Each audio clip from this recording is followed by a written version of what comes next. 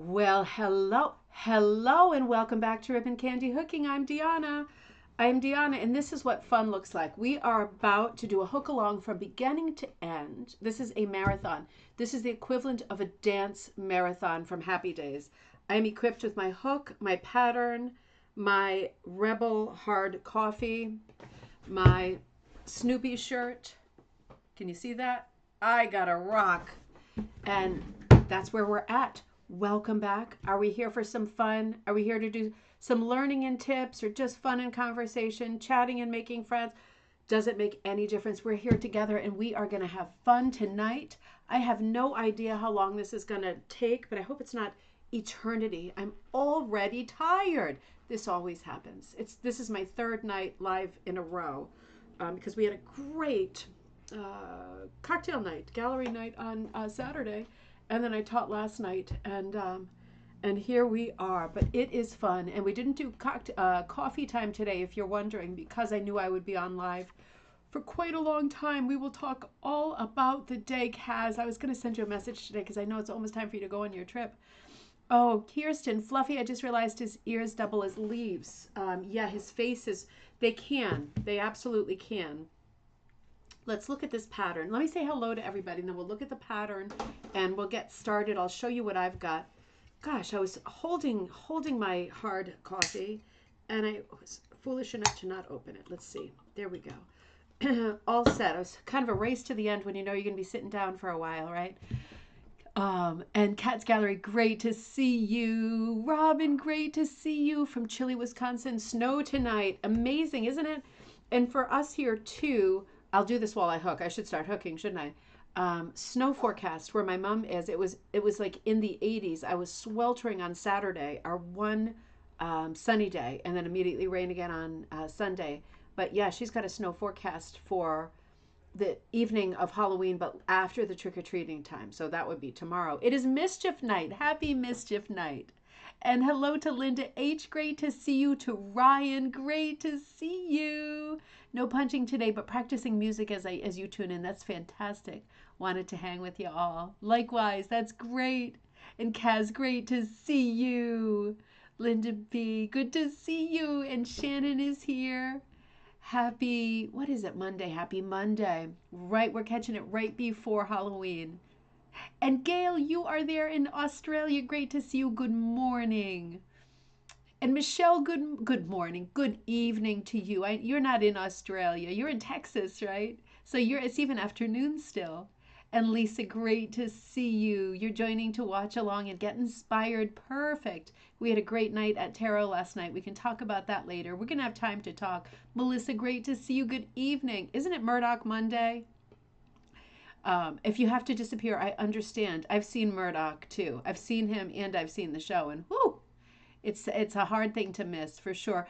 Mary, great to see you. Good evening in Chicago. Great to have you there. Dave, I missed you. Good to see you. Beef stew on the stove, cold and dark outside. It sounds so atmospheric. It is, isn't it? It's autumn. I can't believe it. I can't believe tomorrow is already Halloween. Everything just goes too fast, and yet sometimes it goes so slow. You know what I mean? Let's get started because there's plenty of time for chattings. I am going to be hooking along with you. If you have this pattern, a lot of people got the pattern pumpkin fluffy. So I am just hooking the pumpkin part of the fluffy, and if I get through it in good time, I might start considering what I want to do in the background. That is up for grabs. The kit is the pumpkin itself. Judy, great to see you. Your first time here, so good to be here. I'm so happy that you're there. You are super, super welcome to you. Yeah, let's hook it together. And I'll think of things to say as we go along. Without a doubt, I've got lots to chat about too. I'll probably spend some of the time chatting with you and looking at the thread, and some of the time with the camera down on my frame for beginners, right? So that beginners have a good sort of picture of what we're doing here. Let's start out with the thing down here. And we're looking at the frame a little bit. I just have my tiny frame out, and I'm going to put Fluffy on here, le fluff, and I'm just kind of centering it and pulling it tight as a drum, as they say. Tight as a drum. You don't have to have a frame like this. If you do, Robin, Ribbon Candy Hooking stocks them. We do the window panes and we do the lap frame and the whole thing, and it does help. But it's not for everybody. Nothing is for everybody, is it? There's nothing that's for everybody. Oh, this is a reminder. Don't worry about that. Hopefully that's not too distracting. I could take that away. Yeah, let me take that away. I'm sorry. I don't want to forget that National Button Day is coming up. It's simple as that. Simple as that. So I've got my pattern on the frame. I'm looking at your comments on at the same time. I'm going to be hooking Fluffy, right? Well, let's talk about this in a moment. Well, no, let's talk about this now. There he is, or she, Fluffy. This is based on Maud Lewis's cat Fluffy, of which she did many, many, many. We're not sure how many in her lifetime. The iconic Canadian artist. She had many cats in her lifetime, and she named them all Fluffy. And Fluffy is known for his big round eyes and his quite serious little mouth. Now, make sure that you have sort of no hesitation or reservations about taking out a marker, taking out a Sharpie, and changing anything on here that might not be to your taste, changing the expression of the cat or anything. If you want to put veins on the leaves, whatever you want, you can always change patterns to your taste. That's never a thing. So the question will be for me, how do I want to hook it and what do I want to start with? Well, you know, if you're already a hooker and this isn't your first sort of experience with watching somebody do a hooking project, you know, this isn't like a needle craft, like cross stitch or needlepoint. There is no wrong order. If I do it in places and not in a specific pattern, it's not going to twist. It's not going to, you know, do anything weird. I can finish it however I want. The puzzle makers of the world sometimes like to put the border on it first. Sometimes I do that. Some people like to start from the center and go out. Other people, like I said, puzzle makers seem to start from the outside and go in. Some people like to outline all of the different motifs first. It's completely up to you. I tend to go with what is my favorite color, and I tend to choose that first. I might not do that with this pattern because this is a very, very simple pattern. It basically functions as a hit or miss, with Fluffy the cat being black or antique black, just in this compartment here, right? Minus the facial features and minus the interior leaves. And back here, these few little bits are the aubergine eggplant color, right? And then interrupted with leaves. So there's lots of choices that I have here about how to color plan. And your kits, if you have this as a kit, the kits are absolutely enormous. You have lots of choices and you're going to have a lot of leftovers. So make sure that you do it in a way that you like it. And what I mean by that is, let me grab my basket. And I've got some, oh, my phone is in there too. Let me get that out of there. I've got my colors in here that I'm using. And we all have slightly different colors because this is based on the red set that I had that's called Maple Leaf Riot. So I've got my aubergine eggplant color here. These are my two staples, right? These are my two background colors, the eggplant color and the black. Oh, shoot, I'm going to have to run downstairs. I forgot to grab the eye colors. I'll do that when we take a little break. And then all of this are shades of different reds, orange, tomatoes, russets, even dark pinks. Just a little mix-up of everything. Oh, Gaynor, good to see you. You've had Fluffy and you just have not had the time to go through your stash for your wool. No problem. Well, this will give you some ideas. What I'm looking at my stash for at this moment is my first thing that I choose to do. And this doesn't have to be yours, right? This doesn't have to be your first thing. The first thing I would like to do is get these lines in. This line and this line. I'd like to get those lines in. So I'm thinking on that because my instinct is to do these lines in the dark aubergine color. But the thing is, if I do that, it's going to bleed with the background that's aubergine. So I'm kind of thinking about that and thinking, do I want to do that or do I just want to kind of go up and do a mix of colors? I think I want to do that. That's a tough call. That's a tough call. I'm thinking about that right now. I'm also thinking about the possibility. See, there's a million different ways to do this and there is not a right way. I'm going to do it according to my taste and I tend to do things a little bit wacky. I might do color. No, I might do, yeah, color, aubergine. Maybe I'll do that. I might do it interrupted. I think I'm going to do that. Let's see how that looks. The worst thing that can happen is I pull it out, right? And no harm, no foul. I'm going to take some of my aubergine and I'm just going to see how this looks because I'm looking forward to the outside border as well. Okay, I'm going to shut that door because obviously Teddy is active. It's like there's a wild feral animal in the house. Still thinking about it, and this is part of the making of a piece, isn't it? Is thinking the colors through, particularly a piece like this that has a lot of wiggle room. I changed my mind. I'm going to take a red instead. I'm going to come back to my basket, and again, you do this however you're feeling. I'm just going to take some random ones of this, and yeah, I'm going to do that. Let's see how that goes.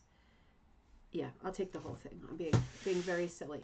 So I'm going to start this way, and you don't have to start in the exact same place as me if you don't want to, but I'm going to start here just to get my head into the game. Now mine is on rug warp. Oh no, mine is also on linen. Nope, not rug warp. This is the bleached linen that yours is on too. Good. I usually don't give myself the nice materials because I tend to save those for you. I'm always worrying about bills and what I need to order next. So I usually use things that I messed up or burlap. And I usually pass on the good material for kits and stuff. So as you can see, and I can bring you even closer. I'm going to come over here. I'm going to move some stuff around just a little bit. And I'm going to bring you even closer for a few minutes. Let's see. I've got things that I won't be doing too much of that. Don't worry. Wait a minute. Hang on. I got to get us sorted out, and then it'll be good. Let's see. I don't want to have too much silliness. Let's see how that works. Oh, I'm getting hot already. I was using this hook. We talk about hooks as we go along. It's a quite large hook, and it's not one of my favorites. It has quite a big shaft to it, like a Hartman type hook, but it's not. I thought it was one of my flat hooks, one of the vintage flat hooks, and it's not. So I grabbed that by accident. I think I'm going to put it back. This is a smaller hook. This is actually officially, this is a Joan Moshemer. This is a coarse, which is quite silly because it is quite small. I mean, I would call this a medium, but it is going to work, I think, a little bit better. That one, you know, the hooks with the wider shafts, let me show you them side by side. It's all preference, isn't it? It's really what you prefer, but you can see that this one is much smaller than this one. And pushing this through hundreds of times is going to be a little bit tougher on me. It might be that I return to it, but for this moment, I'm very happy plugging in my pieces with this much smaller hook. So I'm going to do this for a little while, like this. Whew, these lights are hot. And I think I'm gonna come back to you. I'm gonna see if I can get both me and the hooking in the frame a little bit. Hey, we might do this after all. Let's see. Yeah, I'm gonna do it like this for a while. Ooh, so we can chat a little bit better. It is warm in here, and maybe I even push this back. We're gonna make it right. It takes some time. I'm not in the studio, as you can see. I came home. So let me chatter a little bit more as we get these first lines in,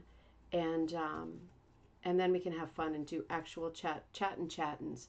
So for those of you who are beginners, I am working in linen, which is one of the looser backings. Burlap, I think, is the loosest in my opinion. Of course, it depends on the burlap. Also depends on the linen. But burlap and linen are the looser backings, whereas monk's cloth, 100% cotton, is tighter, and tighter yet is rug warp, also 100% cotton, unless you've got the rare poly rug warp, which is also fantastic. So I'm working on linen as you are, and I'm literally running up this seam, which you don't have to do. You don't have to outline the leaves. You don't have to make a very pronounced seam here. But what I'm thinking is I would like to, remember how I recently learned the word, rib, like the ribs of a pumpkin. I really want to make this rib pronounced because it's going to frame out the portrait of Fluffy. So I want to make it quite theatrical, and that's why I was kind of agonizing with choosing the right color for it. Might not be that this is the right color. It's entirely possible that every time you start a project, and I didn't mean to sound very weary when I said that, but every time you start a project, there is always the possibility that you are going to make a lot of changes. And, you know, really, when I'm hooking something, it's kind of a time thing with me. It's also a personality thing. I'm very unlikely to take it apart while I'm working on it. I'm very unlikely. Unless the color I've put in is so offensive that even I don't have the threshold for it. And I'm pretty easygoing. So I usually leave things in there for that sort of prophetic hot minute or hot second or whatever, and check it out with the other colors around it, because that will certainly change the overall look. Once you've got things cushioned around it and encroaching, you know, then you get more of the blend of colors, and it becomes a different conversation. So I typically wait if I'm not liking something. Once in a blue moon, I put in a color and I just hate the color. It's like once in a blue moon you meet someone, right, and they just rub you the wrong way. And you feel like a terrible person for feeling like that. And you think, oh, it must be me and my bad nature, but they just get to you. Sometimes that happens. For me, luckily, it's not very often. But it does happen. And it's the same thing with colors. Sometimes I look at it and I say, you know, sky blue, I like you in the sky. I hate you in rugs. I'm not a big fan of blue and yellow for myself. But in those situations, I tend to backpedal and take out what I've done. But it's not always, and it's not often. And let's see, Margaret. Oh, Maggie, you logged on. Good to see you. I tried to make a minute between dinner, and I didn't. I'm going to try to catch you right after this. I owe my buddy Maggie a call, and I'll do it. I didn't see you last night either, Maggie. I wondered if you were having trouble logging onto the thing. But we can chat about that a little bit later. I'm coming up to a, you know, this is hard. I might have to switch back to the other hook. Yeah, let's see how this goes. Because this hook is just a bit more, the thicker hook is just gives you a bit more of the business, you know what I mean? It gives me so much business, it's accidentally pulling the loops through. So now I'm realizing as I go along, even though this is my pattern, right, and I have drawn like literally 50 of them, I'm looking at it in a different way because I'm now hooking it. So now kind of wondering if I've already made a mistake, in that if I continue in this vein hooking up here, that I guess it follows I would have to hook around here, and then I have a really strong shape. And do I want like an upside down U as a focal point in this? I don't know. And oh, Maggie says, hi Deanna, I've been having trouble with that hook. I think I'll really like it with that hook. I think I'll really like it. Yeah, the hook I sent you, are you having problems with that hook? Because that is a larger hook. I don't have that one on me right now. It's somewhere, but I don't have that one on me. For right now, I've got these two. We can always experiment with different hooks, Maggie, right? The really fine ones, and maybe you meant the one that's a little bit finer. I struggle with this one a lot too, but this is my favorite hook, the Mashimer Coarse. This is my favorite one when I'm hooking with yarn, always. But when I'm hooking with wide strips, less favorite. It might be that I return to it. Just going between the two hooks is often, feels better on my hand, you know. So I tend to mix it up a little bit. I'm going to continue going around here like this and see how it goes. It might be that I end up having to outline the whole thing because I'm making this kind of commitment to the piece, right? I'm adding some really pronounced. No, I'm going back to the other hook. That one is just too wide. It's a little bit harder to pull, but the other one is just too wide. I do have a lot of stuff in the middle. These are the two in my hand. I always work with what's in my hand. I'm very, very easy to please. Today, in fact, I'm going to keep an eye on the thread too as I run my mouth and get a little bit of traction going. Today, one of the things that I was kind of working toward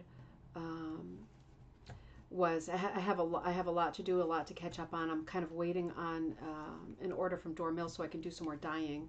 And I was waiting on some yarn to get the pig's breakfasts out, which I did. The yarn arrived this morning and those shipped. So that was good. But what was I going to say? Oh, I had to kind of run to the studio today because, let me not screw this up and be a jerk. Hold on. Let me get this right before I shoot my mouth off. Wait 1 second. Yep, Whitford. Robin Whitford, very well-known Canadian rug hooker, and she has a rug hooking show that's called Rugspirations. So I was asked to be a guest on that show today. And at 1:30, I kind of shot to the studio because she was interviewing me for about an hour. So that was a big part. That was a big part of the day. And as soon as I have a link for that, which I think I might, because I can see she just emailed me, I will share that with you to the group, and you can watch that interview. Um, and we talked a little. She had like 6 main questions for me. It reminded me of remember the Actors Studio with James Lipton, how he would ask the same questions typically, particularly what's your favorite swear, and which was always funny. But yeah, she asked me questions that she sent them in advance, and it being me, I just skimmed them, and Shannon helps me with my emails too, so she was able to see them, the email come through in the whole conversation. But I don't like when I'm being asked questions or I'm being asked to do something. I don't like to get the questions first. It's just the way that I am. I feel like I can't. I feel like I want to be spontaneous, and sometimes if I have the questions first, I overthink, and then I think I don't really give a genuine or sincere answer. So I didn't really look at the questions. I just kind of asked Shannon if there was anything I needed to know in the email, because I knew that it would throw me personally if I went in there, with in my mind is something like a script, right? Because I can work that way when I'm forced to, but I prefer not to. So I got in there, and yeah, it was fun. She asked me 6 questions that were quite different. A little bit about rug hooking, and a little bit was personal, kind of getting to know you stuff. And I have to say, it was super, super fun. And there were moments, I hope you can't tell when you watch the video, but there were moments where um, I knew that I was hesitating. Look at how perfect this is going to end, by the way. I only used 2 strips for this. And boop, that was the tail end of that, right? It went right around. That's pretty amazing, isn't it? And I'm going to tell you, beginners, just in case you're wondering, what you doing besides hooking? Just pulling up loops. And I have lots of beginner videos that show me pulling up loops. I'll shine down a little bit on him again. But I do leave tails. I leave my tails up at the beginning and at the end. And at the end, it's a little guy. So I'm going to leave him, and at the beginning as well. But this one here, you can see where I added one in here. There is one big tail. And I trim it down as I go, right? I do my Edward Scissorhands, cropping it as I go. Some people don't. Some people don't. Some people, one of the girls, Darlene, who always takes classes with me in Madison, Connecticut, she leaves her tails up. And when I look at her pieces, it looks very pixelated. And I know for myself, looking at that makes me feel chaotic. So I couldn't do it. But she likes to have them that way because she said, if I decide to cut a piece smaller or longer, I have the tails right there and I can easily grab it and make changes. And I thought, absolutely, that makes perfect sense. You have better access to the tails because they're still, quite long. So cutting tails, in short, is completely up to you. If you feel like it's something that you'd like to do, do it. If you feel like, why bother? I'll pick up my scissors when I'm good and ready. I only need to pick them up once and it's going to be at the end. Then do that. It doesn't make any difference to the piece. It's just a kind of a very subtle commentary on how you like to work. Now I'm going to take out the black, and I'm going to do the interior of Fluffy's face next. That's my next move. I'm using some materials that are a little different because I made so many Fluffy kits kind of in a hurry, and on one day that was particularly busy with the kids' Halloween party and everything, I got like 2 or 3 orders in one day, and so I shipped as many as I had in stock, and that left me with no kits for today, and it's been busy ever since. So I had some leftover materials, and I grabbed some small scraps and bits that I had from other projects that are this exact color palette, and I grabbed a very thin, more of a braiding weight black, which is what I'm using. Your black is more the antique black as shown in the picture. It's got a bit of a mix of colors and values because although it's all the same black, it's one black, no fancy recipe. The black that I used for this kit is Dharma Toner Black. So if you like it and you're looking at it and you're thinking, oh, I'd like some more of that, you can certainly order it from me, the black. But also, I'm very happy to tell you that it's a straight out of the container black, and it's called Toner Black. I like it very much. I like a lot of the blacks that Dharma does. Raven Black and Toner Black, I think, are my 2 faves. I like them both. But yeah, I posted something today. I'm just going to do this a little bit so I can see it a little bit better. I posted something today. I'm going to come back to the thing on the interview.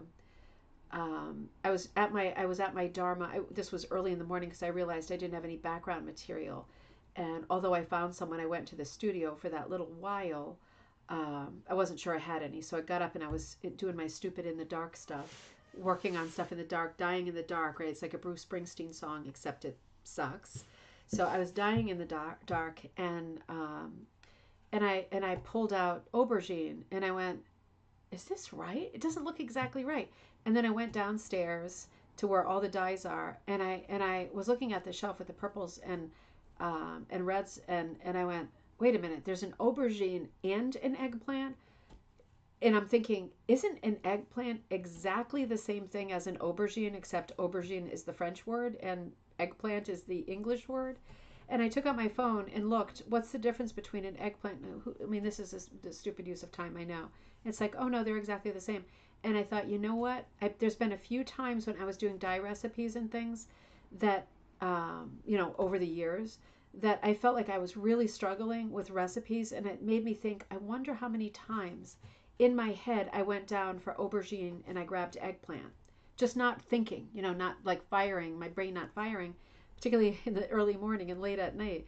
And I thought, I bet you I've done that many times. I bet that has been the cause of some of my really weird and mysterious frustrations with some of the colors that I've tried to do, and I haven't been able to get there. And I'm thinking, I can see my recipe. What's the problem? I bet that's the problem.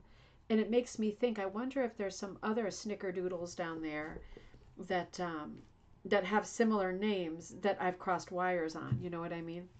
So I posted it because I thought, it tipped me off. It wasn't a great morning for me, and I've been running a little bit too ragged to the point of ridiculousness and exhaustion. But so I wasn't in a super great mood to begin with. But that really tipped the scales. And, I was like, oh, you've got to be kidding. I just went 0 to 100 for no reason. And I thought, what, I'm going to post this just in case other people happen to have both colors, because they are completely different colors. If one is aubergine, then the other one certainly ain't eggplant, if you see what I mean. That was a bit of a thing. And then I laughed about it a few hours later, but it got me into a right dither for quite some time. So then I shot into the of course, she'd won it. Oh, thank you, Linda. Me and her Rugspirations. Maybe go for a smaller with wool. I could gain her, except I've already cut it. So that's a great point. When I'm having trouble pulling through and I've got a much smaller hook than I meant to, I have a few choices, because the linen is great. Like, the linen's very forgiving and it's a nice loose weave. I could go downstairs and start rootling around for another hook, but I just don't see myself doing that. And I could, if I was working on a larger project and it wasn't in a setting where I was going to hook the whole project with you here, and then try to make a voodoo doll for Teddy to bring out on Halloween night tomorrow night, not to use, just as a prop, I think. But if it weren't for those two sort of happenstances, I would be thinking about just taking out a pair of scissors and just cutting the width of my strips, because these are 8s, cutting the width right in half, right, or a lot thinner, and then they'd be that much easier to hook with. It might be that if I get myself into jams with filling in areas, I might do that yet, but I don't want to do that for the whole piece because it's going to take too much of my time cutting again. So I headed into the studio. Oh, and Maggie said, wait a minute, I can't pull the wool up. What are you hooking with? I would like to say hi to everyone. I can't wait to meet with you all. Maggie and I have been, I'm all over the place, I know, but we have time. Maggie and I have been talking about the fact that I am planning something for next, I'm thinking November. And my plan is to do it in Mystic, Connecticut. And it's something that I'll be there for. My buddy Michelle Miccarelli will be there. Hopefully Haley from Loop by Loop and Naomi from Ravensgate Primitive, because we have some of the great X-Men of hooking right here. And I'll tell you what, nothing against any other part of the country or any other concentrations or gatherings of hookers, but the people who I just mentioned, the rug hooking sort of professionals in this part of the country, are so nice and so fun. And I'm really looking forward to having a yearly event here. in New England, and I enjoy attending other events and teaching and talking and planning and running shows and all that stuff. But I feel like we are way overdue in New England. This is the hornet's nest of hookers. I feel like we are way overdue for having a regular meetup here. I know Green Mountain does it bi yearly, and what's the other one that happens in November? It's maybe the one on Cape Cod or Cape May. One of those also happens in November. And Debbie from Searsport also is involved with me. Debbie Walland.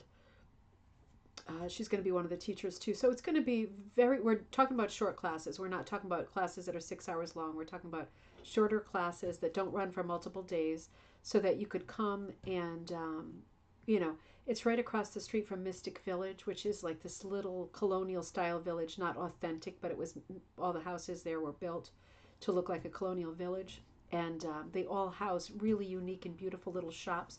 It's not super pricey. It's just fun. And in November, lots of different stuff. Lots, like everything you can name. There's an old-fashioned country store with, God, everything. Fudge, chips, little wooden puzzles, history books, jam, caramel apple. Teddy gets the chestnuts, the hot chestnuts in a bag. Oh, God, the place is like a dream. It smells like another life, I'm just continuing on filling in my background with black. But and then there's like a mystical store where my daughter Jocelyn always wants to stop because she loves collecting crystals, right? She loves learning about the meaning of crystals, and there's tarot cards and stuff in there that I like to look at. There's a Scandinavian store with what are those things called? I always forget, the Dala horses or something, and tons of Scandinavian foods and shoes and like a little bit of clothing. There's different stores for a few different countries, and there's an all pet store. Oh, it's so cute. There's also a movie theater right there and a bunch of really cute restaurants. And that's literally walking distance. There's over 100 little shops and restaurants right there. That's right across the street from the Hilton in Mystic, which is not super expensive either. And I was thinking that's right around the time where it gets to be off season. And that'd be a really good time for us to be able to get together, So me and Maggie have been talking about that. And I've been calling the Hilton and trying to lay down some groundwork. I thought there's not just the Mystic Village, which is all the little stores, and they'll all be decorated for the holidays at that point. But there's the movie theater right there. There's honestly at least 30 restaurants right there, walking distance. And we would be having our stuff right at the hotel. But if you walk about a mile down the street, there's Mystic Seaport, which is another recreation, sort of golden age of whaling. So like 1860s, 1880s recreation village with all authentic, beautiful little houses brought from other places in New England. So they're not actually from Mystic, but they have recreated a really charming old-time town where you can see like the rope walk and the guy who makes candles, the apothecary guy who rolls pills, a couple of little taverns. It's so fun. It's large, but that's right up the street too. And then there's also right there in Mystic, Mystic Village, which is completely different. It's like a little downtown area. Again, no chain stores. A little bit more fancy than the stores across the street at Mystic Village. The actual village itself, is over this beautiful little drawbridge. I forget what they call that kind. It's a kind of a drawbridge. It doesn't go up like this. It does this. Do you know what I mean? Like here's the center of this is the center of the road, right? This is the edges of the bridge, and it does this. It turns like on itself, like a lazy Susan. I forget what that's called, but it does that. It's a beautiful little downtown area, and of course, the restaurant Mystic Pizza is there, and it's where the movie was filmed. So I love that, and I always think about when I was a tour guide back in the day, and when I was kind of at the end of my career, right before I had the kids and moved to Europe full time. I used to bring my tour groups through Mystic every week, and we stayed at the Mystic Hilton, and that's why all my contacts and stuff are long gone because that was like 12 years ago. But we came through every week, and that's how I know that they have some nice spaces for doing classes and workshops and just getting together at night to hook, just to have fun.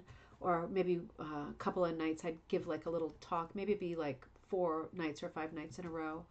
But maybe I'd give talks on different subjects. And I thought other nights we could do like I used to do when I was a tour guide. And in those days, of course, it was a different group every week, about 50 adults with me every week, different group. And on the night that we were there, I would stop the bus at Mystic Pizza for those who wanted it, and we would pick up a ton of pizzas, and we always called them in ahead. Whew, what an order that was. But I always did that myself, and then we'd get there, and they were so efficient about getting the pizzas to different people. And I'd say come into the main room, like there's a big like public room there, and I'd always have the movie Mystic Pizza set up on, must have been DVD then, and they drop the screen down and everybody sit down or sit on the floor on a blanket or whatever and eat the Mystic Pizza and watch Mystic Pizza. And oh, it was such a fun night. It was so fun. There were times when I was a tour guide that I just, it's a lot being with 50 or 52 people all day, particularly when they're, it's like everybody's eyes are on you all the time for commentary and what's the temperature outside and should I bring my coat and is anything gluten free, and it's a lot. And do we have any prune juice? I'm having problems, right? Conversations I don't want to have with anybody. And yeah, it was a lot, but that was one of the nights a week that it was so fun, that every week I would watch Mystic Pizza and sit with them. And I more sat and looked at everybody's faces because I could tell that they were thinking, oh, not only am I in Connecticut, I'm in New England and I'm in Mystic and I'm eating Mystic Pizza, and Julia Roberts was here and all of that. It was such a lot of fun, such a lot of fun. So I'm going to pick up where I left off before, but as you can see, I'm just cruising along, hooking the background, the black background. If you're thinking, what if I wanted to do this as a complete reversal? What if I wanted to go bonkers? And what if, for example, I don't want the cat to be black, right? He's black because he's like a spooky Halloween cat. But what if I didn't want that? What if I wanted him to look like my cat? You should do that. You should absolutely do that. And if your cat isn't black, then you should grab some t-shirts or sweaters, or, even cat colors are natural, like hair colors, aren't they? So even if you went to the thrift store, like Goodwill or Savers or whatever, if you could just find even if you have a calico, if you could find a sweater that's like a tweedy mix of browns or has more than one brown in it, whether it's stripes or whatever, it might be that you only need one sweater, even with a multicolored cat, to be able to cut strips out of it. This is not a lot of fabric. So the amount of fabric that you'll need, and sweaters go a little bit further because they're even stretchier than wool. So sweater fabric will go a lot further. But if you were looking at Fluffy, the cat, in terms of how much material would I need if I do want to do him in a different color, I want to do him purple, and I have some purple t-shirts, or I have some purple wool. How much material do I need? It is 90% of the time, it's 4 times more than the surface area that you need to fill. But for some people, you are more likely to pack, which means put your loops very close together. And if you pack, it's going to be more like, even if you pack a little, it's going to be more like 5 times more. So when you put your loops too close together, again, for beginners, that's called packing. And that is okay. You can come back from that. Try not to do it, because more than anything, you're wasting materials. It's also possible that you get something stuck here. Hang on. It's possible that you get a little bit of buckling and stuff happening because it's just too much material in a small space. That's possible. So that's something to think about. But the opposite of packing, in case you're interested, is leaving little holidays, which means little ball spots. And it means that when I'm looking at my piece, I can look and I can kind of see a little bit of the backing fabric through it. And that's okay too, because with the holidays, with little ball spots like that, you can add a little bit later, right? You can go in a little bit later and add something. With packing, unless it's extreme, you could probably leave it be and just try to break yourself of the habit of packing sooner rather than later, because it can put a lot of stress on your backing fabric, and you are wasting a lot of material. And materials are never cheap with this craft unless you're doing it the thrifty way. And if you are, I applaud you. I didn't like saying ball spot right there because I don't know if you noticed, but my sister bleached my hair this week so that I could do a crazy color again. She got it quite light, which is very nice. But over on the side, I feel like it like I lost a lot of hair, and I know it's not funny. I'll tell you, I was really nervous. I didn't say anything in front of her because I didn't want to make her feel bad. But I noticed when I was showering when she did it that it was like tons of hair going down the drain, and I was like, it's like a nightmare thing, isn't it? That you're like, you go to school with no pants on, or that you go like this and your tooth is loose, right? It's all of these classic things that we all dream. But it was kind of one of those, except it was real. So I ordered from Amazon. I hope it's a good product. I ordered Rogaine for women because I thought, what's the worst that can happen? I grow a tail, right? I grow a tuft of fur like Joss has on the back of her leg. She does.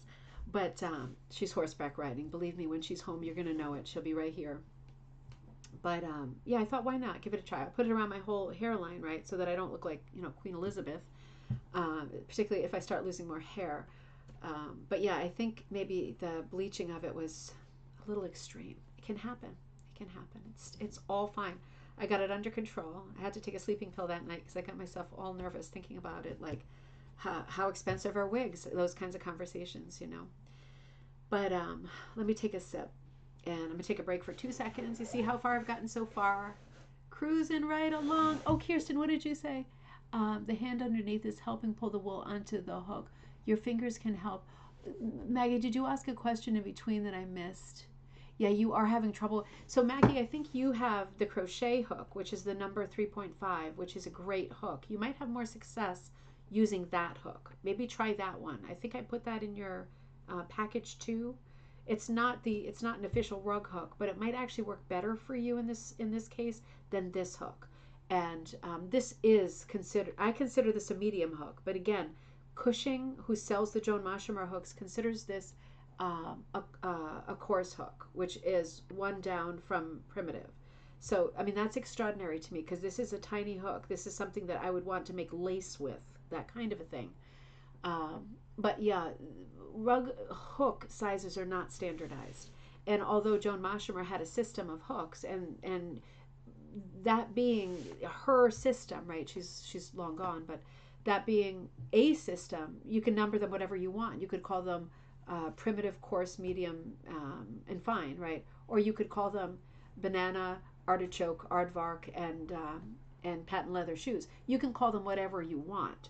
But at the end of the day, I mean, I personally think it's very confusing and quite misleading that a hook that says coarse, right, that I would fully expect to easily be pulling through eighths, is this size. And how do I know it's coarse? Because it's stamped with a C on the end. Nothing against Cushing, nothing against Joan Moshimer, but at the end of the day, to me, this is not a coarse hook, right? Because a coarse hook it defines what number strips, what widths of strips you'd be pulling through. And if you're pulling through an 8, right, a coarse or primitive weight, that's 1/4 of an inch, right? So that's exactly what I'm pulling through. And it's not impossible, but it's definitely on the difficult side. So, so Maggie, I would, if you have that crochet hook, I'd try that for a little while and see how that goes. Might be a little bit better. All right, let me come up here, and Kirsten, you also reminded me. I'm going to say it here. We were talking about this earlier because we were leaving each other messages. It being mischief night, Kirsten, you're going to put the notification, the reminder to people. I'll say it too, but my cat is black and white, and we've never had problems in this neighborhood. But just, it is mischief night, the night after Halloween. And depending on how much mischief you have experienced in your neighborhood in the past, be thinking obviously about your pets, about characters like black cats on a night like tonight, things that could happen. I remember in past years seeing a lot of toilet paper around the neighborhood, and that is like, that's fine. But that's about the extent of what I want to see, on mischief night. But when I think maybe my favorite movie of all time, Meet Me in St. Louis. Think about the way that, what's her name? Tootie. And I always forget the other sister's name because Tootie's so good and she's so memorable.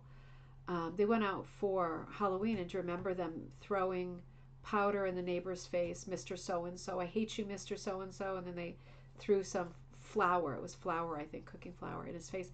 And it seemed like, oh, those cute kids, they're just out there having fun. And then in the next scene, right, in Meet Me in St. Louis, they're setting a barn fire with like old furniture and stuff out in the yard. Like there's not a single person at the bonfire who's older than the age of 8, and they've got this roaring Guy Fawkes type fire happening. It's like, whoa.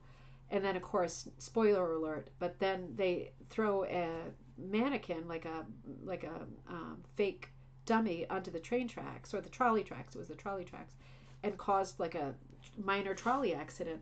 So when I think about the mischief of TP, the mischief making of putting TP around the neighborhood, and you get up in the morning and there's toilet paper everywhere, and you go, oh, what is wrong with these kids? I think about that charming movie and how Mischief Night really was way more mischiefy in years past. So I really shouldn't complain, should I? Thank you for your help. I did try that hook that you sent me. I'm trying to use a bigger one now. Yeah, see how it goes. Getting the linen is one of the best fabrics for being able to use different hooks. But Maggie, if it comes down to it and it's a real struggle, do what Gaynor said and just start. Is it Gaynor or Gala? I have two buddies with a similar name. Gaynor. Got it right the first time. Because sometimes Gala locks on too. But you can cut your strips in half, right? And that will do it too. Right in half, just like this, right? Let me do one this way. And then the troubles are over. It's going to slow you down, but that's also okay, right? Because this isn't a race. We're not in a race. We're doing crafts, right? So I'm going to cut this one in half, and I'm going to hook with this for a little while. Got my green nail polish on. I should have touched it up a little bit, but it was not the day for it. It was a busy day. I want to go back to telling you a little bit about that interview because that was really a lot of fun. And I was at a bit of a cliffhanger when I stopped. Let me just cut it right there. All right. Let me just do a little bit more of this, see if this is better, and then I'll tell you a little bit of that story. And I think that was Robin sending me the link. So if the link is up, if you're a late bird or you're in a different time zone, should be fun to watch. She was great at interviewing. She was great because I don't know her personally. She was very nice, very, very kind. Because, I tend to, I don't want to say shoot my mouth off, but I'm very opinionated about the way that this craft sometimes is and the way that people can sometimes be. And I'm not a fan of crappy behavior on anyone's part ever. And I'm not a fan of people being judgmental about each other's work or about what supplies they're using or how expensive stuff is. And I'm fairly outspoken about that, not to be a character or to be acting eccentric or anything. I just feel very strongly that the craft has lost a lot of participation and fans over the years because the rules have been so rigid about what was okay and what was not okay and what was good and what was not good. And man, that always gets me heated when I think about it. You know what else gets me heated? Still have not taken a sip. Hang on. Accidentally turning the heat in the house to 80 degrees today. And the only reason I did it was because I was in a rage and I was suddenly cold and I didn't have my glasses on and I turned the thermometer like it was a roulette wheel. And suddenly this was hours ago. This was at like 9 or 10 in the morning. I open the windows and I'm still like melting. It's so hot in here. That's what I get, isn't it, for being such a heavy-handed turkey with the thermometer. Oh yeah. What is this now? What's this one called? So this is the Rebel brand. Dunkin' Donuts makes these too. Marshmallow Mocha Hard Latte. Yes, please. It's very, very good. It tastes just like a regular latte. Oh yeah. So Maggie, I'm hooking away with the strip in half, and it actually is working a lot better because I've got the same stupid hook. It's not a stupid hook. It works great. It's just not great for primitive. It's a little bit. And not only that, I have the most crazy callus on my finger. I might have to put a Band-Aid on. It's acting up lately. I haven't had it act up because years of art, right? Years of different arts. I remember being like in my teens and having this giant callus on my finger and thinking, ooh, what's going to happen there? And then over the years, it just got bigger and bigger and bigger. Now it's really a crazy callus. But yeah, it was almost like it wanted to bleed or something the other day. It was almost like it was a blister, but it wasn't sensitive. Maybe it was a blister. And it was not to be disgusting, but it was like it was peeling. And I'm thinking, what's going on? Am I molting? Is an alien going to spawn from me or something? Spawn from my callus? The callus aliens, right? There's a science fiction book waiting to happen. The rug hooking callus aliens. Dear, oh dear. So the interview, let me catch up on. Oh, good.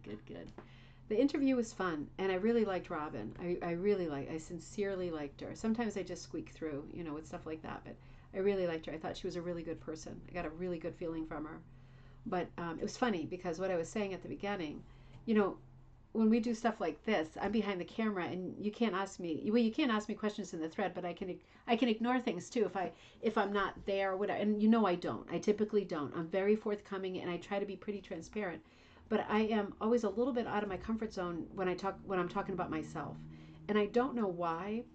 I guess I have this weird thing in my head that's pretty pronounced, where I try to keep like anything about my personal life, except for my kids, um, unavailable, right?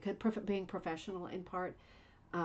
But sometimes I'm just not used to people, I guess, asking me questions. And she didn't ask anything impertinent or personal or anything like that. But I found myself, she asked me about how I got into rug hooking. And the conversation went in the direction of, I was talking about the time that I lived in Amsterdam. And I was realizing that I couldn't answer the questions with any sort of trueness or honesty. You know, without thinking, it was making me think back to that time, and it was not a great time for me. I did not like living there, and it got me thinking about that, and thinking about that was the era of me being terribly depressed. And while there have been some spectacular patches of depression since, that really was incredible. And it got me thinking about that. And I don't talk a lot about that stuff. Once in a while, I bring up depression and stuff because I feel like awareness is a huge thing. And so many people have mental health problems and depression problems. But it was just kind of funny and a little bit out of my comfort zone to be touching on that, because it's not often that I go there. But, you know, the conversation went really well. And then I thought, you know, it's okay that I said that. Because, you know, to be honest, once in a while, like there was one time that a friend of mine said something like, and I really like her, but she said something like, yeah, you know, you seem so depressed for so long running the shows for like a year that I stopped watching you because it was like hard to watch you because you seem so down. And I thought, thank you. I mean, I didn't even know like how to respond to that, but I thought, first of all, that makes me feel awful. And secondly, I thought I've continuously done a really good job of being upbeat and being kind and supportive and forthcoming with good content, even when I don't feel like it and I'm not feeling my best. And I thought it was kind of like I wish that it wasn't quite that noticeable. You know, it was I felt a bit bare. And I think about that quite a lot. And when I think about answering questions, when she said, "Oh, you know what brought you there?" and it was kind of like a chronology, what happened next, and I started saying, "Well, you know, I wanted to come home because I was very depressed, and I picked up rug hooking because it reminded me of home because it's like an American craft, or at least a New England, Eastern Canada craft." And then I thought, "Ooh, I'm talking about depression," and then my instinct was to pull it back and get away from that topic because I thought, ooh, am I going to mention being depressed and then be all sad and miserable to watch, and then people are just going to be shutting the interview off because I've ruined it by saying that I was depressed, you know, because it's very hard to, you know, it was hard to backpedal at that point. So I got a little bit insecure about it, but I don't think that it was noticeable in the, oh, hey, Dawn. I don't think it was that noticeable in the scheme of things. It was noticeable to me because I had to ride over it, you know. Made me think about the tarot class last night, which was a lot of fun. It was the second time I ran it live, so it was the second and final time I would run it live.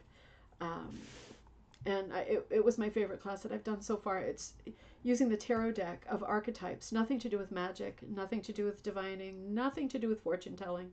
The tarot deck it was an original card deck, right, for many, many years until people started lying and saying it was from ancient Egypt and, you know, it had magical powers. None of that was ever true. It was always a deck to use for playing cards. Always. And now in the 20th century, it's not so much again. But it always was. That's what the origins of it were. But it does contain a lot of character cards that I think we think of when we say the word tarot. And those cards are archetypes, right? So like the Empress is like the mother, or like the the equivalent of like the Green Man, like rebirth and nurturing, and the Hermit. The Hermit has the sense and the wherewithal to retreat and to be alone and to think and get some space. And the hermit is not antisocial, and the hermit is not, you know, a weird, lonely character. The hermit retreats on purpose to be able to take a better look at something and to just think and have quiet. And the Hanged Man has nothing to do with death. It's nothing to do with any kind of tragedy. It's just the opportunity to look at something from another way around, upside down. So all of the decks, all of the major arcana cards in the deck, those are the face cards or the court cards, the character cards, right? They all mean different things. And I was thinking about, while I was doing the interview, one of the problems is, right, that my brain sometimes works while my mouth is still saying something else. My brain thinks of the next thing, and then I'm all over the place. And if you watch me a lot, you know that I do this, and you put up with it, and thank you, because it's just the way that my brain, it works at a faster speed than I can talk. But I was thinking about, while I was answering questions, I was thinking about that tarot card called the Chariot. And the Chariot is a very cool card because it's not really about, it's not like, you would think it'd be about travel, like, oh, you're going to take a trip somewhere soon. It's not. The Chariot represents having traveled either around or through something, some kind of an S show, something difficult. And, you know, having you got through it, you either went over it, through it, around it, something. But the idea of the Chariot, the Chariot was the vehicle that you used when you got through the thing, right? It's a different thing for every person. Maybe it's a recurring thing. But I kept thinking about the Chariot and how useful that card was. And it helped me stay focused while I was trying to answer questions, thinking about, I thought, well, hey, if you rode the Chariot over all that stuff back then, this is a piece of cake, isn't it? You're just answering a few questions about rug hooking, really. So it was a lot of fun. It was a lot of fun. I really enjoyed it. I felt like she was a really sort of like-minded person, and she really believed in she believes, present tense, in the spirit of the craft, that it's a thrift craft, and it was, for God's sake, a poverty craft, and you don't need a lot of fancy stuff to be able to rug hook. In fact, oh, Michelle, well, you know, it's all fine. I just sometimes I think I take things the wrong way, you know, and I don't put myself out there completely bare often, because then I can get feedback that I don't like, you know what I mean? And it's not like I can't handle feedback, or I don't like it when people don't like me or anything like that. It's nothing like that. But it is, you know, for what I do, and when I'm live as often as I am, I have to feel somewhat confident. So anything that kind of chips away at my confidence, like going to some of these Athagils, sometimes can chip away at my confidence. I have to avoid situations like that. Otherwise, I find it hard to do what I do. So, yeah, and that's maybe just me being a ding-dong. I cut a very small amount of black for myself. I still have quite a bit left. I'm just hoping it's enough. But, yeah, I've still got quite a bit going. See how we're doing so far? It's going to be good fun. It's coming along really nice. So let's talk about the cat again. Hey, Goretti, great to see you. And Becky, great to see you. It is a fun opportunity to watch and talk. And when I'm doing something that's different, or I think of something that relates to what my hands are doing in the moment, I will definitely take a break from crazy talk and tell you. So if you are going to do Fluffy the cat in different colors, do think about using sweaters, right? Because the sweaters go a really long way, and also the texture of a sweater, particularly if it's a little bit of a fuzzy wuzzy, that could be really cool for the cat. Just a cat face part. Imagine how cool that. Oh God, I just had a great thought. Imagine if the face. If I had had this thought, I would have been tempted, because I was at Savers this weekend. I would have been tempted to grab like a black Angora type sweater that had very high fluffy pile, right? For the cat's face, because then he would be fluffy. And then I might have wanted to grab a sweater or some kind of shirt that had like a really novelty yarn, crazy yarn, very high eyelashy content to do the background outside of the leaves. That would be cool, like all jungly, outside of the leaves, jungly and, tangly. But then the cat being kind of like an Angora, soft mohair kind of thing. Ooh, interesting. Well, my fluffy is wool, just like yours. So it might be that I add some bling later. If I really like them, I might add some bling. See how it goes. You love crazy. I love crazy talk too. I love crazy talk. I really do. Oh God, I just can't get enough. And I'm a big talker. In real life, I'm a big and sometimes here too. I try to stay on script a little bit, but man, I love talking to people. I don't have enough time for that. But when I'm out, like in the world, my kids are always like, "Mom," because I stop constantly to talk, and I just love it. I just love talking to people. I love talking to all different kinds of people.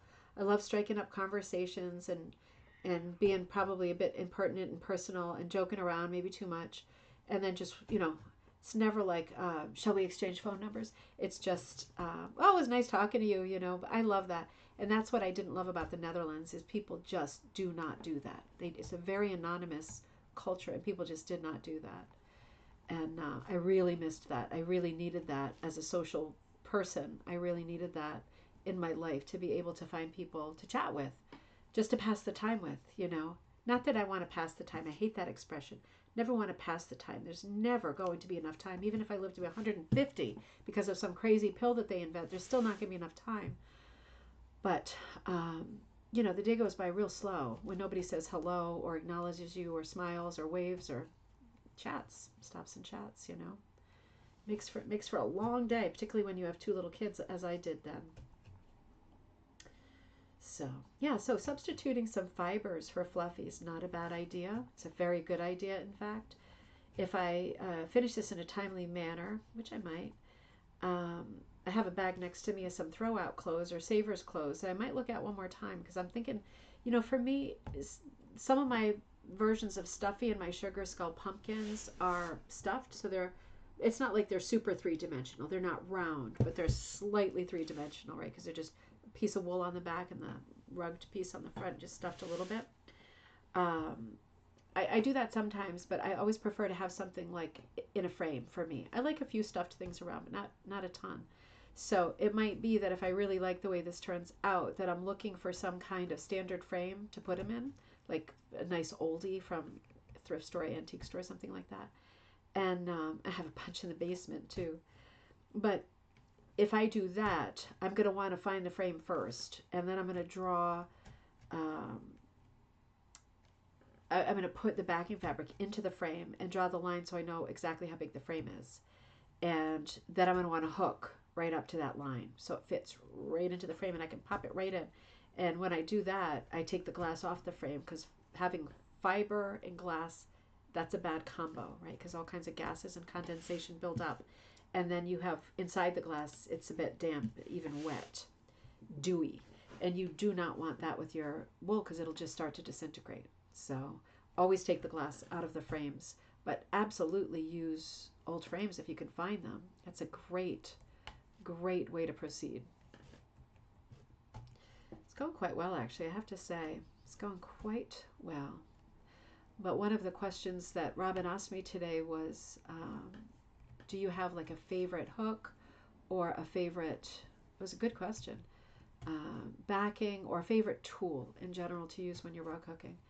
And I thought about it for a minute and I thought, I really don't. I'm way too much of I'm not a technical person, as you know. I'm not great at technical stuff. I'm more of a creative person and I enjoy, no right way or wrong way, but personally I enjoy the sort of spontaneity and the art aspect of putting pieces together. Rug hooked pieces. I just love textiles. So I don't really have a favorite hook or a favorite backing. I don't tend to say, oh, I must have that on linen, for example. It's the only backing I use. I don't have that. And, and if you do, it's great to know what you like. But I know for myself, like I did tonight, I tend to use whatever backing fabric I made the last mistake on. So in this case, the reason I used this nice bleached linen for myself, which I never really do, use the nice ones for myself, was because, let me show it to you close up, it has a big blemish on it. And because it has a big blemish right here, you see that? Like it's a big scar on it. So, this is from door. It's fine. This can happen. But I didn't, for myself, I know I can work right around that. But it is quite thick, right? So I didn't want to send that to someone else and then have someone go, oh, God, should I cut it out? Because if you cut it out, that would be bad, right? That it would make the whole backing quite vulnerable to unraveling in that direction. And then big wide gaps to fill in, and or a repair. And I didn't want to take a chance, even though it's absolutely fine. I'm going to have no problem hooking all over that. But I didn't know if I sent it out, if it would be confusing or whatever. So I kept it for myself. The point is, I tend to use whatever, in this case, this was kind of like a not ideal piece, right? It was a bit of a flawed piece. So I used it for myself. But I tend to use whatever I made the last mistake on. Like if somebody ordered whatever rug warp and I accidentally put it on monk's cloth, then I'll use that monk's cloth for my next project. Particularly if I already touched a pen to it and started drawing something. And I don't do it often. I don't do. I could go months without. I'm not bragging, but I could go months without making that kind of mistake. But I do keep them when I do make those mistakes, and then I just use them. And I'm not in the habit of um, saying, "Oh, I think I'd rather have it on this." Now, if I was doing a piece with like big bulky wool or giant chunky cut up bits of sweater, I would be looking for looser backing, and I wouldn't say, "Oh, give me that rug warp," just because I made a mistake on it last week. I wouldn't do that, because that wouldn't be a good match between the backing fabric and my material, right? So I wouldn't do that to myself, because it wouldn't be a pleasure to work it, and I would be very sorry. But at the same time, oh, I have plenty of black. At the same time, I really don't have preferences, and for hooks too, I really don't have preferences. Sometimes I pick up my Hartman hook and I'm like, this is my favorite when I'm working like in linen and I've got big thick pieces. But then I'll put it down for a while and I'll pick up a crochet hook, or I'll pick up this little hook. I picked this one up by accident. And honest to God, it's like it can play me a little bit, but particularly with small pieces, it's like, whatever. I really just tend to not really care, and thus I don't have any great preferences about materials. I really do. This is a very good craft for me, and I know that because I do work in that old time thrifty style. I just, whatever's around. It's part laziness, right? Do I want to stand up over there and get that hook, or do I want to use the crochet hook that's sitting next to me? 9 out of 10 times I use a crochet hook. I guess that's why I keep putting weight on. But it's preferences from person to person. And in some regards, let me just concentrate for a minute. Let me show you this. I'm doing the little face a little bit. This is where I'm at with little fluffy face. And you can see his little lips. He's got a little, see that break right here? This is open here. That's where it comes down, that little line going straight from his nose, and then these are his lips here. And where's my strip is over here. Yeah, my strip is over here. So I'm just coming around the nose very carefully. I think, yeah, that was the end of that tail. If ever there were a time when I might want to, I'm not going to, but when I might want to switch to a thinner cut or cut my strips in half, it would be right around this area of the face where I'm making some very small twists and turns, right, for little tiny kitty nose. And yeah, I'm being real careful with these parts that I know that the nose is there. I anticipate a nose because I kind of know the anatomy of the cat, right? But if it weren't for that, and if it were a different subject, I'd be real careful, probably even hook the small bits first, because I'd be afraid that they would get hidden in the process of me hooking larger bits around it, So this is an option if you want to get in there with your lightest color of red, or a red, or whatever color you want to use for the little nose and lips, whether you want them the same color or not. My plan is to use the lightest red I've got, and I won't know that until I hit the reds. But for now, I'm still pretty sure. I got to catch up on comments. I'm pretty sure that I want to just finish the black first, in part because I was worried I would run out. And you know how when you're afraid you're going to run out of something, like food that's on your dinner plate, for some reason you start eating it faster? You know what I mean? Like, oh, please don't run out. I'm enjoying this so much. I want it to last forever. And then you inhale it, and then it really is gone. That's kind of how I hook, too. It's like, oh, God, I might run out of the black. Quick, quick, quick. Let's get this before I don't know what. But that's the sick way that my brain works. Let me see. Michelle said, I think that's just being a sensitive kind of gal. I think so. I try not to be oversensitive, because what's the point, right?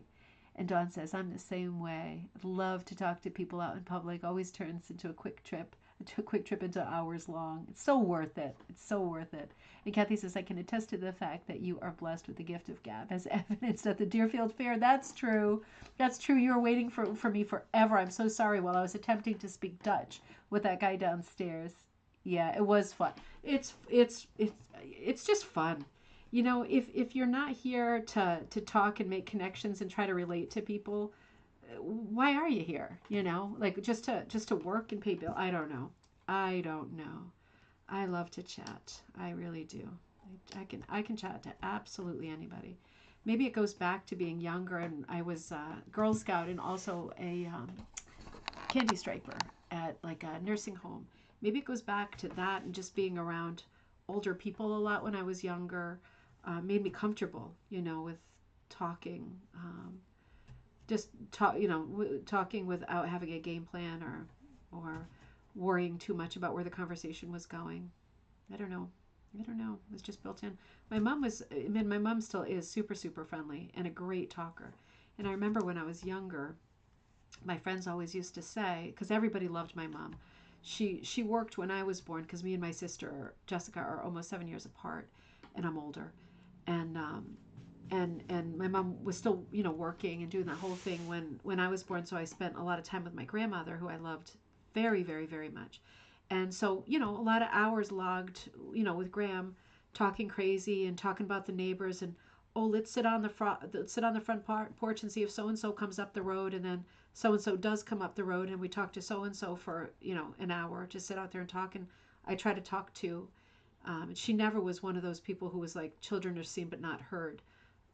She was never like that. It was always like, oh, let's sit on. And in the winter, we sat on the radiator by the window, and you know, we were kind of. She got all her chores done at 5:30 in the morning, and she popped popcorn for the birds, and then I often stayed over, and then I'd get up, and she'd have my toast all made, cut into long strips, on a folded up newspaper with a napkin on top, you know, as the placemat, and we'd do that, and she'd be all set, and sometimes I'd say, oh, you want me to help you with the laundry or whatever? Because she had one of those machines that was, here, let me come back to you here. That was it was like she washed in the basin, and then it was the crank thing, and it went through the two rollers like a piece of paper coming out, dangerous. And sometimes she did that or whatever. And then she'd go into the garden and she'd pick all, whatever, the tomatoes, and put the malarkey down that Joe brought from up the road. And it was just daily life, you know, it was very small and quite beautiful.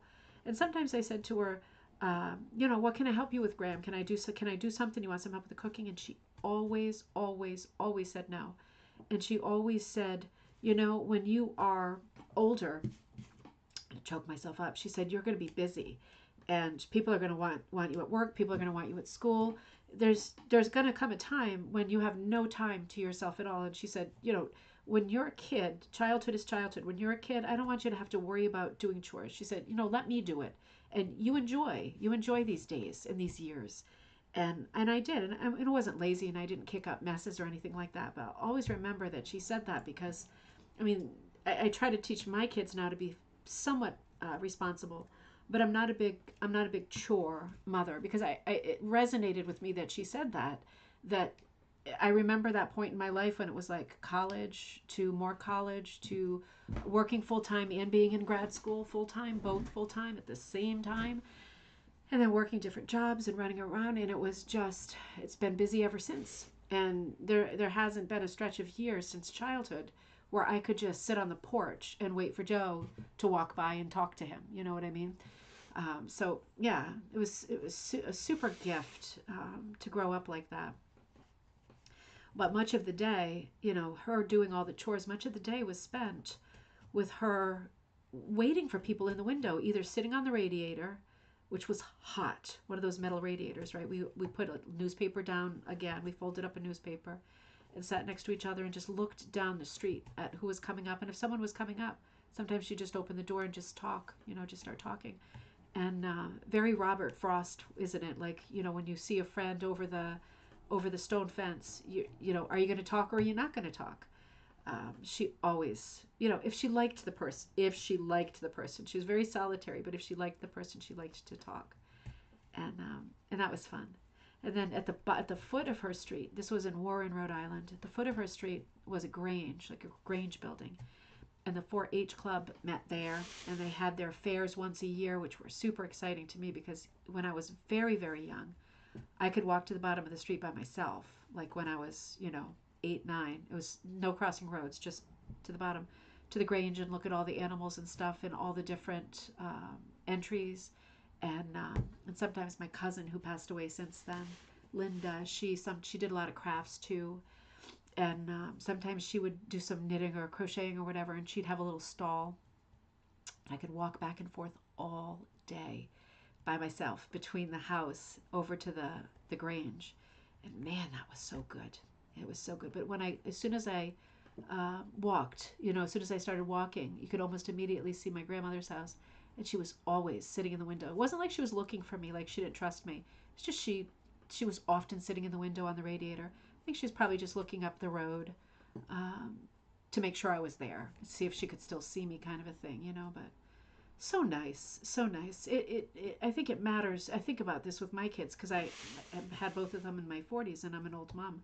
I think it matters so much, these little things, because just like we were saying with the tarot class last night, the tarot deck is divided into 2 parts. The major arcana, which is only 22 cards, those are the archetype cards. Those are the big stories. Those are the big twists and turns that your life can take. Those are the big parts, good and bad. But the minor arcana are all of the other cards in the 78 card deck, so 56. And the minor arcana are all about the rest of your life, which is basically the whole thing, isn't it? It's the daily stuff. It's the little stuff. It's the good stuff. It's the bad stuff. It's the little wins. It's the little setbacks and the big setbacks. But really the big cards and the big stories are represented in the major arcana. And, at the end of the day, our entire life, for the most part, is the minor arcana. There are moments, good and bad, that are in the major, but most of it is sitting squarely in the minor. All the day-to-day stuff, all of the stuff that needs to be resolved with conflict and relationships, day-to-day stuff that happens, stuff with money, right? Pentacles, money, coins, value. Interesting. Really got me thinking. I'm getting nervous about the black again, right? This is what I do. It's working feverishly fast, and I'm thinking, I can just go downstairs and get some more black. I'm not gonna cry myself to sleep if I run out of black. But getting there. If you're working, I work quite fast, even though my mouth runs. And you see how the eyes are not quite perfect? Well, you know what? Who cares, right? Who cares? This is a hooked rug. And if it is important to me that those eyes be very, very round, if that is important to me, then they will be round, right? I can deal with that at the end. They will be round. If I hook them in at the end and I don't like them because they're not round enough, I can make them round. I can squish material in, or I could trim a little bit, but they'll be round if I want them to be round. However I end up with them, that means I'm at peace with them and I like the way that they are. So that's a to be continued. But I'm not going to agonize on this right now because they're not perfectly round eyes. That is definitely not something I'm going to do. Because how do I know that they're not perfectly round until I have the other material in and it's pushing it a hair, right? It could well be, they might turn out to be so perfect and round that they annoy me. And I wish that they were a little bit more imperfect. So that's a big to be continued. Kaz, did you run out of black?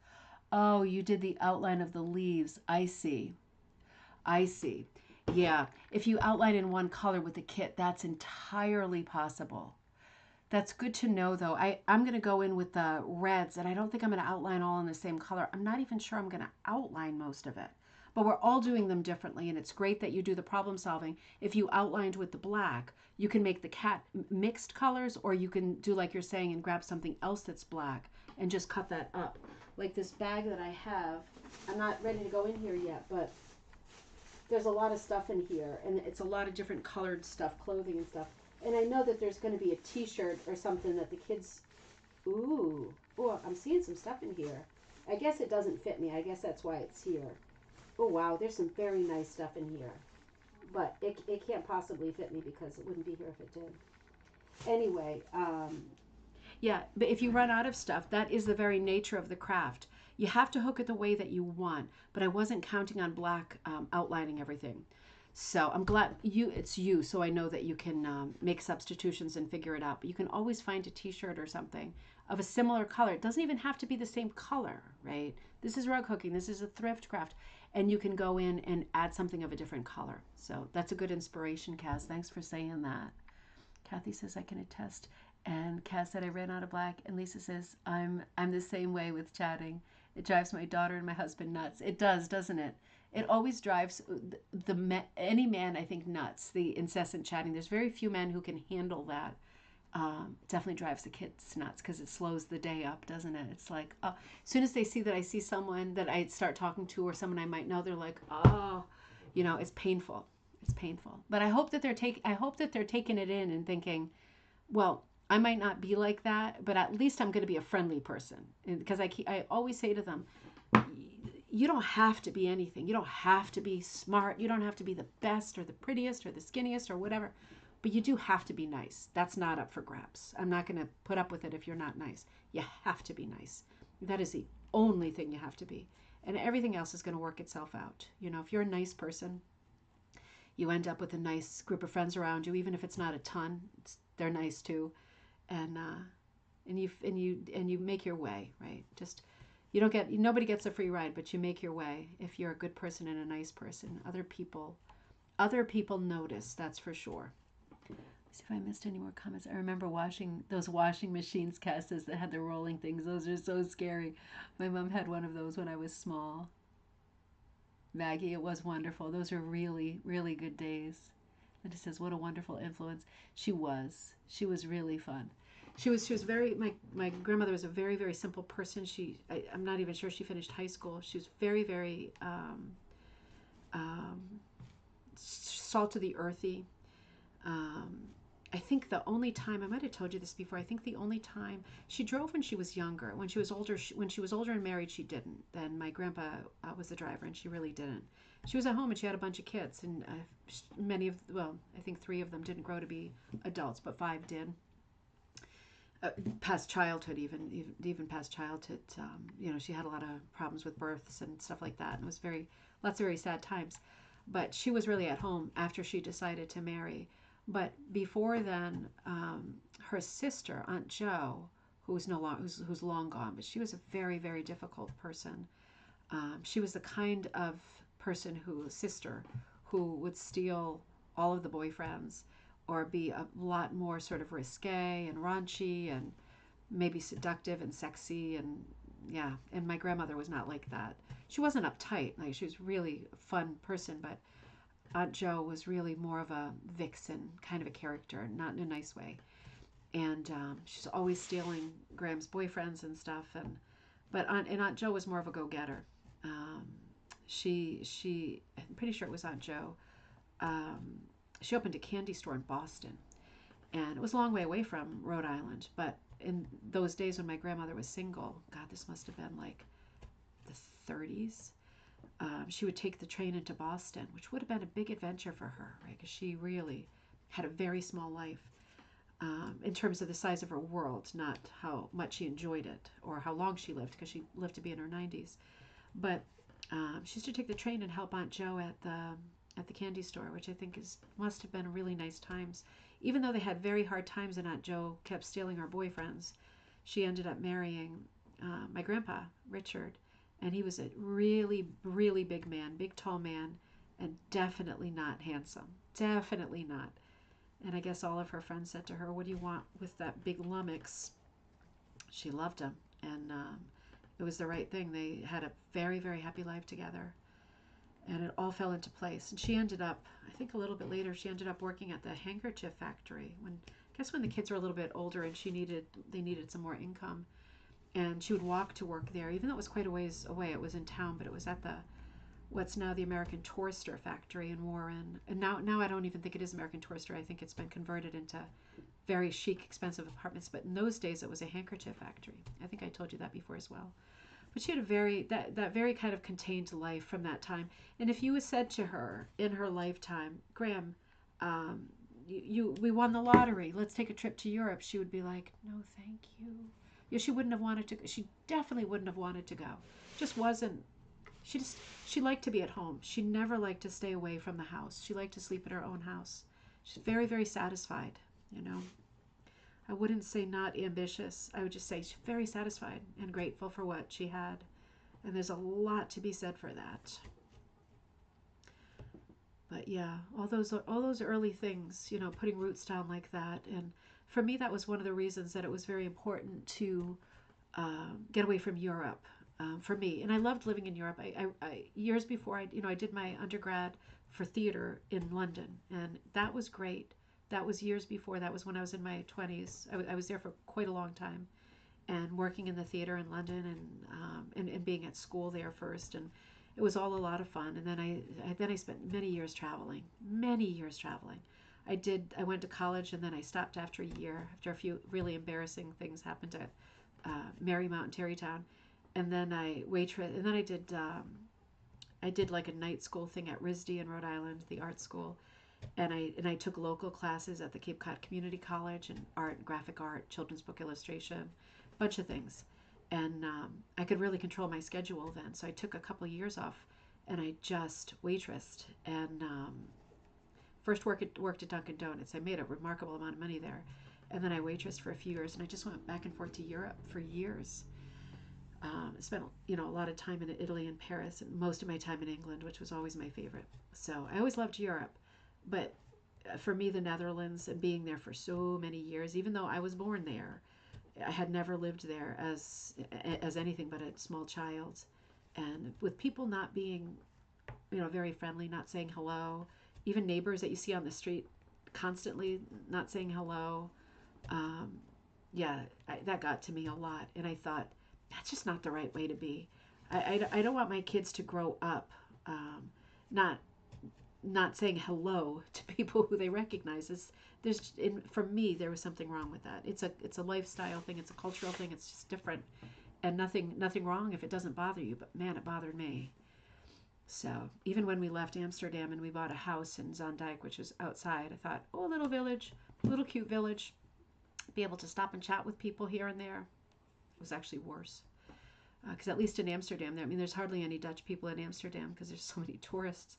But at least in Amsterdam, once in a while, you could find somebody to talk with. It was honestly usually another American. Always chatted with Americans there, which was great fun.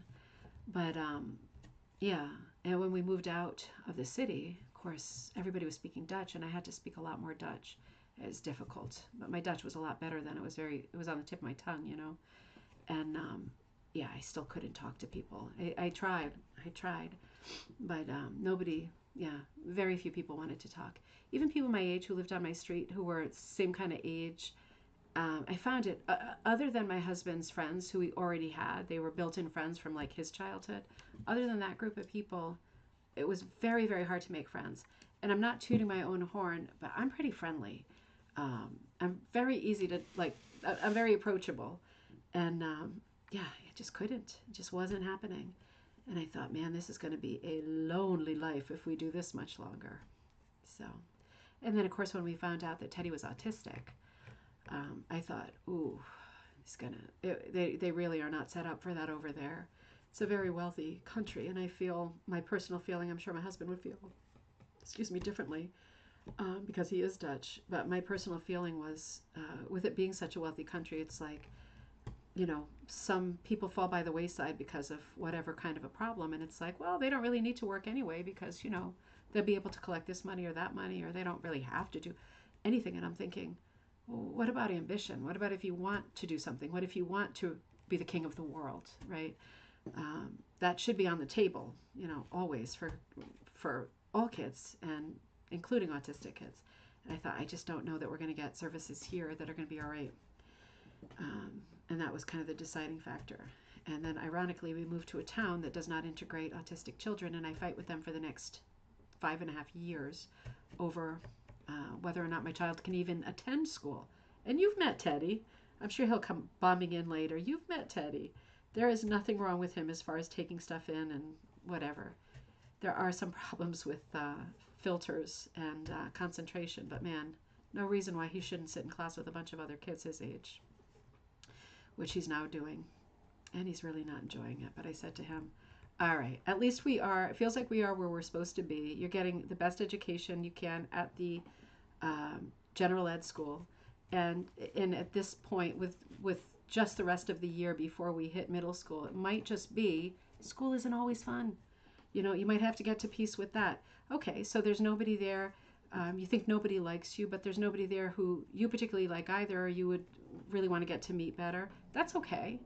You know, that's okay. You don't have to be friends with everyone. He's got his friends from his last school, so who we see all the time. And I said it might just be one of those years of school that's just not fun, and there's no real connections. What can you do? It's like that at some jobs.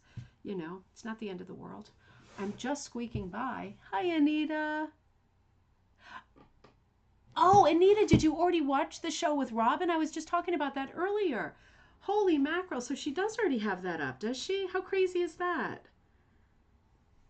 Oh, she does. She has the link up on YouTube. So I'll have to post the link because it's a bunch of crazy numbers and symbols, right? So that's not going to help to say it out loud. Oh, Anita, that's so great. Yeah, that we just did that this afternoon. How funny is that? So funny. That was really fun, really. I might have to put a cloth down because I feel like my hand keeps touching the comb. Let's see. I'm about to move to a different. Ooh, I've only got a very little bit left. Look at this. I've got. Hang on. I've got. Oh, he looks like he's wearing a turban or something with a giant jewel right here. I hope that wasn't culturally insensitive, but it's a costume, right? And a tiny bit of this, not even all of it, but just half of that. That's all I've got left so far. And then, so I did okay. I did okay with the black, but again, Kaz, I didn't outline, so I did it a little bit differently. Um, yeah, let's see. Kaz, are you going to have projects to bring with you to Japan? Did you want me to send you something in Japan? I sent the dyeing thing today. Not that that's going to help. You wouldn't be bringing that to Japan. I have to. I was very, very slow with that. I'm sorry for those of you who ordered the dyeing kit, and it is an ongoing product. Um, there were some just accidents and mistakes with what I was shipped, and I was kind of waiting for other stuff to come in, which it did. And accidents obviously can happen, so no big problems at all, but just a little bit of a protracted timeline. So I got all those out, and probably on Friday I'm going to record. I started recording, but I'm going to record some more on the video and see how far I can get. It's just been a really wild time. I've got a lot of back videos to do, including a lot of videos for the autumn advent calendar. And I'm planning another advent calendar. It's going to be completely different than the autumn advent calendar. I don't like things ever to really repeat, so it's going to be completely different. Maybe I should tell you. Why shouldn't I tell you, right? So why not? We're here. So the theme for the holiday advent calendar, which is, I'm not going to say Christmas, I'm going to say December. I think it has 20 days, 20 bags. The theme is Jane Austen. And I know that sounds like, how's that going to work? Well, this is how it's going to work. I have a big idea for this, and I haven't started in on it yet, but it will. I already have the bags, right? I'm not going to make that mistake again. I've already got bags that are printed, 20 different Jane Austen bags that will each have different supplies. And it's going to be, I'm thinking of how it's going to work. It's not going to be a mix of techniques like the autumn advent calendar was. It's not going to be a huge mix of materials. It's going to be a lot of wool, like sari silk and velvet, like luxury fabrics. And what I'm going to do, and this is going to sound, okay, I was going to say, what's going on here? But I'm still missing just this part, you see, because this is a leaf here, right? So we're doing quite well. I think I might have, no, I didn't. I'm good. I was going to say, I think I might have gone over leaves here, but I didn't. It's just this left in black, and I have 2 more strips. So I think I'm going to just make it. Maybe 3 more. We'll see. What I'm going to do for the Jane Austen thing is I'm thinking about whether I want it to be like a kind of classic British Christmas theme, right? With like all the trappings of that, and like all kind of luxury materials. And I'm deciding if I want to work. I have one pattern in mind that I want to work on during the month that includes kind of a mixture of things, but mostly like velvets, again, silk and wool.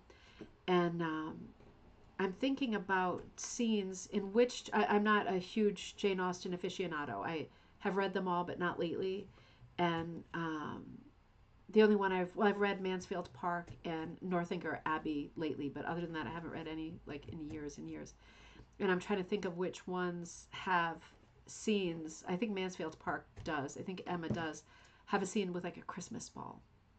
But what I'm going to do, it's going to be like a month of luxury fabrics for the holidays. And they're going to be like a nice kind of icy cool and neutral palette. And for that month, I'm going to write, right? Do you remember the Choose Your Own Adventure books where you read a little bit and then it says, oh, if you really want to open that door, then flip to this page. Or if you would like to go back down the stairs, flip to this page. I'm going to do that. I used to do that quite a bit because I used to have a blog years ago. And once in a while, I would write Choose Your Own Adventures for fun and people would respond. And so I'm going to do a Jane Austen themed Choose Your Own Adventure for like a little bit of a Christmas mystery kind of a thing. And so, like, I'm not going to say every day, but say most days, or at least weekdays, for the month of December, I'm going to put up in our group and on Patreon and in places where everybody can see it, even if you're not on Facebook, like a little snippet of the story. And then it'll say, it's time to vote. Are you going to go down the stairs? Are you going to go into the door? What are you going to do? Are you going to get into the coach with this mysterious person or whatever? And I haven't come up with a storyline yet. I've just been thinking on it. And people can vote on it, and then I'll write the next thing. They'll just be paragraphs, you know, and we'll do the whole story that way. But during the course of the Choose Your Own Adventure month with Jane, because Jane will be the main character, I'm going to do a series of patterns that are kind of historic-looking patterns that have a bit of a Regency look to them, right, of that period, with a bit of a seasonal winter touch, not full blast Christmas, but a bit of a winter touch. And I thought, ooh, that's going to be a lot of fun. And I'm really looking forward to that too. I know it sounds like a lot of work, but like I've done that before with the writing the little blog, Choose Your Own Adventures, and it comes easy. Once I usually have an overarching idea in my head, and I think it'll be a lot of fun. But it'll during the course of the storytelling and the adventure, however it goes, there will be some things that are built in where I go, well, no matter what people choose, they will eventually come to this setting. And then I can start thinking of a pattern for like, for example, like an outdoor scene with lots of Christmas trees lit up, like that kind of thing. So not necessarily that, but something like that. So I thought, oh, that can be fun. So that Jane Austen Advent calendar will become available in the next couple of days. I've already got the bags. It's just a question of filling them. And I want the contents of the bags to fit the stories. And I won't have as many patterns as I did with the autumn one because it was just a lot. It was a lot to produce. But I think I'll have at least one big... Oh, I do have 3 extra pieces. All right. I will have one big pattern that you'll see what I mean when we get working on it. That's made up of smaller parts, almost like a Baltimore album quilt kind of thing. And I'm sure I'll have 1 or 2 other patterns in there. I always have to stuff things to the brim. But I think it'll be a lot of fun. And I'm really looking forward to that. So that is coming up soon. And I'll put that product for sale soon. Although it won't ship until the second week of, probably the 3rd week of November. Because we're going to start opening it on December 1st. I'll make sure it gets to you by December 1st. Unless you order it on December 1st. And I do have a fixed amount of those. So I'll have to be careful about that. And let me see. Oh, Dawn says, my son hated school since kindergarten. He's now 23. And he's doing just fine in college. Very well adjusted. He just wasn't the same as the other children. And when he was younger, the kids can be so cruel. They can be so cruel. They're such little crap heads. I'm getting to the point where I just, the kids. It makes me so angry thinking about the stuff that goes down there. It's not, as far as I know, it's not directed at Teddy right now. I'm sure it will be sooner or later. God forbid, but it does happen. But I'm just hearing what kids are saying about other kids in the class, and I'm like, who do these kids think they are? They're 12 years old. I'll go down there and blank, blank, blank, blank, blank. But yeah, it doesn't work like that. It is. They are cruel. And Kat says, I don't want to bring my cutter, so I'll bring something to hook or punch using yarn. I think that's a good call. Yeah, you don't bring your... You can always use scissors while you're there, right? If you get something that you really want to cut up, if you find some beautiful old textiles or something and you want to cut them up. Ooh, it sounds so good. I'm so jealous. I would like to go to Japan. All right, let's make a decision now. Let's see where we are. We're cruising right along. It's only 7. Oh, we started at 6. I was going to say it's only 7:45. Oh, it is quite late. All right, let's keep going. That scared me. I was like, oh, I've only been on for 45 minutes. All right, let's keep going. I'm going to, you know what I'm going to do next is start plugging in the, and you don't have to do it in the same order. I'm going to start plugging in the background of the pumpkin, because then I'm left with the leaves, the eyes, and the little face, and the stump, which will be the most brownish color I have. I might actually make the stump the same color as the russet, right? That actually would make a lot of sense. So I'm just kind of be careful with hooking the edge of the pumpkin because it's round. I'm going to do the perimeter of it, right? The border of it first. I'm going to do that first because I want to be sure that there's not a lot of pieces ending at the edge that are kind of sticking up all willy-nilly and looking ratty. So I'm going to do a nice smooth edge first, and then I'm going to fill in the space under it. Do you know what I mean? I'm always looking forward at what might look ratty, and I don't like it when anything looks ratty. So let me get this in. I'm pricking myself like crazy on the frame. It's only because I'm in a weird place right here. But I think I'm probably going to have to move my my backing fabric anyway.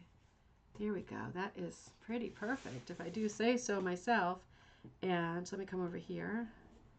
And then I'll bring you in a little bit closer for this in case you're a new hooker. So I went across here. Because I don't want to hook out this way and then have there be a bunch of ratty edges on the perimeter. So I hooked across this way, and then underneath I twisted my strip. I twisted it under. And I do have videos on basic techniques, right? Like doing the actual rug hooking, and I talk about your fingers getting used to twisting underneath. So, and then I end up over here, and I might have to, yeah, I am going to cut that piece there just for it to land right. You just get a feel for it. You just get a feel with your own hooking for how much room you have left in there. And now I'm not quite so hesitant about hooking. Let's see. So I'm just going to concentrate for a second about hooking to the border because the border is closed off, right? I've got it all cleaned up and closed off there. And I'm going to do the same thing here. I'm going to leave this tail up like this, right? And I have boxed in, effectively I've boxed in that little compartment, which is in between two leaves.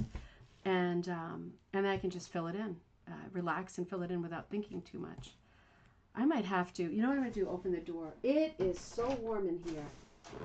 This, oh God, it's like ice cold out there.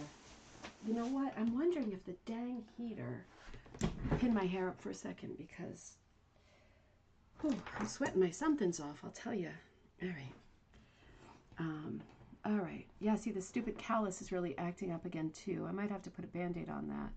That's funny how that's acting up. Don says, yeah, high school was a little better because he joined the band and they had a similar interest. Yeah, that is the thing, isn't it? Is finding things. See, the thing with Teddy right now is he's so different. And he's a little bit older because he has that stupid December birthday. And I had the choice whether I wanted to put him in a year before or a year after, you know, later or whatever. And I said, yeah, it's a no-brainer. He's going to be in the backyard another year because, number one, he's autistic. Number two, he grew up, or he wasn't really speaking until he was 5, but he grew up in a different country, hearing mostly a different language, even at home. So these are all things working against him, and plus the incredible autism. So, oh, by the way, right here, can you see where I am right here? I'm pulling up that tail, and I'm going to leave it on top. But if in filling this one little cell out, if I have a lot of little tails like that, that come up and end on the surface, let me do this a little bit more, I might start leaving some of my tails underneath because I don't want this little compartment to become ratty. Do you know what I mean? If I leave too many tails up at the surface, it might start looking ratty. So I've got that in the back of my head. I clock that automatically. I want it to be, there we go, maybe even a little bit closer. I want it to be nice and tidy. I don't want there to be a ton of, see right now, you probably can't see it, but I can see there's a tail right there, and I don't really want another tail. I can see 3 tails right here cut. And yeah, to me, I'm at risk of getting ratty. So I'm going to leave the tail down on this next loop. This isn't, you know, we don't typically leave tails down with rug hooking. It's not suggested because it's very easy to accidentally pull the tail back through, right? I might, with my blind hand underneath that's feeding my hook, I might accidentally pull my tail back through. And okay, it's not like knitting, but I mean, I might lose 1 or 2 loops. Not a big deal, but still aggravating. So we tend to leave the tails on top for that reason. But if in leaving the tails on top, you feel that you are creating something that is beginning to look ratty because there's as many tails as there are loops, which can happen in small compartments like this, right? That's a fairly small section. If you feel like that could be a thing and you don't like that thing, then leave your tails underneath, right? The tail police probably not gonna. If you hear a knock on the door, it's not gonna be the tail police. I promise. So I'm just gonna move I have my very small frame out right now. This is my 10 by 10. So I'm just gonna move it a little bit, and so I can get over here a little bit better. I just moved it over. And am I worried about putting Fluffy on the combs of the teeth? I'm not worried about it. I'm careful when I take my piece on and off and make it super, super tight. But I'm careful about it, and I'm not worried about the combs. I worry more when it's punched because the loops are on the other side.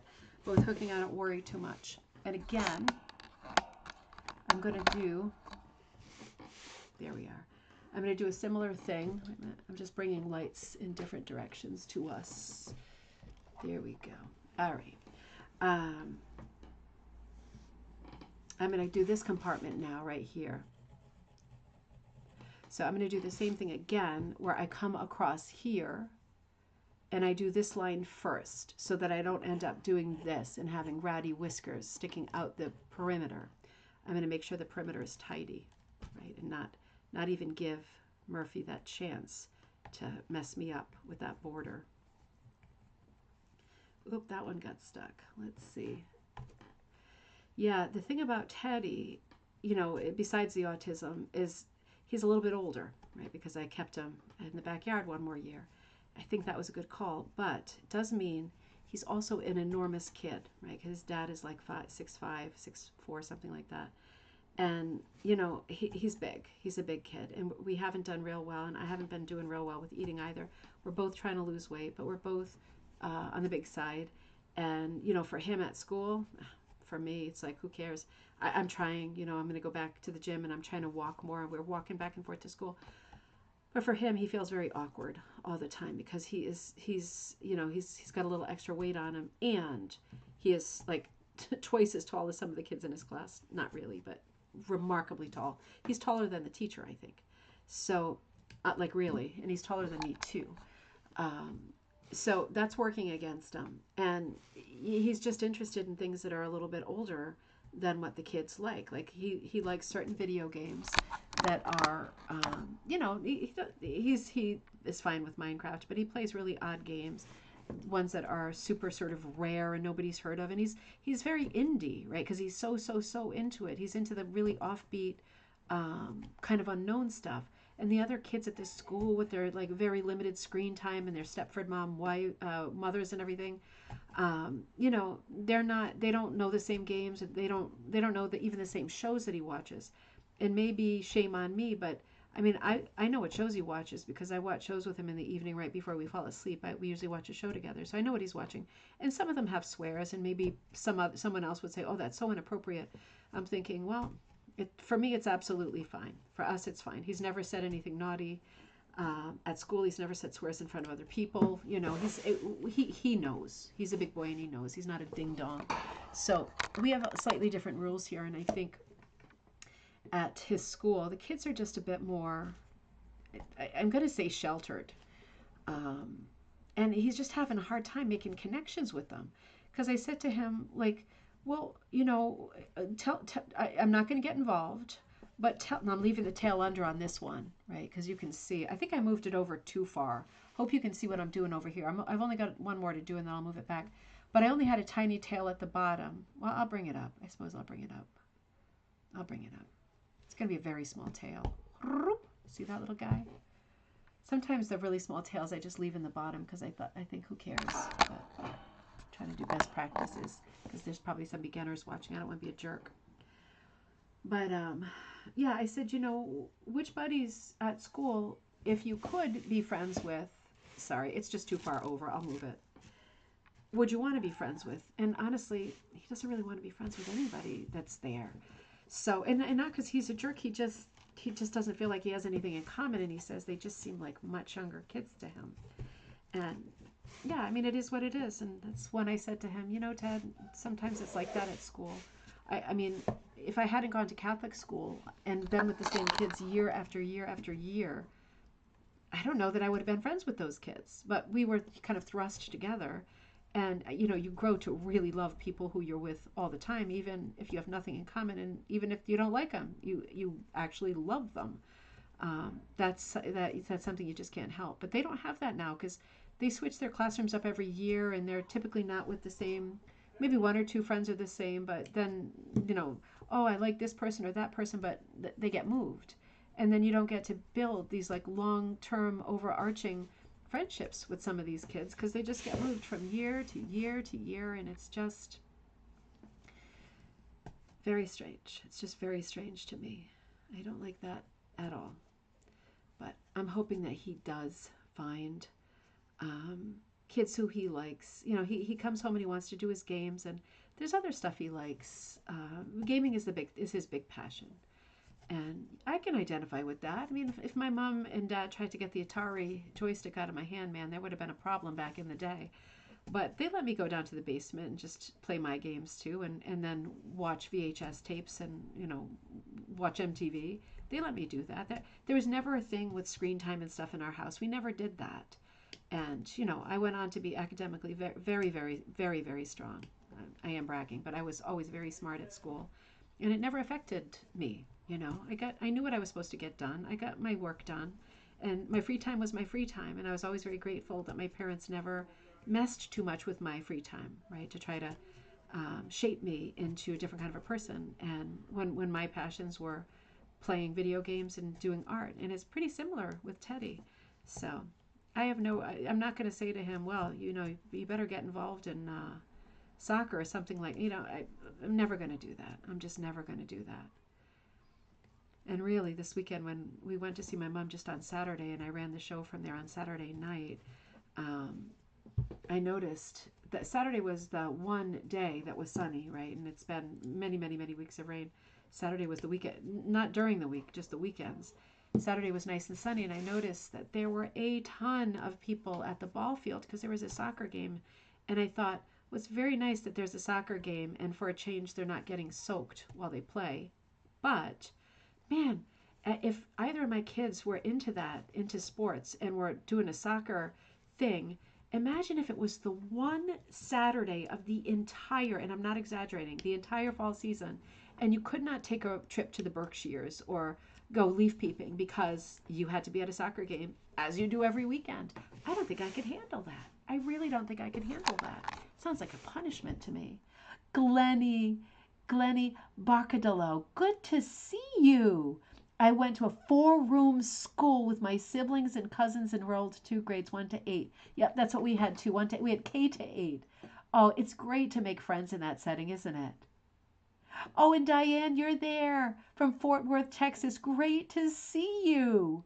Great to see you. I love what you wrote, Glennie. That is so nice. I'm sure the teachers were sick of us probably, but they probably also loved you so much. Just like for us, the nuns at this school, I thought when I was younger that, God, they hate us so much. We give them so much trouble.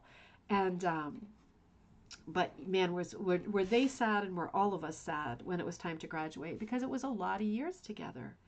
And, it just growing up with people, just by default, brings so much closeness. Other people's everything. All their stuff.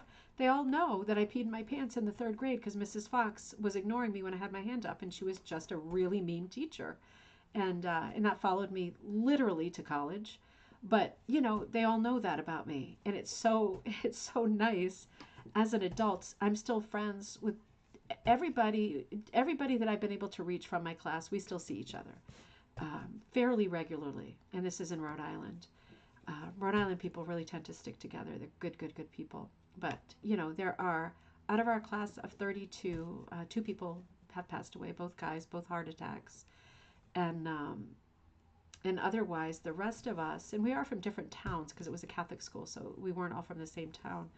But the rest of us, you know, we stick together. We get together at holidays and sometimes in the summer and sit outside old pubs where we used to wish that we could sit and have a drink. And now we have now been able to sit and have a drink for so many decades.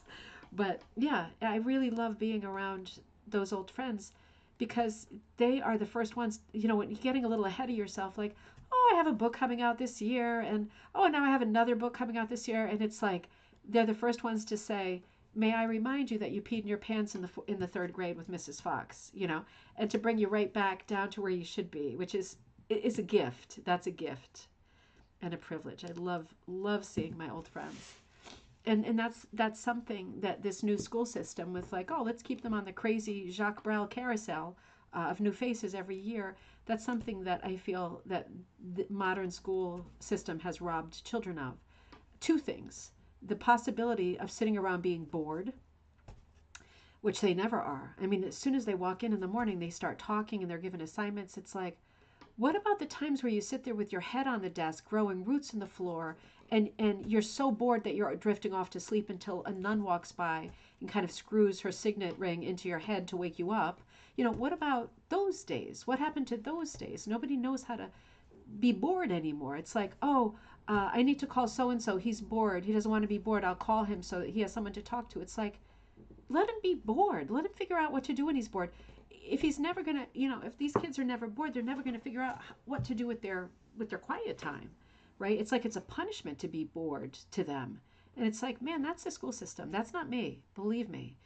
That is not me. That's the school system keeping them too busy. And I don't like it. I don't like it. I don't like anything about it. I really don't. I'm not even sure. You know, Teddy said, I have a math test this week. And I thought, oh, Christ. Because, you know, he's brand new in the class. And I don't know that he's gotten as far as the rest of the class. And all he needs is another failure to kill his confidence, you know. But we did have the parent teachers on Friday. And his teacher said, you know, the way that he was described to me coming into the class, I thought he was going to be very different. And I knew what he meant was a lot worse. And he's like, you know, he's very, very good at math. And you say to him, oh, this problem, you know, nothing is just a straight math problem anymore where they give you a piece of paper and you do long division or multiplication or whatever. You carry numbers and you've solved the problem and then you raise your hand and say, the answer is 381. And the teacher goes, that's correct. Let's move on. It just doesn't work like that anymore. It's like everything has got to be put into the context of a story. It's like, this isn't creative writing. This is math, right? Just give me the equation. What's the equation? But it's always like, if this person went to the beach and brought 6 watermelons and it's like, oh, not only do you have to be good at math, you have to be good at remembering the story, right? This makes absolutely no sense to me. So his teacher said, when he does that, keeps you humble, that's right. When he does that, when they do those kinds of questions, he's like, Teddy's the first one who says, oh, well, you know, if they brought this many watermelons and only a third of them eat, then that would be a division problem, and you divide it and it turns into this number.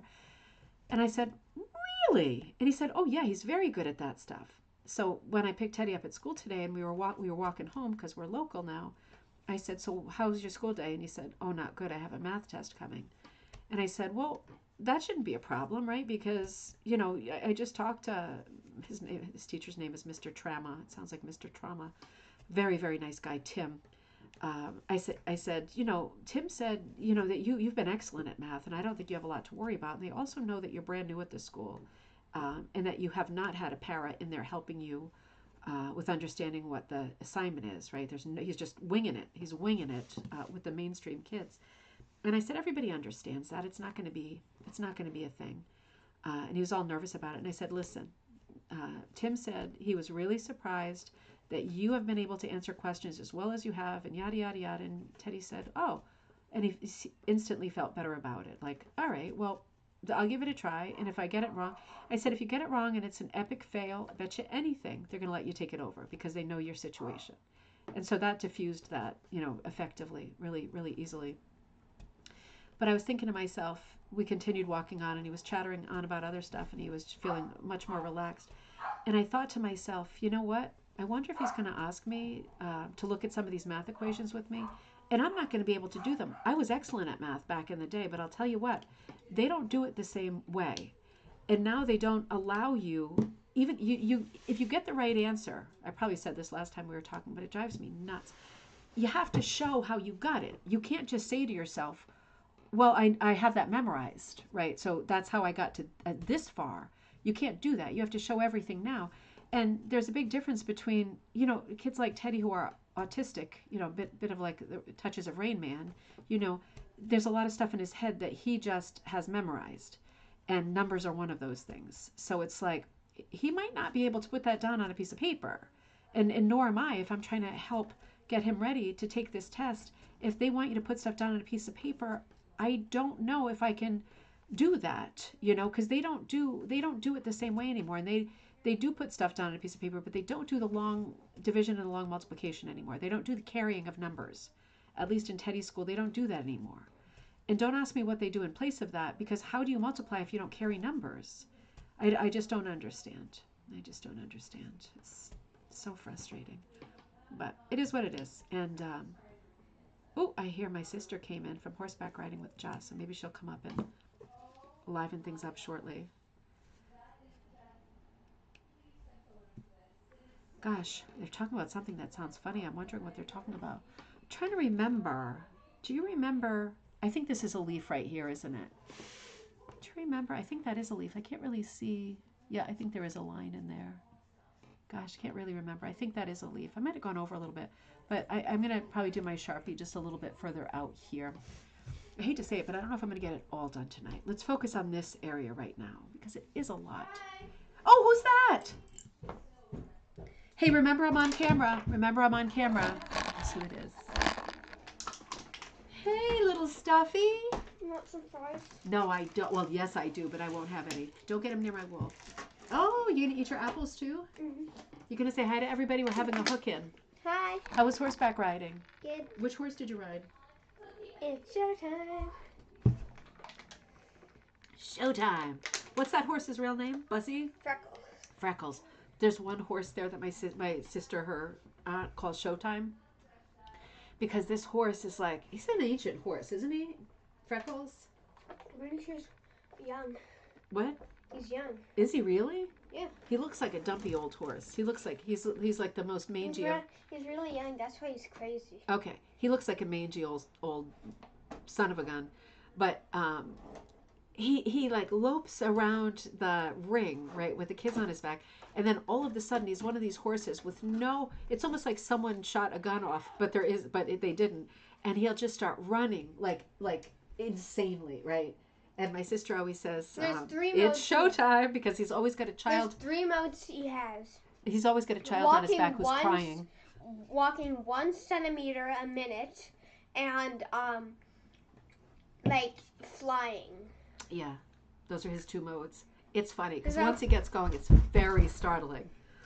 So they only put the really good riders on Freckles because it's always in his mind. He's like, he's plodding along, and then he's like, it's showtime, and then then he does something amazing, and whoever's riding him ends up crying. Yeah, but not you. Mm-hmm. We go around, we walk, and then we get to like one thing, and it's like, wee! Someone else is here begging for some. Oh gosh, I got to take him for his haircut tomorrow. He's begging for fries. Do you think he can have 1 fry? Oh gosh, I would like what? It's not hot, is it? No. Okay. All right, get your breath out of my face. Unless you count this as hot. Oh no, that's ice cold. There he goes. He gonna be. You He can gotta have my fries. Don't put it on my piece. Don't put it on my wall. I'm not that hungry after having. Oh, don't leave him here. I'll definitely eat them. Give him to Teddy. Can you give him to Teddy? Why didn't you get a hamburger? I don't think you liked. Please give him to Teddy. Come on. Tell Teddy to come up and make a little cameo appearance. Teddy! I don't. Shh. The microphone is on. Sorry.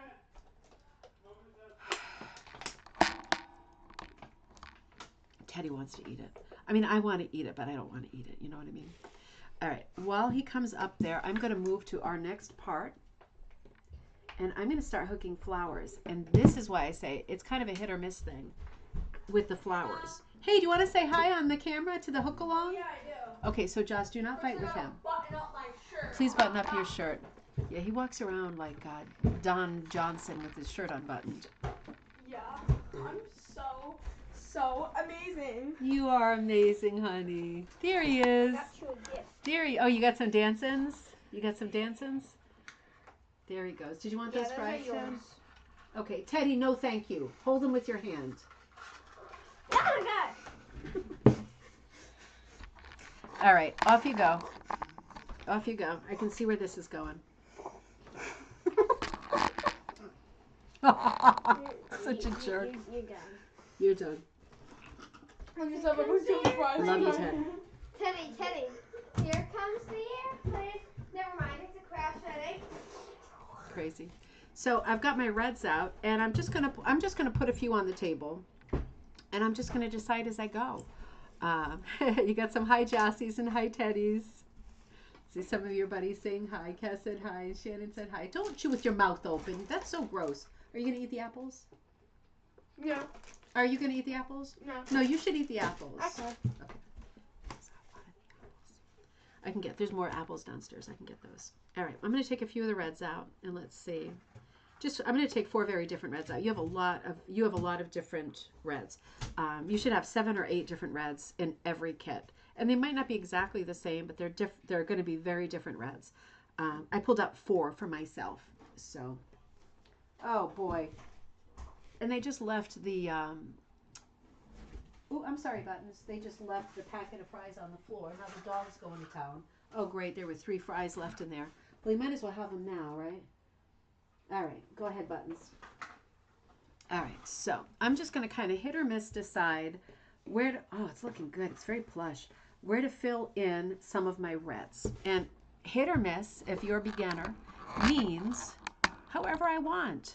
Right, wherever I want. Is it going to be a hit or is it going to be a miss? I can guarantee you it's going to be a hit, right? Because this color palette works together. So it's not a complete hit or miss because I put in colors that will work great together. So I'm just going to randomly pick my first red and I'm going to fill in my first compartment with it. And let's see how that goes. You know, one of the tips that I can give you if you're interested, it's not a must do, but when I want to do something like a really, for example, extreme tip, right? Let's look in here, extreme tip. Tip of the leaf, right? Something real sharp. You might know this tip, but you might not. I'm just going to, underneath the backing fabric, hold it in half like this. Right, I'm going to hold it like this because normally when I'm hooking, I've got the end, right? And I feed the end to the hook and I pull it up in the crook. But with this technique, I'm going to fold it in half. It doesn't have to be exactly in half, but it's not at the end. And I'm going to pull it up in the middle of where I want that point, right into the tippity top of the point. I'm pulling the loop up in the middle, and I'm pulling it up kind of sideways. You see the long way, so it's filling that tip. Now, if you can see underneath, I have 2 strands hanging down, right? So as I hook up, one of those strands is going to go over here, and one of the strands is going to travel down here. So they're both going to be traveling around the edge, but at the top where they meet, I didn't have to go into like a ratty little single clip, right? Like a little, just clipping the edge. I have a nice fat loop in there, right? And I'm going to travel with the strips down both sides because they're both active strips. So sometimes that's fun. I do that. I tend to do that when I'm doing like the tip of a star or the tip of a leaf, this kind of thing, something very sharp with a very sharp, acute kind of an angle. And then I can travel quite quickly down this side, and I can feel, I gotta be careful, I can feel the other one there. So I'm gonna be careful not to grab the other one. That's the only thing about this little trick is it's very easy to grab the wrong one. But hey, if you do, you do. You can just cut it in the back. If you grab the long one and you traveled quite a long way, you can just cut it in the back. Oh man, it's going to be a busy day tomorrow. I'm going to work on a lot of order stuff. Got to drop the dog off for his haircut, long awaited. And I got to make sure we're set for Halloween. It's a very, very, very big trick-or-treating neighborhood here, and Teddy's got, I think, 3 or 4 of his friends coming from his old school, from the autism program. Those are kids who have since gone to the middle school, and they hang out with us a lot, which is a great, great happiness for us. Very, very happy. Oh, I forgot I have the other one under here, right? I went down this side with one. Now I'm coming down this side with the other. But you know, this is going to be the first year it's a little bit different. And what we're going to do this year is because Teddy's friends are coming, I'm again going to let them go to the little pizza place that's on the corner themselves, right? Be big, cool guys sitting at the table in the pizza joint alone. And I, of course, I secretly pay for it. And well, he knows I pay for it because he doesn't pay for it, but they just order and they're by themselves, and I'm not in there um, being embarrassing, right? Being embarrassing and being near them. So I let them go do that. They're very nice kids. He's not really like that, but you know what I mean. So he's going to do that. And then because they're, 11 and 12, I think they're all 12. Well, Teddy's 11 still, but I think the others are 12. His birthday's in December. Um, they're going to go trick-or-treating by themselves in the neighborhood. And he's super excited to do it. It's what he asked for. The other parents are like, yeah, of course, they're big kids. And when I think of it, I mean, I was too at that age. And in those days, people were sneaking up behind you because we were the Catholic school kids, right? And the public school kids knew damn well who we were, but they didn't like us because we were like strangers living in the same town. And they would sneak up behind you in those days. Remember that Nair, that spray Nair that like sprayed on your legs to take the hair off? Man, they would be spraying Nair on people's faces and eyebrows, and never happened to me, but man, it was almost not worth going out on Halloween because it was so scary. Imagine going out for Halloween, coming back with no eyebrows. Like, obviously, you wouldn't be able to go to school anymore. It would be too embarrassing. So, did you see there how when I got to the edge, I turned the corner, right? I turned the corner to keep this line pretty neat. I might have to tidy it up. This doesn't look super tidy in here. You see, like doing a little dental hygienist thing here, but you see it's not super tidy. I might get a little more black, finish that off. It really depends on if I'm going to finish around the edge of the piece. So, yeah, so they're going to go off and do their own thing. And, Joss is still, she's younger, she's 10. So, and we have matching kind of steampunk witch costumes. So we're going to go out together. I don't know what Papa wants to do. He might want to come out with us, or he might want to stay and hand out candy for a while. But we're definitely going to end up at my friend Kim's house, which is a few blocks over. She's the puppeteer. And they're staying home this year because they're like, their son Gus is not that much into the candy, and he's Teddy's age, and they're doing. And Kim is so creative. She has a purple house, right? That says it all. But she's doing kind of like a little haunted house in the driveway thing, and she's got some pumpkin martinis happening. And she said, why don't you guys just come over when you finish doing a few rounds and getting it out of Joss's system, and Teddy will probably be out with his friends, right, with his phone and everything. And I'll probably finish up with Joss. We'll get as much candy as, she never eats it anyway. We never finish the candy that we've got. But, and then we can go over there and just hang out there for a while, which would be a lot of fun. But it is different for the first time. And Teddy said to me, are you going to be sad because, I'm not going to be with you on Halloween? And I thought, oh, Jesus, well, now that you said it, now I do feel sad. I was fine, but now I feel sad. But I said, no, I am sad because I'll miss you, and I will.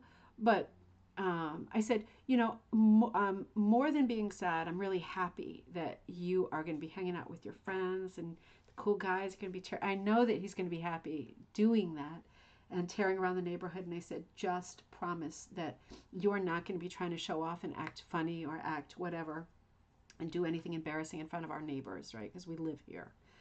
So he promised, but I don't know. Sometimes he's just so crazy. It'll be fun, though. I'm going to fill in this one a little bit more. Diane said, oh, thanks. I try, Diane. I really try. It's looking fabulous. It is. It's good, isn't it? It's good. That is a good technique. It makes that one nice little point right there, right? That one little doodler sticking out. It's a good technique. Now, I could do it again here, but I really don't need to because it doesn't have to be a really sharp loop right there, right? I can just fill it in with the tail, and that's actually even better. So this wool that I'm working with here is actually thicker than what you've got. It's a quite thick wool. Because remember I said I did so many kits in a hurry, I blew through my stuff, and now I have more drying because I have a few more kits to put out that were ordered right before. And there might be some yet to come because this kit is available, anytime. But I was running short on the colors that I had, so I ended up using stuff from the studio that was similar colors and the same colors, but some of them really are much thicker. This one's much thicker. And I know that because my callus is like, this isn't working, but it's absolutely working. It's just a bit harder to pull through. And I'm wondering, Maggie, which hook you've got in your hand right now, and if it was working out using the crochet hook, or if you moved back to this hook. And because we are in the same backing fabric, and I've got much thicker pieces here, and it is definitely a little bit on the tricky side, but it's still working quite well, I have to say. It's working pretty well. There we go. And you know, I'm gonna, wait a minute, let me do that a little bit cleaner. I'm gonna come into the edge here and I'm gonna cut it. I don't, when I come to the edge, I don't like squishing stuff in too tight, because if I squish any tighter here, it's going to affect this curve. Is pretty, it's a do or die, right? This is the perimeter. I'm going to fill in around the edge. I'm sure I'm going to fill in the background, because that's usually what I like to do almost always, but I still want the shape of the pumpkin to be pretty crisp. So I'm not going to fool around a lot with adding extra loops on the edges, right? I'd rather literally cut and move somewhere else than add even half of an extra loop, because sometimes even a little bit extra weight is too much weight. Ain't that the story of my life? But it's just a little bit too much. It's enough to change the shape of the thing. So yeah, that's a big metaphor. So tomorrow is the day. Are you all set with your candy baskets and stuff? You expect kids to be coming around, knocking and ringing and all that stuff? Is fun. Oh, it's fun. It's fun. And you know, that night that we were at my mom's, it was just a Saturday. I was running the show for most of the night, but then I came down for a few minutes, and I got to spend some time with her a little bit in the morning when she came in from church, because I was up early working on my stuff, and she goes to church early because she's one of the greeters, and we got to spend a little time together when she got back, which was really nice. But you know, we got talking, and it got me thinking that it wasn't that long ago, you know, when the kids were young, wasn't that long ago at all, but I had bought, when we moved back to the United States, I bought a crazy amount of VHS tapes. A crazy amount, because that was what I, for the most part, grew up with.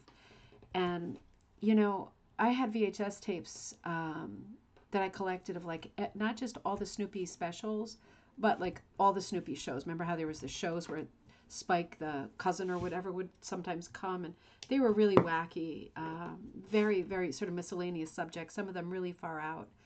But we have all of those on VHS, and even with the stupid Great Pumpkin, right? The Great Pumpkin, I can never find it.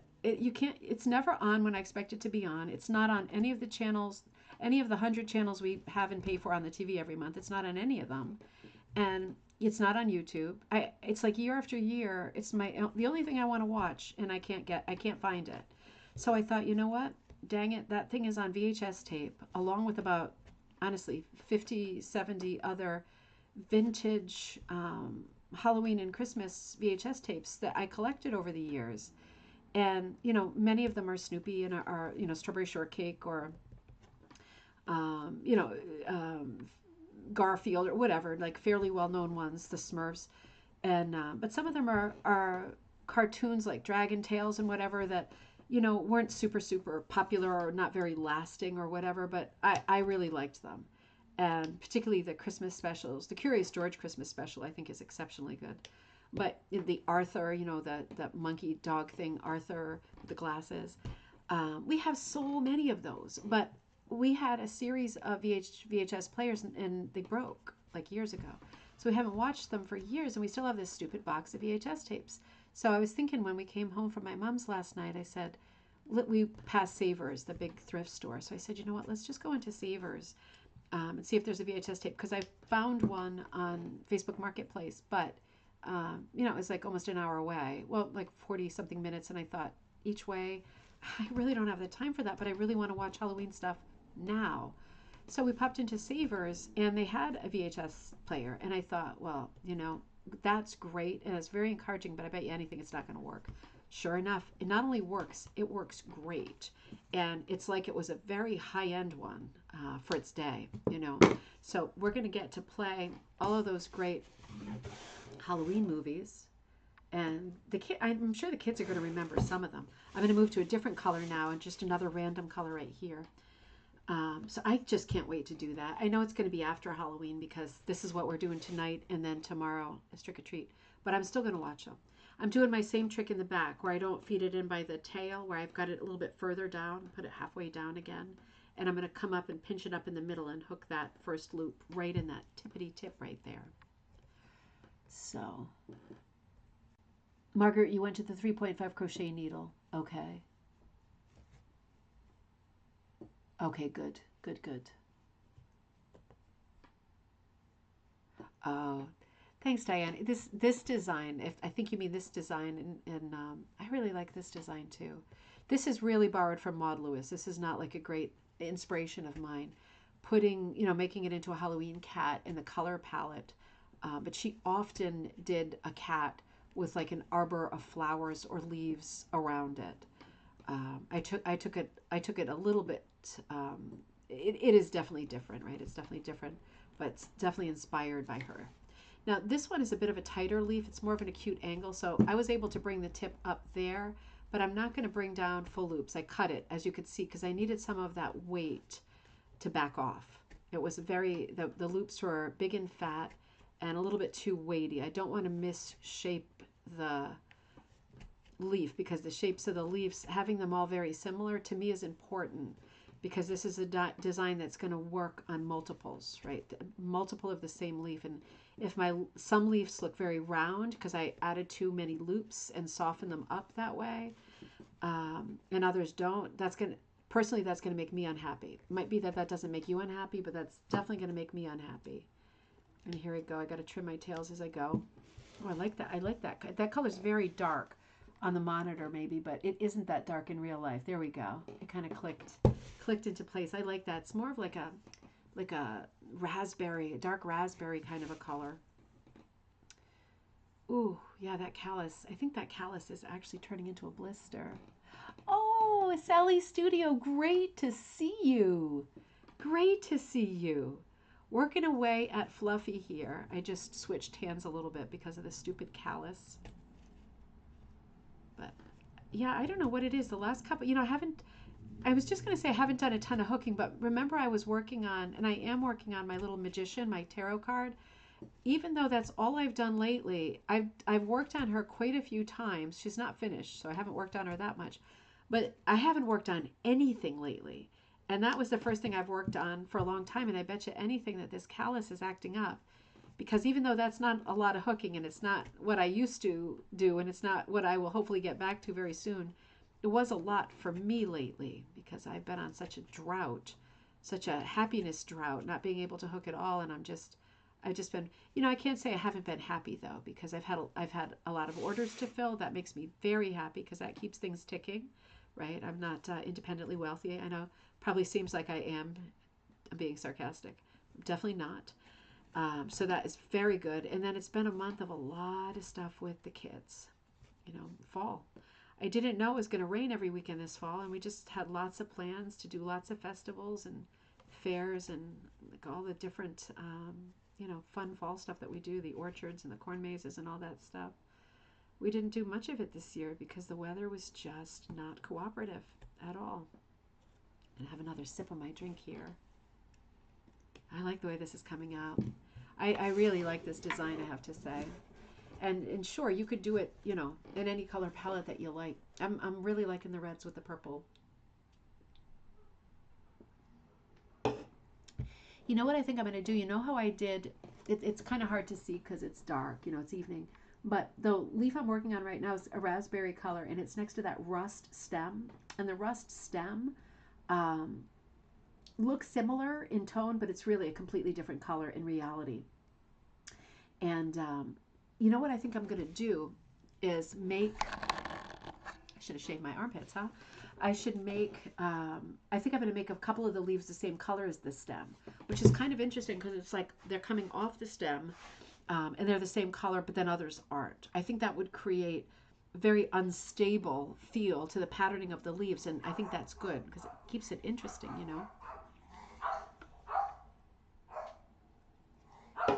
Button's the dog. He hears somebody down there. I'm telling you, that animal, he's so little. Does he ever think he is he feels that he is the ruler of the pack, without a doubt. He's at the top of the pack. He is just incredible. He's such a little guy, little Yorkie. But when it's time to wake up and get the kids to school, it's like, whew, get out of his way. He's like better than an alarm clock. And he does know when it's the weekend because he doesn't wake people up. Isn't that incredible how dogs are so smart? But when it's a weekday and he knows the kids should be up, he is like a little soldier marching up and down the hall up here where the bedrooms are. And he's making all kinds of whimpering noises, like he's all kinds of distress. And then we finally open the doors, and bring the kids. We bring him in bed, like a little bit of breakfast and chocolate milk and stuff. And he gets up on the bed and he visits both, and he kind of like a bit of a roughhouser, kind of jumps up and gets all fluffy and fiery, and he goes back and forth, and he just makes sure that they're getting dressed and everything, and then he starts to get all again when he knows that we ought to be like downstairs and working toward exiting the house, and if we're not, he gets absolutely frantic, and then he'll eventually start barking, and and then he'll go outside and he'll just wait in the yard because he knows he's going to come with us and there's no way we're going to leave him behind. So he goes outside and he waits to put his harness on. And then I tend to leave a couple minutes early with Ted because we are both a little bit slower. I have a lot of, it's such a stupid problem, but when I was younger, I used to run about 8 miles a day, and I used to love boxing, not kickboxing, but actual boxing. And then I take like 2 classes at the gym. I'm not kidding. I was so fit. It was crazy. It was like I looked like a different person. But I blew my hips out at that time because I ran so much, and so much of it was downhill. And now, at least back then, they talked to me about very early hip replacement and having worn down my ball and socket joints. And I thought, oh, fantastic. Exercise is just fantastic. That was great. But over the years, I haven't been able to run again, but I can walk. But when I walk back to school, maybe it's just because it's new. I can feel it in both ball and socket joints. It's quite uncomfortable. So so I walk a little bit slower. So I don't put, like, if I start to run or get any kind of a cadence or bounce going, it's much more noticeable, and that makes me nervous because I'm like, here we go, activating it. It's like if I can keep it under wraps, it's all right. As soon as I activate it, it's not all right. So me and Teddy just walks a lot slower too. He lumbers along, and so we leave a little bit earlier. And Jocelyn, and I'm doing the same thing here. I'm going to use this material for this third leaf here. This is more of a what I would call dusty rose or desert rose color, maybe tea rose, I think. I'm going to do my trick with the point again here. But I get going with Teddy a little bit early, and Buttons, he stays inside the gate. We don't leave the gate open. That would be deadly. But he stays inside the gate willingly because there's no way he's leaving the house before Papa and Jocelyn also exit the house. So it's just funny how he is. He is in charge of everybody. And even though they leave a lot later, he runs. I mean, he's on his leash, but Joss is on her bike and Papa's walking, and because he's so tall, he walks very fast. But man, that dog, within a matter of minutes, comes out of nowhere. I mean, he was like a greyhound in a past life, and gets in front of us. And the whole time, I can hear him behind me. He sounds like a duck, like making a quacking noise because he's straining himself so intensely to be the leader who's in front. He cannot stand. He's like the person in the line who's like, me first, and cuts everyone every day. It's him. So he does that, and then he gets to the front of the line again, and then he stops making the noise and being so aggressive, when he's at the front of the line. And I always say to the kids, I know that I guess that he knows he's a dog, and I know he knows he doesn't feed himself. Oh, I got the other side in there. That little point is in there. But I said, as far as, if the family is a pack, I'm pretty sure that Buttons thinks that he's on top of you 2 children. I'm pretty sure. I think he really considers himself, he's right after the parents in terms of being in charge and taking care of the kids. He's very, very, very serious about his work at the house. He is such a sweet little dog. I'm telling you, I don't know how we got so lucky. I ended up buying him. We wanted to rescue a dog, but man, we waited forever. And Teddy was very afraid of dogs back then, and he didn't even really want it like a retriever or a lab or something like that because it was too big of a dog. And everywhere we went, I was willing to take like an elderly dog or any kind of a dog, but I pretty much wanted a quite smaller medium dog that was, you know, historically not aggressive style dog. And I know people say, oh, it depends on the family and whatever. To a certain, it does. Yes, of course it does. But I wanted a dog that also other people wouldn't be nervous about when we're walking and stuff like that. So I didn't want a dog that was, you know, typically problematic dog. And that was the kind of dogs that were at the rescue shelters. We waited forever and ever. And, um, and we were supposed to get this dog, and I was going to drive to like Tennessee or something to get the dog. And it was like a medium-sized dog. It looked like maybe like an Australian Shepherd or something like that, a little one. And I thought, yeah, I'll drive out there. Let's do it. We've been waiting for a dog. And then the night before I was supposed to leave, which I guess is a weird kind of a blessing, um, I guess the dog went crazy and like was biting people. And they called and said, "Ooh, we don't know what's going on with him now. He's like, you know, we got a problem, and he's bit like some of the staff, and we're not really sure why. And do you want to wait, you know, wait on him and see what he does?" And I was like, "Oh no," because we'd been looking at his picture for so long. And we said, you know, we really, with the way that he's been in the last 24 hours, we don't know why it started. And they didn't know anything about his backstory. And they said, you know, you've got two really young kids. The kids were this was 5 years ago, 6 years ago. So I said, all right. And then that very day, we went out to the Goodwill to look for some treasures, you know. And somebody at the Goodwill had two little Yorkies, full grown, in a shopping carriage. And I didn't even know they were there. They were so quiet, I mean, unlike Buttons. And we were shopping around, and change that, that's hurting my hand. And I looked down into the carriage, and I saw these two little faces, and I'm, oh my God, they're so cute. And I said, what kind of dogs are those? And I've seen Yorkies before, but I don't see them often. And, you know, they said they're Yorkies, and maybe they were teacups or something like that. They seem very small. But I said, oh my gosh, they're so cute. And she said, yeah, you know, we got them from the breeder, and the breeder's real nearby, a few towns over. And I thought, ooh, really? And she said, yeah, you know, I can give you her number. And she gave me the woman's number. The woman was really sketchy. But, you know, we ended up, I mean, yeah, the dogs cost a lot, right? It was like a few thousand. But we were looking for a buddy, and we got like the best, for us, the best buddy we could have ever gotten in a million years. He will always be. This is the dog that the kids grow up with, and they're going to have the feeling about Yorkies the way that I feel about Scott Terriers, because I grew up with a Scott Terrier. To me, that's the dog. Like, that's the all-time best dog. And I love Buttons. He's very similar in his temperament, very fresh in the same way. But they're always going to love Yorkies because he has been, and he's still a fairly young dog. I think he's 6. Yeah, I think he's 6. But they're always going to remember that this was their first dog, and that's a big deal. That's a really special thing. And Sue says, came by to say thank you for making Halloween fun. Oh, Suze, it is fun. You know what I tried to do to make Halloween extra fun? I'm so angry. Both today and the other night for gallery night, you know, I have a stupid green screen, and I downloaded a bunch of images, like a haunted house and an image with like colorful trees in the background, a bunch of carved pumpkins and stuff. And I'm telling you, I cannot figure out how to use the green screen with this program, Streamlabs, right? It's not like, I mean, use a green screen with Zoom. That's one thing. This is something else.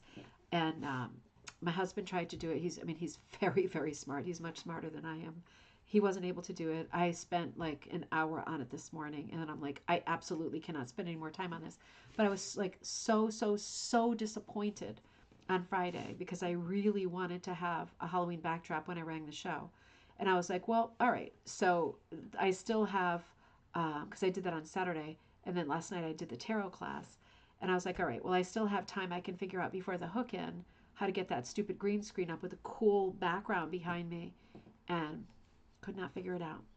I'm not giving up on it, but it definitely wasn't something for today with how busy I've been. And I was just very disappointed because I'm happy that you feel Halloweeny, Suze, and I do too, but I wanted it to be more Halloweeny. So I was a bit disappointed about that. I had this just vision of having this cool background behind me, for a different one for each thing that we did, you know, through this time.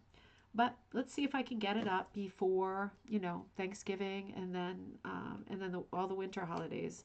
If I can figure out how to do it, just do it once and then I'll know. But oh man, what a thing. What a thing. And it's like when I look at the stupid tutorial, it's like he's telling me to press buttons and the buttons aren't there.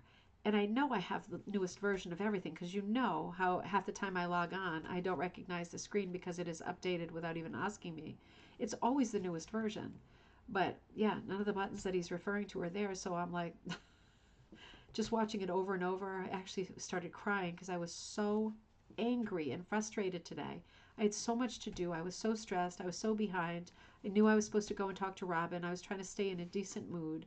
And I just was like, what is wrong with me that I cannot make a green screen work? Really, really frustrating. And then it just tipped over into everything, as it does. So I'm working away. Let me see. I'm working away on this lamb. Oh! He's from, okay, you have a Norfolk Terrier named Watson. Isn't that perfect? Isn't that perfect? That's the perfect sidekick name. Oh, how funny is that? I love that. He's actually from, he's actually from, he rules everything. Isn't that true with those little dogs? They are the best. They have such personality. And Dawn says, my mom had a Yorkie, and she's the sweetest little thing. She takes her everywhere, very, very friendly. And Watson is from Czechoslovakia. Oh, how funny. He has a passport. Of course he does, right? Isn't that crazy the way they have dogs? I mean, it's so inconsistent dog travel, right? Change of subject, dog travel. I know it's changed over the years, but when my dog Candace, the Scott Terrier, was alive years ago, and we moved quite a few times when I was like a teenager, right? I went to 3 different high schools.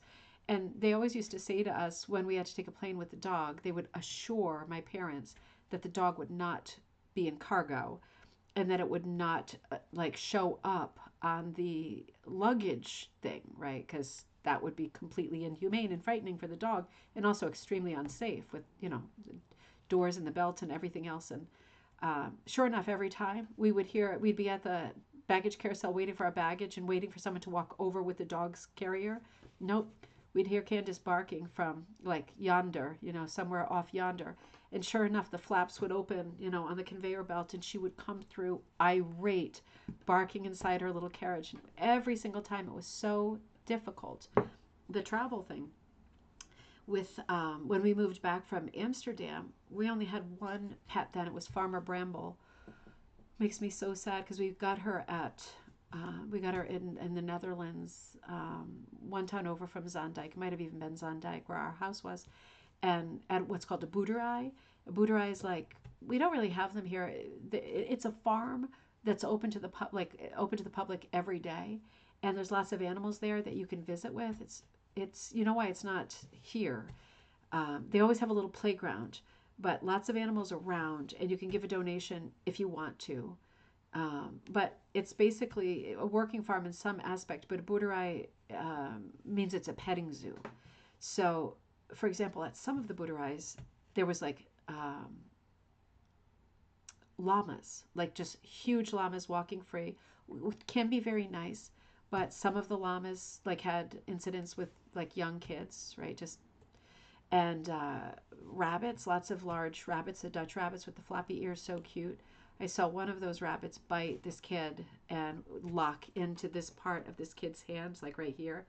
Whoo, that was bad. That was a bad one. That was a really bad day for me too, because it was so stressful. But I was the only one there to help, and the mother instantly lost her mind. But the boerderijs, they don't, you're there to make good decisions with your kids, but people don't always make good decisions. And, that mom was letting that child put her hand into the rabbit's cage. And this was a little kid. And then when the rabbit clamped on, my instinct was to say, what did you think was going to happen? But, you can't, that's not helpful. That's not helpful in that moment. But the boerderijs always had different animals. And this honestly might be where Teddy got his like fear of all animals, including dogs, because they just come at you. And sometimes the animals and the goats with the kids in the baby carriage and stuff, they get right up with their hooves or their paws or whatever onto the tray table of the baby carriage, and then they're like in your face, licking you or sometimes nipping you. Nothing bad ever really happened to us, but it was quite scary for the kids. still, it's culturally something that people did there. I mean, most villages have a boerderij. Even in Amsterdam, there was one, and it was quite close to where we live. So we tended to go pretty much every day because there wasn't a lot to do. So we'd walk over there, we'd check out the animals, we feed the goats, and then the kids would sit, on the swings, or there's always like a little sandbox, and that was very, very nice. But lots of stuff with animals and peacocks, right? Peacocks coming after the kids, stuff like that. I mean, believe me, I'm happy that it all happened because it's animals and you're supposed to have a healthy respect for animals. And the kids now love animals and are not scared at all.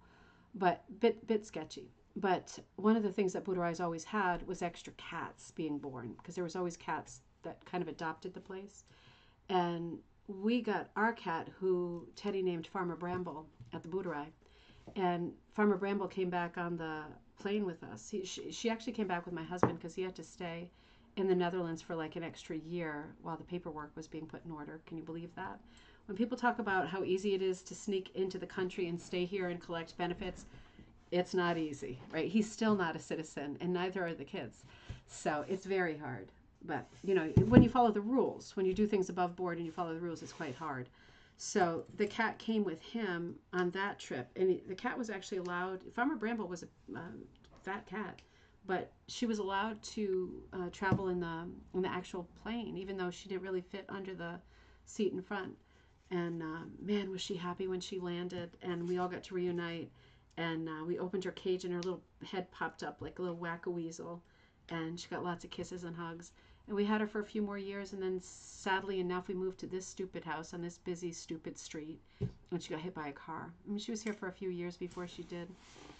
But like cats do, there's like a conservation area on the other side of the street where there's no cars. It's completely bracketed off. You can't even walk in there. But instead of being in there with all the rabbits and the little things and the little water, she was always crossing the busy street, and that's when she got hit. Super sad. It was very, very upsetting, and I still miss her because she was such a good girl. She came such a long way to be with us, and to then die like that, it just seems so unfair. But I'm on my last leaf on this side, and I think probably what I'm going to do, I know I said I was going to hook the whole thing. I don't think I can possibly hook the whole thing. I think it's too big, but I'm going to hook a bit more of it. I'm going to hook this. I'm going to hook the eyes. I'm going to show you what I'm going to do in the background. I'm going to be on for quite a bit longer.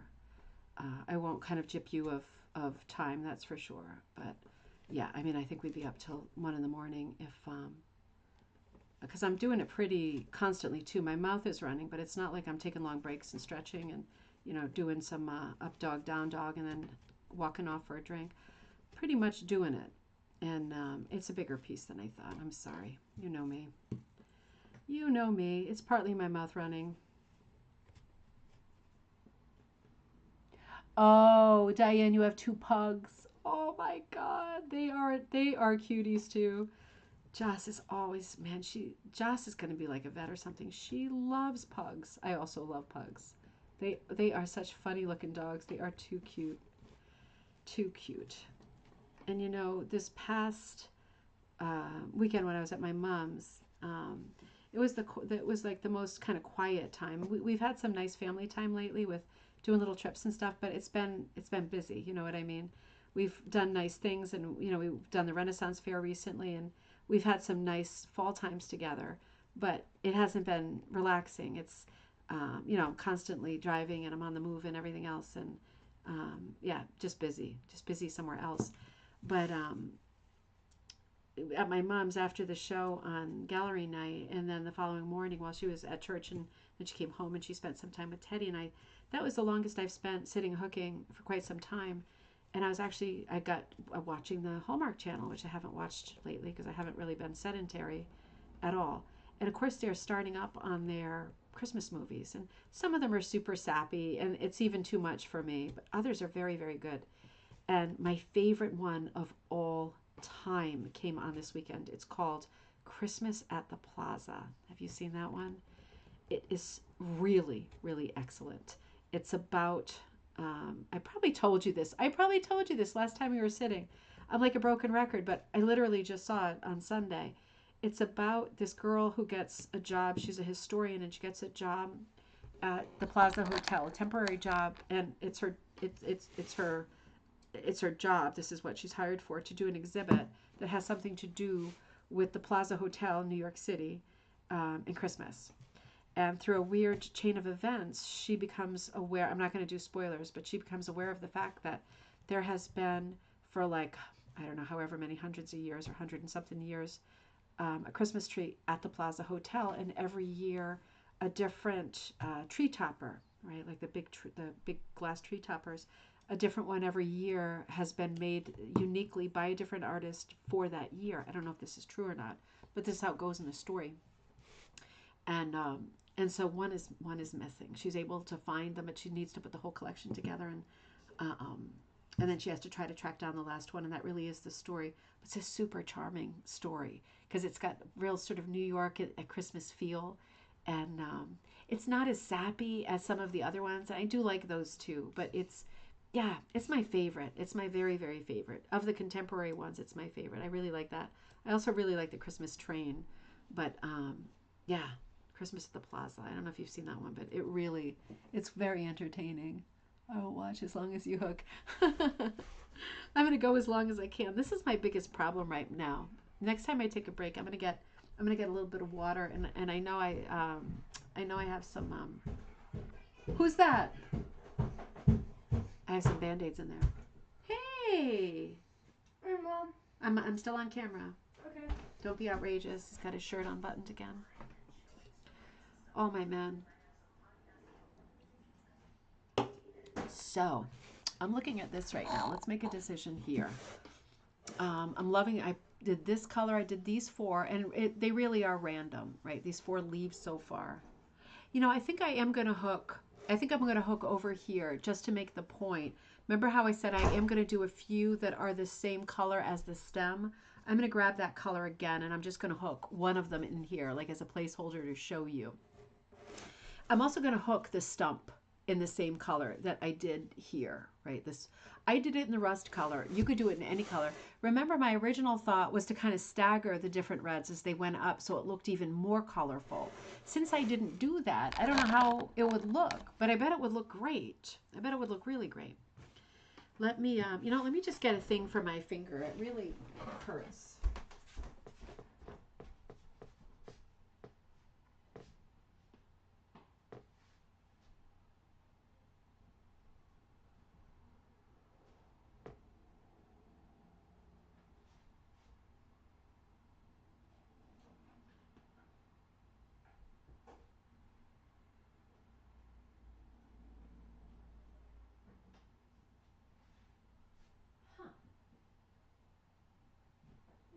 Wouldn't you know it? Oh, there they are. Hidden in plain sight. Got on my Halloween leggings too, right? Why not? If not today, then when? All right, put one of these guys on.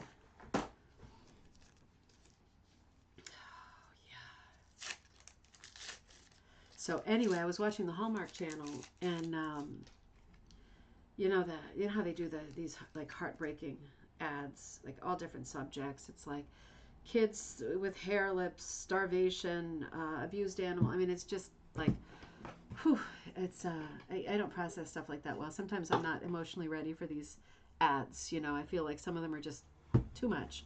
So new one coming at you, and it's like. I saw it about 1,000 times. It was like, it takes someone special to take on an elderly dog or a dog with problems. And oh my God, they were showing dogs, that like they look like the sweetest, happiest, friendliest dogs, but they did have like they were very, very elderly or had health problems or were in like a doggy wheelchair or that kind of thing. And I thought, oh, I could take a dog like that. I could easily take a dog like that. I could definitely care for a dog like that, and I thought, ooh, that would be hard on the kids if we had a dog for just like a few months and then it passed away. And I thought, ooh, but we could give it the best few months of its life, while it was with us. And I thought, I'm seriously thinking about that. I have to see how it goes because I know I'm always also thinking about money. But I do know that my first book, I start getting paid for that in January. It's been a long time, hasn't it? Because I started that book like over 2 years ago. But you don't see the money for it. You get paid for books twice a year, incidentally, at least this with this publisher.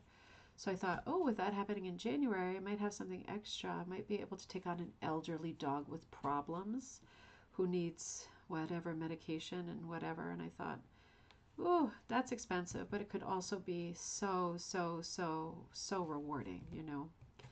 It wasn't just that the ad got to me because it made me feel sentimental at that moment. It just reminded me, and maybe because I'm getting older too, that these dogs, you know, they were talking about dogs that would have a very hard time finding a home because they are so old, and maybe their person has died, and how scared and lost they must feel just in some weird place with other dogs coming and going, and they're never going. And I just thought, oh God, I'd love to do that. I would love to do that. I don't know what Buttons would have to say about that. We'd have to make it work, obviously, because Buttons, although he thinks he's the boss, he's not actually the boss. But I thought could be hard because we do go away a lot for weekends. We are a big going away family person. But I thought, you know, maybe we could find somebody in the neighborhood who could come and pet sit. So right now, Buttons usually goes with my mom, but I don't think a second dog would. My mom would be crazy. I don't think she's honest. She'd be crazy if she heard me saying this. She'd be like, are you out of your mind? But yeah, it did make me think, you know, everybody deserves to have the most life that they can have while they're here, right? And then it's all done. So coming around the corner here. Ooh, that worked out well. I just came right up here and I was able to put, see how nice and sharp that looks? I was able to just add one more loop right there. It looks quite sharp. And, you know, when things look that good and tidy as that does right at the edge right here, I am not going to pull that up and leave a ratty tail. I'm actually going to leave that tail under. So I am breaking the rule. I'm breaking the rule because it looks perfect. And if it ain't broke, why fix it, right? Oh, Sally, thanks. It's just, yeah, just heartbreaking. Really heartbreaking.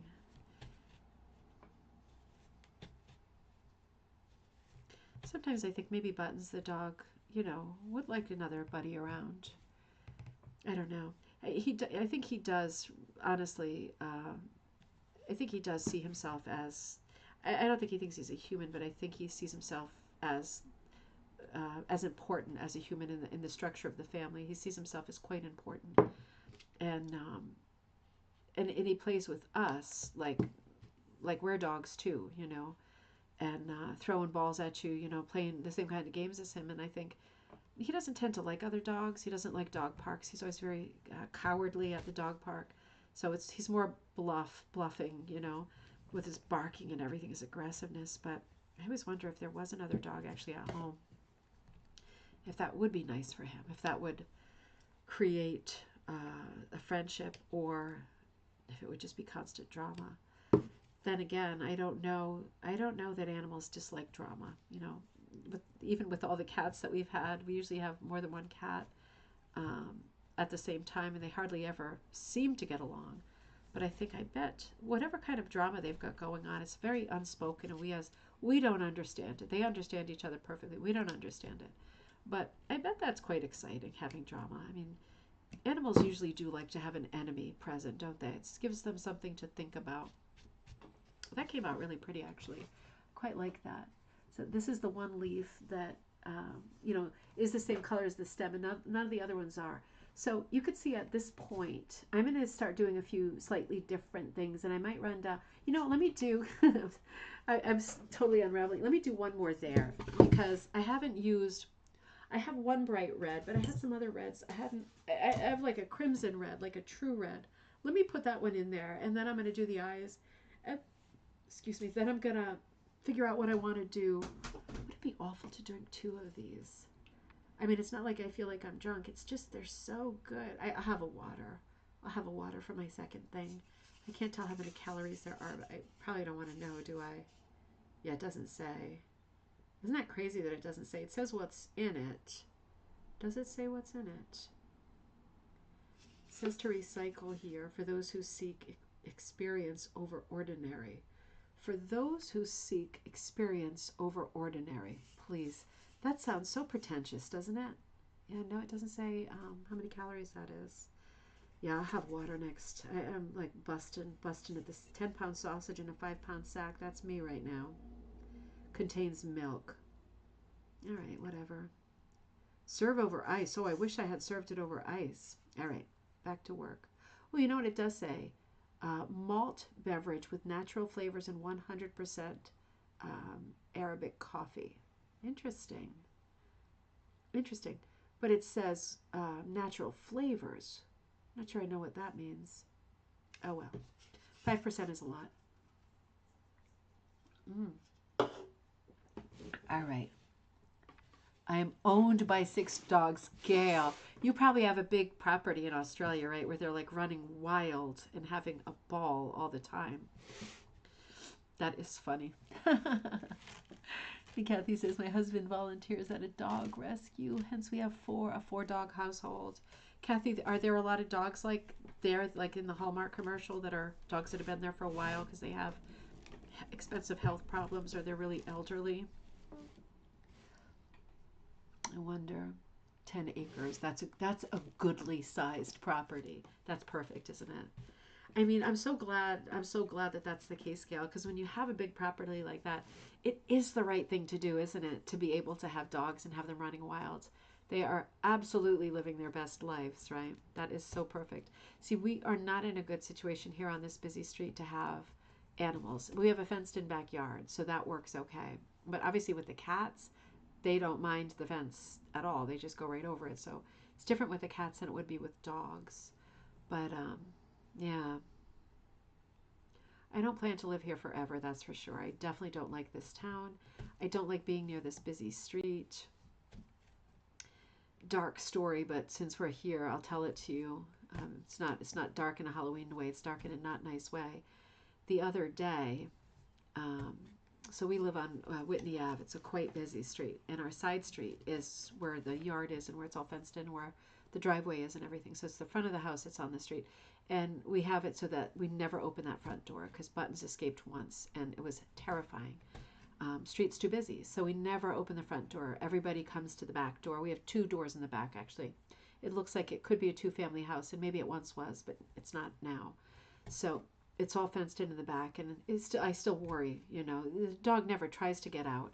We have accidentally left the gate open for moments here and there, and he doesn't think to leave, but it's not impossible, you know.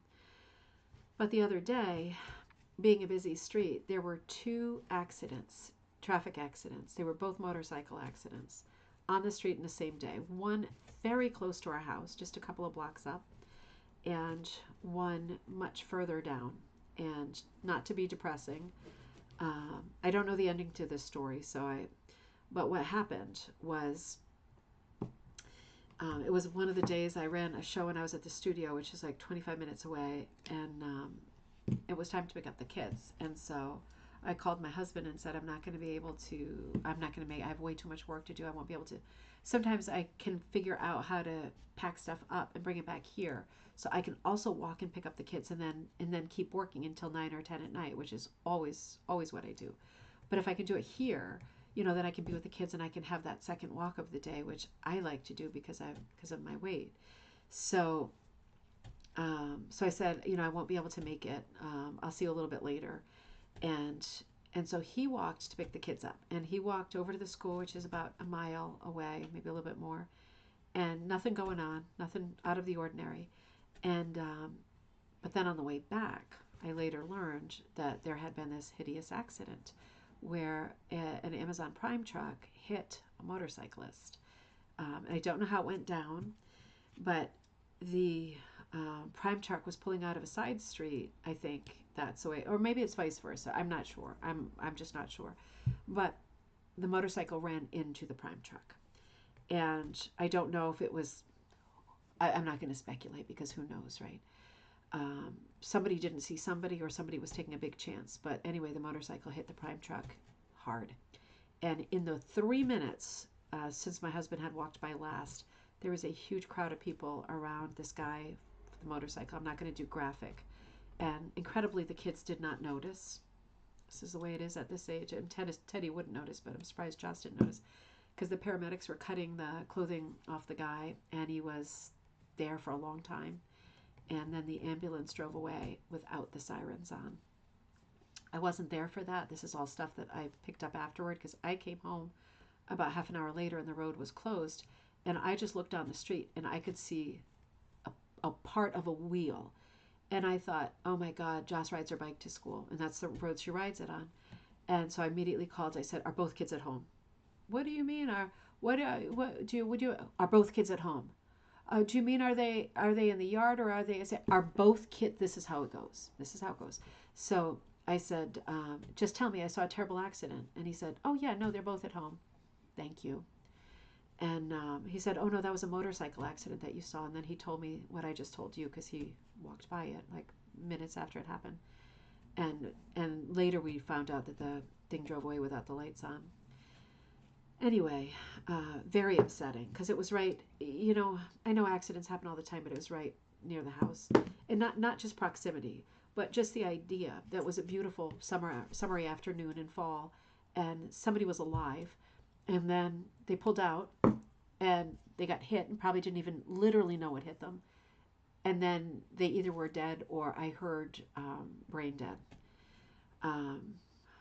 Which weirdly I hope it was, because you just never know then, right?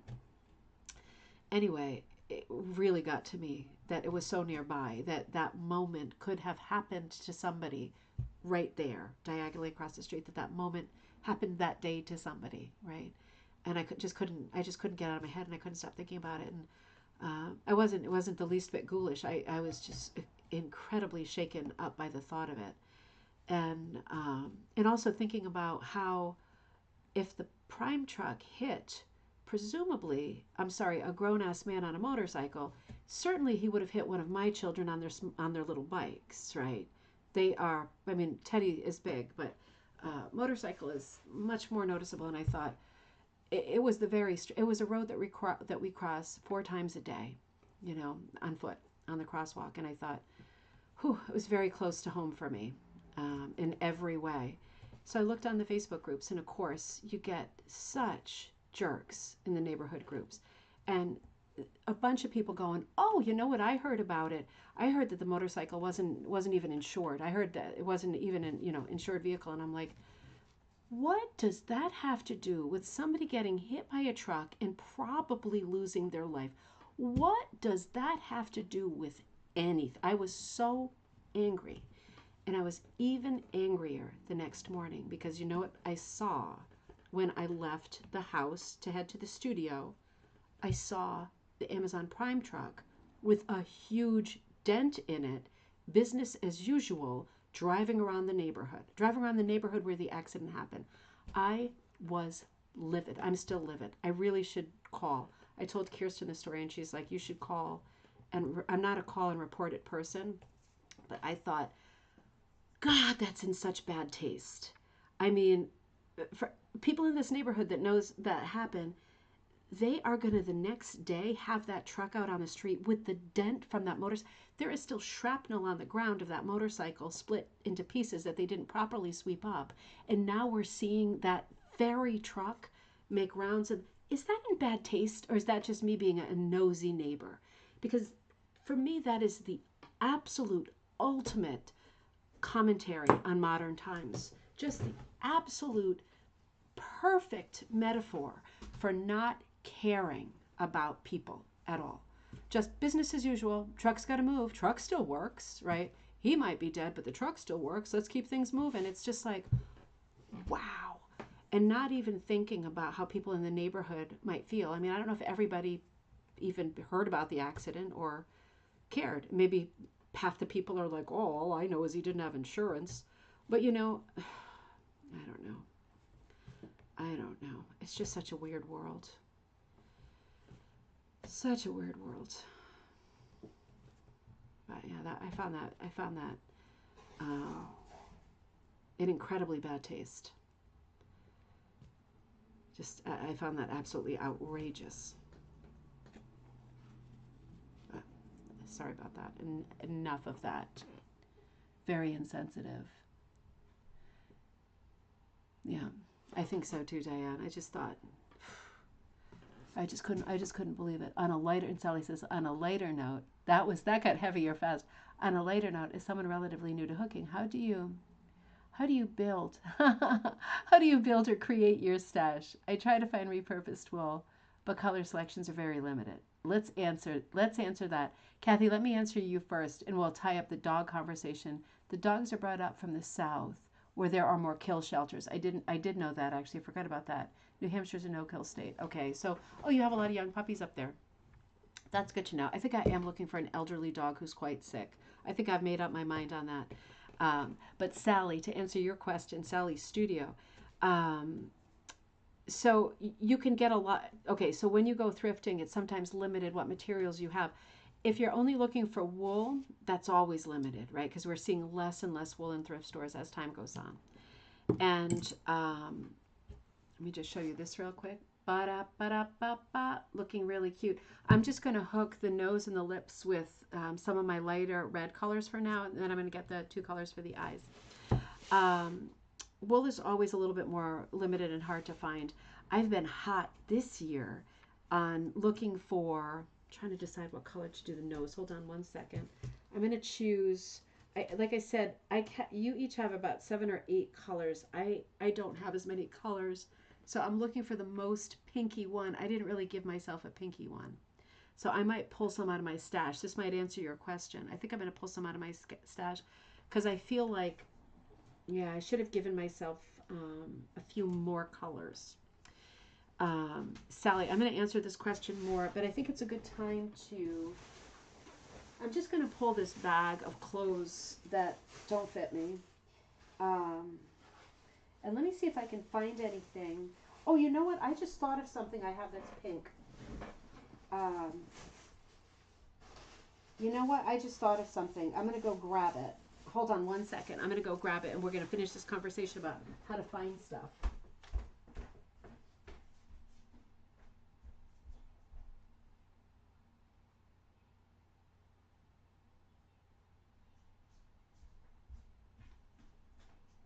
You know, I remembered that I had this in the bathroom. It's pink.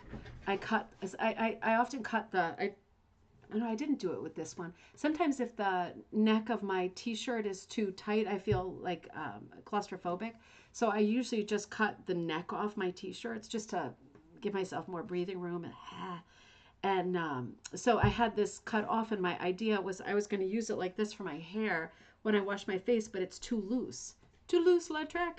So I actually have had it hanging there for like months, well, since the summer. And I know I'm not going to use it, but I also haven't thrown it away. And it's a really pretty color of pink. So I'm actually going to use this instead of something for my pack, because I really don't have the full color range in my pack, just for the nose and the little lips. And this is a knit. This is a t-shirt neckline. So yeah, so finding wool is always a little bit harder. And if you are at all at peace with hooking with, for example, t-shirt material or sweater material in this weather, even if it's not a wool sweater, right? Who cares? I use a lot of anything sweaters, stretchy cotton sweaters, synthetics. Sorry, I'll shut the door if Teddy starts. He's making his autism noises over there. He goes nuts. Teddy, I'm on a live thing. Can you try to keep your noise? Okay. Yeah, if you're open to, so I just cut it off the ribbing and I'm just opening it up and it's making a nice flat piece like that. You can't see it because my lights are crazy, like X-ray lights right now to do the show at night. But it's a very pretty color of pink. It's going to be perfect for the little nose. If you're at peace with using other kinds of materials, then really going to a thrift store and not looking for wool, you'll be able to really find absolutely anything. And the other thought is, if you really do like the wool and you really do want to use the wool, you can always over dye it. And I have lots of videos on dyeing and more videos to come on dyeing, and I'm doing this ongoing dyeing class as well. There's lots out there on dyeing. Even if you just want to do like RIT dye, because that one's easy to get, it's a good one to start with. And you can over dye, if it's 100% wool, you can over dye that easily with most of the RIT dyes, not the synthetic one, but like the classic RIT. and I have lots of videos on the other brands that I use. I'm mostly a Dharma and Pro-Chem person, just because I don't like the packaging of the Cushing, and I don't have the time to dump them all into little pill jars and make a project out of that. So I tend to go mostly for Dharma and Cushing, but those dye wool and natural fibers very, very well. I love the colors. That's what this whole project is. So yeah, I wouldn't give up on thrifting just because it's so much fun to find stuff that's, so different. And if you are finding a disappointingly limited palette, think about the possibility of dyeing, even if it's not right now. Maybe it's something to think about in the future. That's a possibility. Oh, that looks real cute. I like that. See that? The little lips. It's not quite right. I'm going to fool with it. Let me bring you with me while I fool with it. Now, you're not going to have this problem because you've got wool. Oh, you know what it is? You know what it is? You know why the bottom of it looks like he needs a dentist immediately? It's because I have a holiday right here. See the black? And I remember when I was hooking that black, I was thinking, oh, I wonder if that's enough. And it wasn't enough. It's not close enough. Let me hook underneath there, and I'm going to have the perfect little lip. But yeah, building your stash, you're either thrifting it or you're buying it new from a rug place. And I'm a rug place, right? So I have lots of, my scissors. I have lots of different stash wool type things. Or could I send you a palette to match? Absolutely. Absolutely, Sally. I can always do that. When people send me things to make a kit or to do stuff with colors, I just charge you for whatever you get, whatever, quantities of wool you get. I never charge for doing special stuff, or I never charge for custom stuff. I never do that. Never, never, never. Just for whatever materials you buy. And it's always the same price as what they would be if they were in a set. I do have a lot of swatch sets that are small amounts that make good stash builders. And I have a product called Crazy Eights, where you get they're double stash sizes, so they're much larger pieces. 8 different colors of one color family, like this in this piece with fluffy and all these reddish leaves that are red and rust and pinky colors and rosy and tea rose and rust, the whole gamut of red to tomato to brown to berry, all those colors of red. This set is called, what did I say? It was called Maple Leaf Riot. And then I have an all green set that's called Robert Frost's Vermont. And I have an all yellow set that's called something like Corn Maze. But, I have these Crazy 8 sets as well that are fantastic stash builders. Because if you end up using the colors, and then there's one color in particular that you really like, you could say, I really want this color from, because they each have individual names too, from Jam Tomorrow. I want this purple from Jam Tomorrow. And then I know what it is. And I can have the recipe and make some more of it. But I have a lot of, on Ribbon Candy Hooking, I have a lot of large swatch sets. So they're oversized swatches, way bigger than the traditional door wool swatches, way bigger size-wise than those. These are 11 inches long and almost 4 inches wide. So they're much bigger, but they're still swatches, so limited use. But it does build up your palette quickly, and depending on the swatch set, sometimes you look at a swatch set and you're like, okay, well, I like that Maud Lewis swatch set. That one just sold the other day. I like that one because it's got lots of browns and lots of greens. And if you do projects like this where you're like, oh, I'm going to use a lot of those colors, doesn't have to be exactly the same color. I think I'm going to like that. This one might be. We'll see. I've got to come down here now with that little nose. We'll see how it goes. I might have missed a loop there that I'm. Oh, you know what? No, that whole side needs to be done. There's another huge holiday. But yeah, Sally, I can do absolutely anything. I'm always excited to get orders. Anything you like, anything you're looking for, I can easily do that. And I know my website is not the best. I'm not really sure how to fix it either. It's hard to find stuff. Maybe when I do get a really good little break, I can really look at it and say, okay, we got to make it easier to find the wool or whatever. But the wool should be under supplies, and there should be a section of just wool. And it should be easy to find both wool swatch sets, Crazy Eights, wool yardage starting at the quarter yard, and also yarn and yarn sets. All of that is there. So, and I can always, if you say oh, this is what I'm looking for, and I bet you have it, but I can't find it. I'm sure you're right, and I can always help you look for stuff like that. But I can also absolutely put together color sets. That's a lot of fun. So I think I got his little mouth in there. And now I'm gonna move to the nose. I'm not gonna cut this in half because this is a thicker, oh, I still have this piece left over. It's a thicker piece. So let me get in here to the little snout right here, the little sniffer. And so let me see how this works. It's a different texture, but the color is right for me. Let's see. Yeah, I see what you mean, Sally. The dyeing is a lot of trouble. And if it's not a part of the process that you're thinking, oh gosh, I can't wait to dye. Oh, what a lot of fun. If you're not thinking that, you absolutely should not do it, because the whole thing with having to get different vessels and different everything, because the dye is very toxic. Get your kitchen in the kind of shape that you're not gonna kind of pollute anything that you might touch or eat off of. That's all. The PIA factor is tremendous. So if that's not attractive to you as oh, I have it in me to dye kind of a thing, it is better to just order the colors. And at the end of the day, once you start collecting so many different colors of dyes to do lots of different effects and lots of new recipes, that's a huge investment too. It's not, dyeing can be cheaper if you're making, the initial investment. Um, Ooh, it's an irregular little nose, but I have to say I'm kind of liking it. Haven't connected it yet. I have to see. See, I didn't completely. I might have to go in a little bit with the black.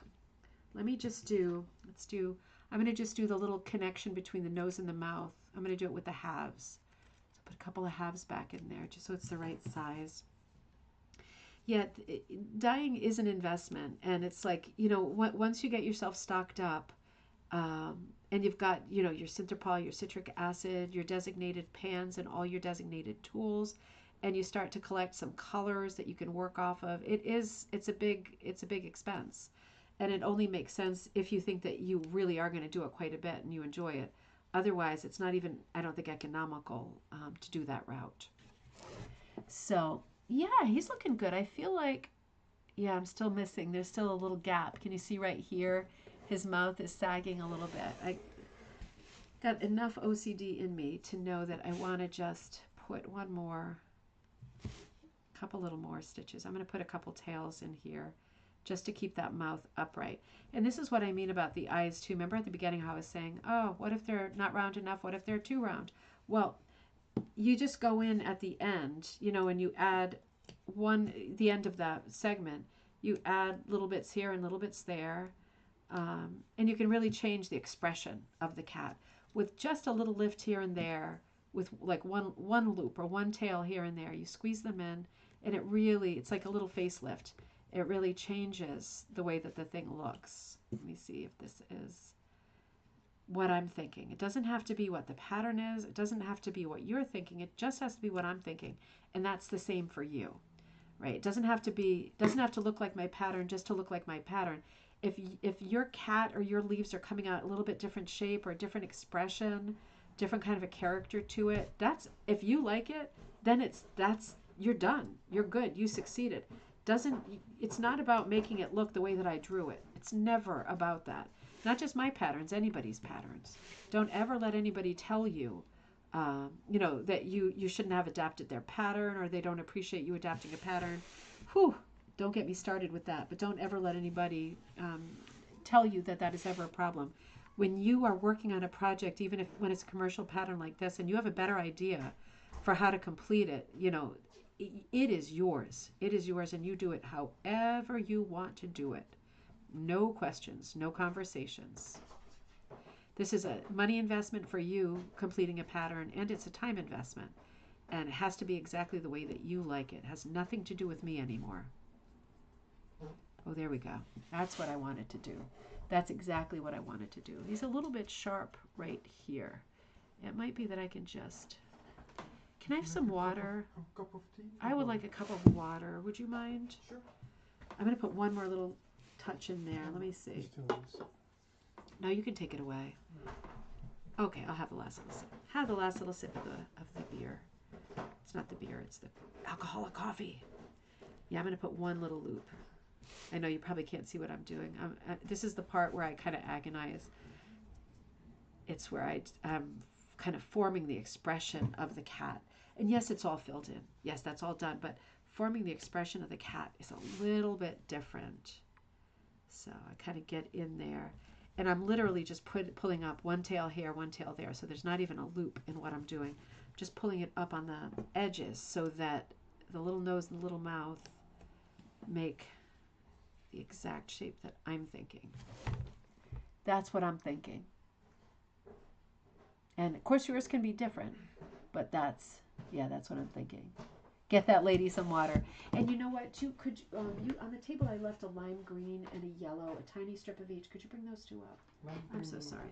Get that lady some water. See, it's still in the Kahlua cup, so that part sounds right. Having my Kahlua water. Oh, I'm so thirsty. Must be because the temperature was at 80.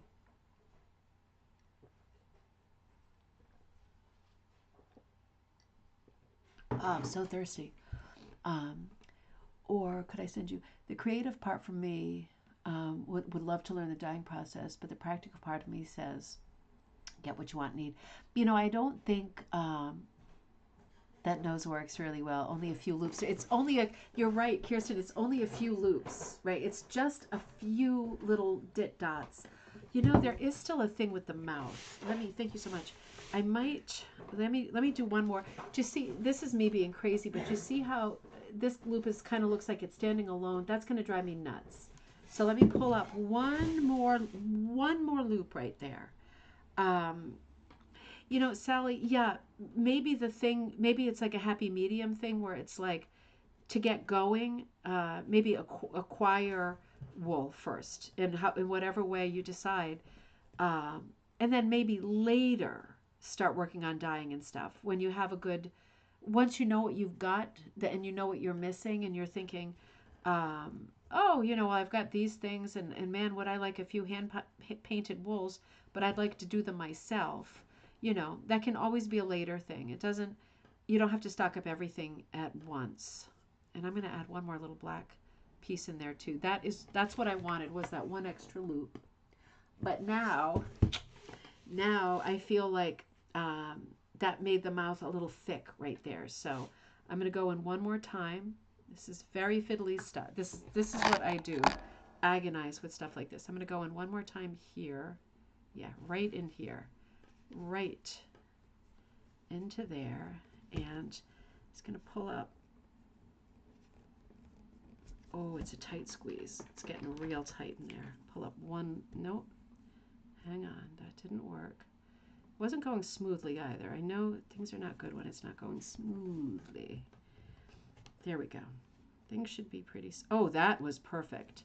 That one, when I pulled up that tail, it literally just went around its own little corner there. You know how it sometimes does that? Just hugs the other pieces. Come here, you stinker. Sally, you know what else I love hooking with is pantyhose. And that's been something I've been doing a lot of videos on lately too. And my whole witch, sorry, she's not a witch. She's the tarot magician card. She's all done in pantyhose. I'm almost done with her. Okay, that's better. I can see it is a little thicker on one side. I think I'm kind of okay with that though. I'm going to leave that for now. I quite like that, I have to say. Sally says, I'm 67, learning this all later in life, but loving the whole process and hoping I can pass this along to my 10-year-old grand. You absolutely will. You absolutely will. It's such a lot of fun, and it's so easy. I don't want to do any more spoiler alerts with that interview today, but she was asking me what I like the most about rug hooking and why, you know, because I think most of us, I'm 51, I think most of us have done other arts and crafts in our lives, right? And it brought us here to this one that's a little bit more unusual. And if it's not in your family, you might have never heard of it, right? Until recently or whatever. And, you know, and I thought about that before I answered it, but I realized that this is the first thing that I found that I feel has unlimited creative possibilities in terms of design, using color. But it's also the first craft that I've had that has that kind of expansive and unlimited possibilities, but it's also something I can do on the couch. And it's also something that when we do our weekends away and stuff, I haven't even cut these. I had to dye these really early this morning because I didn't realize I didn't have everything because I kitted so much stuff up. But you know, for me, coming from quilting, and you know, I taught stained glass for quite a while. Not something I want to do around the kids. They're not babies anymore. It's not like they're gonna, you know, play with a bag of glass. But you know, it's just it's not something for the main living area of the house. And quilting always took me out of the living room, um, and up into a different floor and an extra, you know, room. This is the first craft that not only I feel I can do absolutely anything I want design wise, and technically executing it any way I want, but I can also do it on the couch. Like if I have the time, I can do it on the couch. And if they're watching, you know, Beauty and the Beast for the 50th time, I can sit on the couch and work and complete a piece and watch Beauty and the Beast for 50 times. So if in that way, it's just such a beautiful craft because um, yeah, I can't think of anything that works like this. Even like, you know, I used to like to do a lot of painting and be with my thing of watercolors and stuff. I still wouldn't be, not to sound utterly lazy, but I wouldn't be literally laying on the couch, well, with my feet up on the couch, working quite seriously on a quite serious project. There's not a lot of stuff that fits into that category, and for me, this is it. So yeah, so it's such a fun, easy thing to come to at any age, and it's such a great thing to pass. Isn't the eye coming out great? Look at that. Just filling it right in. That crazy lime green is just filling right in so nicely. But yeah, doesn't matter when you come to it. It's that's gross. I have new pantyhose never used. Well, the ones I have are new. They're just, most of them are defective, and I also buy them wholesale. So I have them they arrive in refrigerator boxes that are literally the size of a refrigerator. But no, they're not used. Originally, you know, hooking with pantyhose is known as the Grenfell style because of a man whose surname was Grenfell in Canada who set up at the beginning of the 20th century an economic sort of mission to help this poverty-stricken stretch of Canada where the fishing had not been very good for recent years, and teach the women a craft, and the craft was rug making.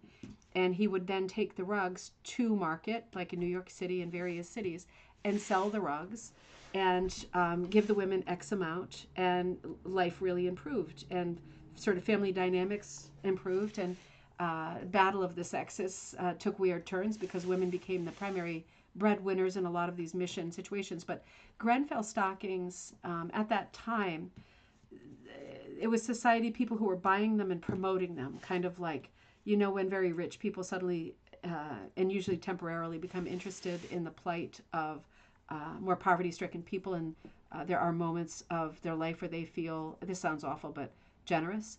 And this is kind of what happened. And these wealthy people were putting out word, we need your pantyhose. Like, please send your pantyhose to Canada. And they were used pantyhose. And tons of people sent used pantyhose to Canada. I'm going to hold on that story. You see where I am here with the eye. You see how I've got most of the loops around. And you see I want to get that black dit dot in the center. And I was about to plug in the next strip.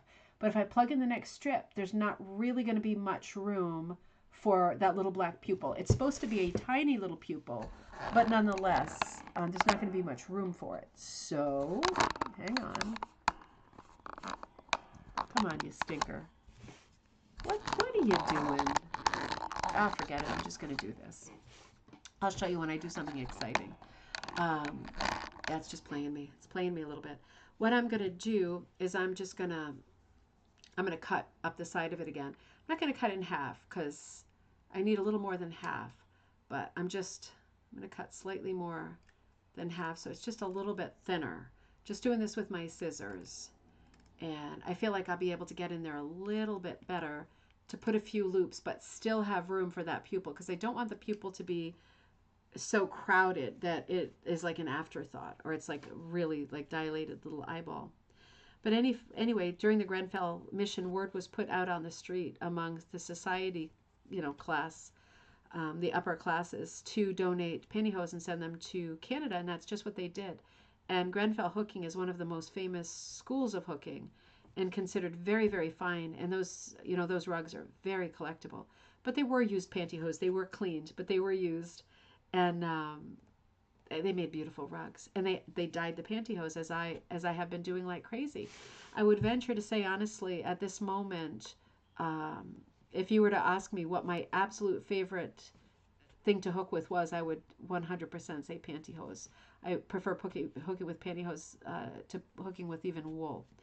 So, and in fact, one of the other things that I'm thinking about doing for the new year, after the Jane Austen Choose Your Own Adventure Advent calendar and month of like Jane Austen style projects and hooking with luxury products, right? After that, I'm thinking about in January starting a monthly club that's called the Blue Stocking Adventurers Club, where every month you're sent a bunch of stockings in certain colors, and we work on patterns together. It'd be like it's something of the month club, but it could be a very inexpensive club because the pantyhose are quite inexpensive and they are new. I promise they're new, but it could be fun because stuff with like wool month of whatever, wool month of the month of whatever, something of the month something, with wool and fancy yarns and stuff. Those materials are very, very expensive for me too. So even if I keep my prices way down as I try to do, those materials are very expensive. If I did the same idea with stockings and we had our Blue Stocking Adventure Club, I could keep the price of something like that down quite a lot. And it wouldn't be such a sticker shock thing every month, thinking, oh, that money came out of my account. Or I don't even think I have the sophistication to be able to do that. But if you bought it every month, you might go, oh, God, that's really adding up. If it was stupidly expensive. But I thought it could be something I could keep and that I could have like an adventuring theme. Really thinking about that. Lots of oh yes, there are hosiery mills in the area where you used to get deals. Oh yeah, that would be fun. That's gross. Sally says lots of textile mills in South Carolina, North Carolina. Oh, interesting. I didn't know there were a lot of textiles mills there. Just curious about the hosiery stockings that nurses used to wear. Those would be perfect because those are super opaque. Those would be perfect. So when I hook with the stockings, often the bottom of it is sheer, right, and or semi-sheer, and the top of it has a bit of a control top. So my dye, when I hand dye them in whatever color or mixed colors, it hits both. But where the control top is, it's much more opaque.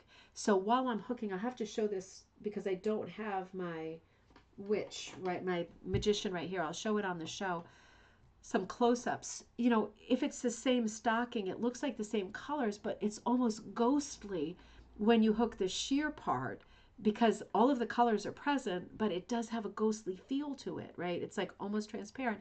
And then you hook a little bit of the opaque somewhere near it, and you can see it's an exact match, but it looks completely, color-wise, it's the same, but the materials look different because one is very sheer and one is very opaque. Both of them work great.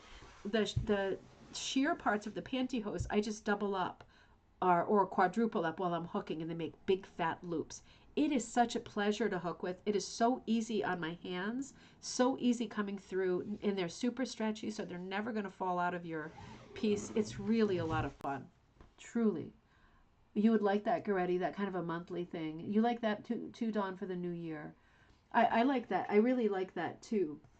I was thinking about it because with the theme of adventure, it could either be a travel theme. We could talk about very different things each month and have very different themes, and work, a different pattern each month. But just having like a huge box come and, get like fancy boxes of different color stockings. I'll have to think about it because maybe there's more than one pattern to choose from or something like that. So you don't ever get a pattern that you don't like. Or maybe you just get the supplies and I keep the prices way down. Maybe we just get the supplies and I put up a free pattern on ribbon candy hooking every month. And if you have the, that wouldn't really be fair. We'll have to see. I'll figure it out. Yeah, I'll figure it out. But I think it's a good idea. And I know other people do the something of the month club.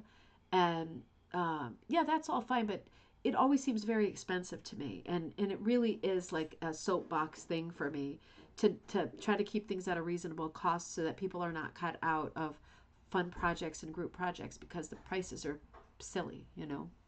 Dawn says, I like the video you just did with the pantyhose. It explains a lot. Thank you. Yeah, I did that one when we were away the other weekend. I was working like crazy on that. I say I was working like crazy like that. There was only about 2 hours I worked on it over the course of the whole weekend. Just with going to the pool with the kids and everything. You know, it's so much. Everything is so much. Okay, so I'm caught up there. So I want to show you something here. And I'm going to show you a few more things before I end. I'm really happy with the way this eyeball turned out. Vote on a pattern. That's a great idea. Oh, that's a great idea.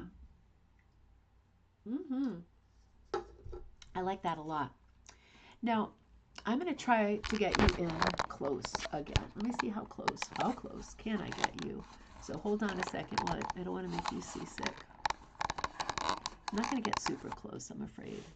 That's about as close as I'm going to get. And let me get these lights closer. I've got things stretching from across the room. Oh, you know what? Let me see if I can make this higher.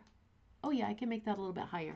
So do you see around the edge of this? It's almost like, oh, there's a little bit of gaposis here, right? The black doesn't quite meet. Oh, you know, that's what it is. The black doesn't quite meet. That's what it is. So, but it does look like a bit of a pinwheel. You see what I mean? You see little points sticking up a little bit. I just take really sharp scissors in those cases. And do you see how I just cut off that much, this little dot? But it actually makes a big difference to, I'm going to stand up while I do this. It actually makes a big difference to the look of it because I'm cutting off the very tips of the points and I don't want the points to bleed over into the black to make this pinwheel effect. I'm real careful, you know, that I'm not cutting my backing fabric. Just cutting the edges as I go. And you're going to see it makes a really big difference. It really tidies it up. If you want a perfect circle, it really tidies it up.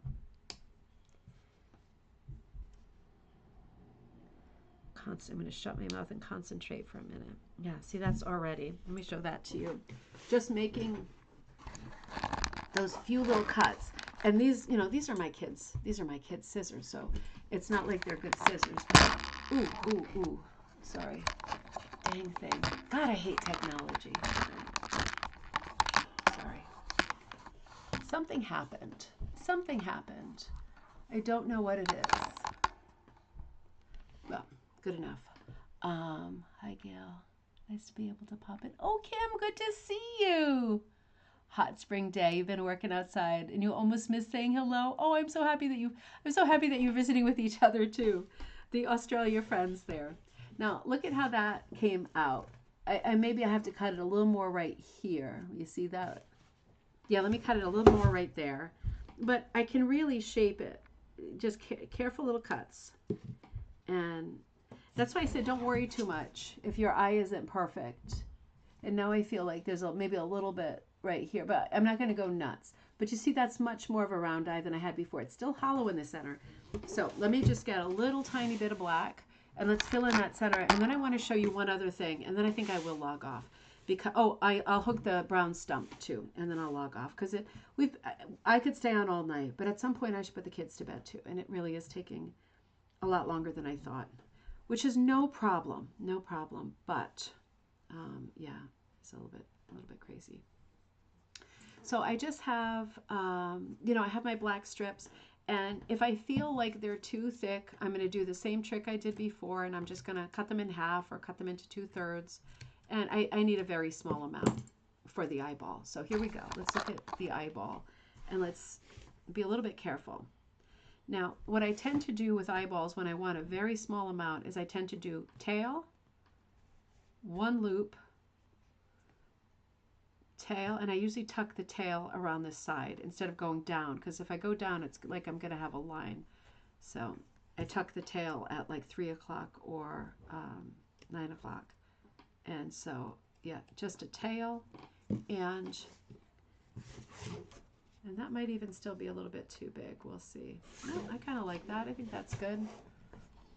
one tail, one loop, one tail. And again, I try to put, so I'll do like tail, one loop, tail off to the side, like a little triangle. Because if I do tail, loop, tail, it comes out like a line. You know what I mean? So if I do it and I stagger them a little bit, it doesn't look quite so much like a line. So that's one eye. Let me just do, since we're here, let me do the other eye while we're at it, because I do want to show you the great prestige of, one of the things I really like about this design is, well, I'm going to have to fix that. See, you can see already how that, the way that that's misshapen this eye is going to cause me grief and aggravation. So let me get in there. I like how the eyes are two different colors. That's what I'm trying to say. I like how they're two different colors. I think that's really fun and funky, and it's something that Maud Lewis did sometimes. And yeah, I like that about this pattern. So I want to be sure. And you know, if you are doing your own cat or whatever, then you obviously you don't want it to be, I'm just fixing the eye a little bit. You might not want to have the two different color eyes. So you do it just how you want it. And you don't listen to me if you've got a good idea and you're doing it your way. That's even better. So I'm just going around my eye and tidying it up a little bit. See, this is what I mean. When you start filling in areas like this, it has to be according to your taste, right? You might want bigger eyes. You might want smaller eyes. You might want two of the same color eyes. Has to be your way. And for me, it has to be my way. So we both do it in the way that we like. We all do it in the way that we like. And we end up with a pattern that has lots of different interpretations, which is what art is, isn't it? Oh, that's great. I'm real happy with that. And I'm just, I'm just fiddling around the eye. I'm doing the like searching for ticks in the dogs thing, in the dog's fur. Just kind of fiddling around with my hand to see if there are any little cavities. I found another one, sadly and alarmingly, so I'm just going to fill that in. Oh, you know what? I feel a tail back there. Maybe if I can loop that tail up, then I don't need... Let's see. Yep, I looped that tail up, so maybe I don't need actually another loop there. No, I don't think I do. I think I'm in better shape, right? It looks like I've almost crowded this, but I think I'm actually pretty good there. And it looks like they're two different colored eyes, but you know what? They're not. They're not. It's just once I get the eye in and I start fluffing around with it. And remember, I didn't finish this leaf, right? So it's not like it's misshapen. I didn't do that leaf. So... Oh, Goretti, thank you so much. I'm probably going to be on for another, I would say, 10 minutes or so. I want to do this eye. I'm going to at least go around it. And then I'll do the stump real quick right here. So I'm over here on this stump. And then I'm just going to show you what my idea is for the background, just in case you want to do a background and you don't want to cut it out to be a, if you don't want it to be a cut out three-dimensional thing and you want to actually hook a background, I want to show you an idea. I hear water pouring like crazy over there. I hope there's a child in the shower. It's making me wonder if somebody used the sink and they just left the water running. That's the kind of thing that we do in this house.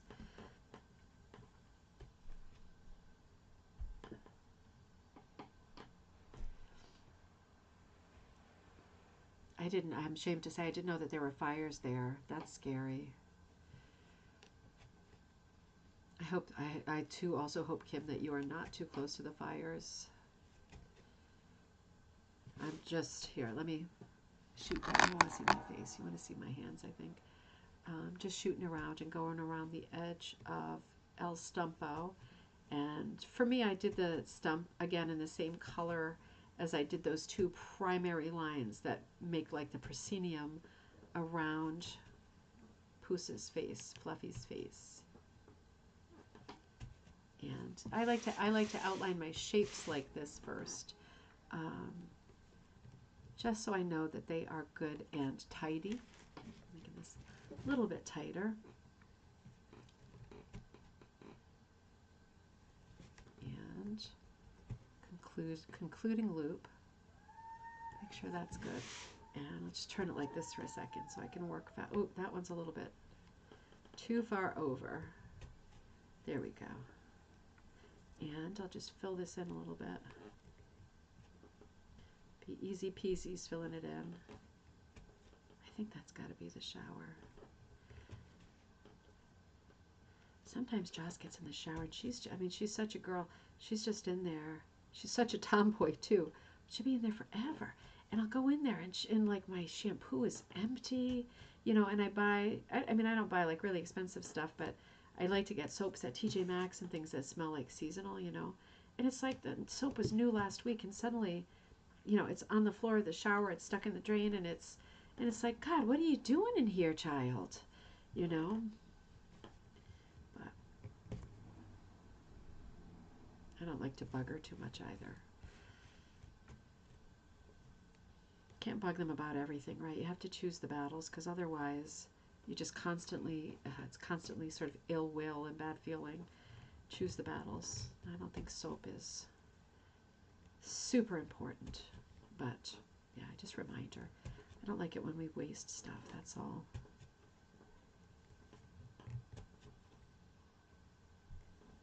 It's funny, she's at the age too where, I mean, I only wear makeup when I'm running a show. I typically don't wear makeup, but I like to wear makeup. It's just why, you know, why bother sometimes.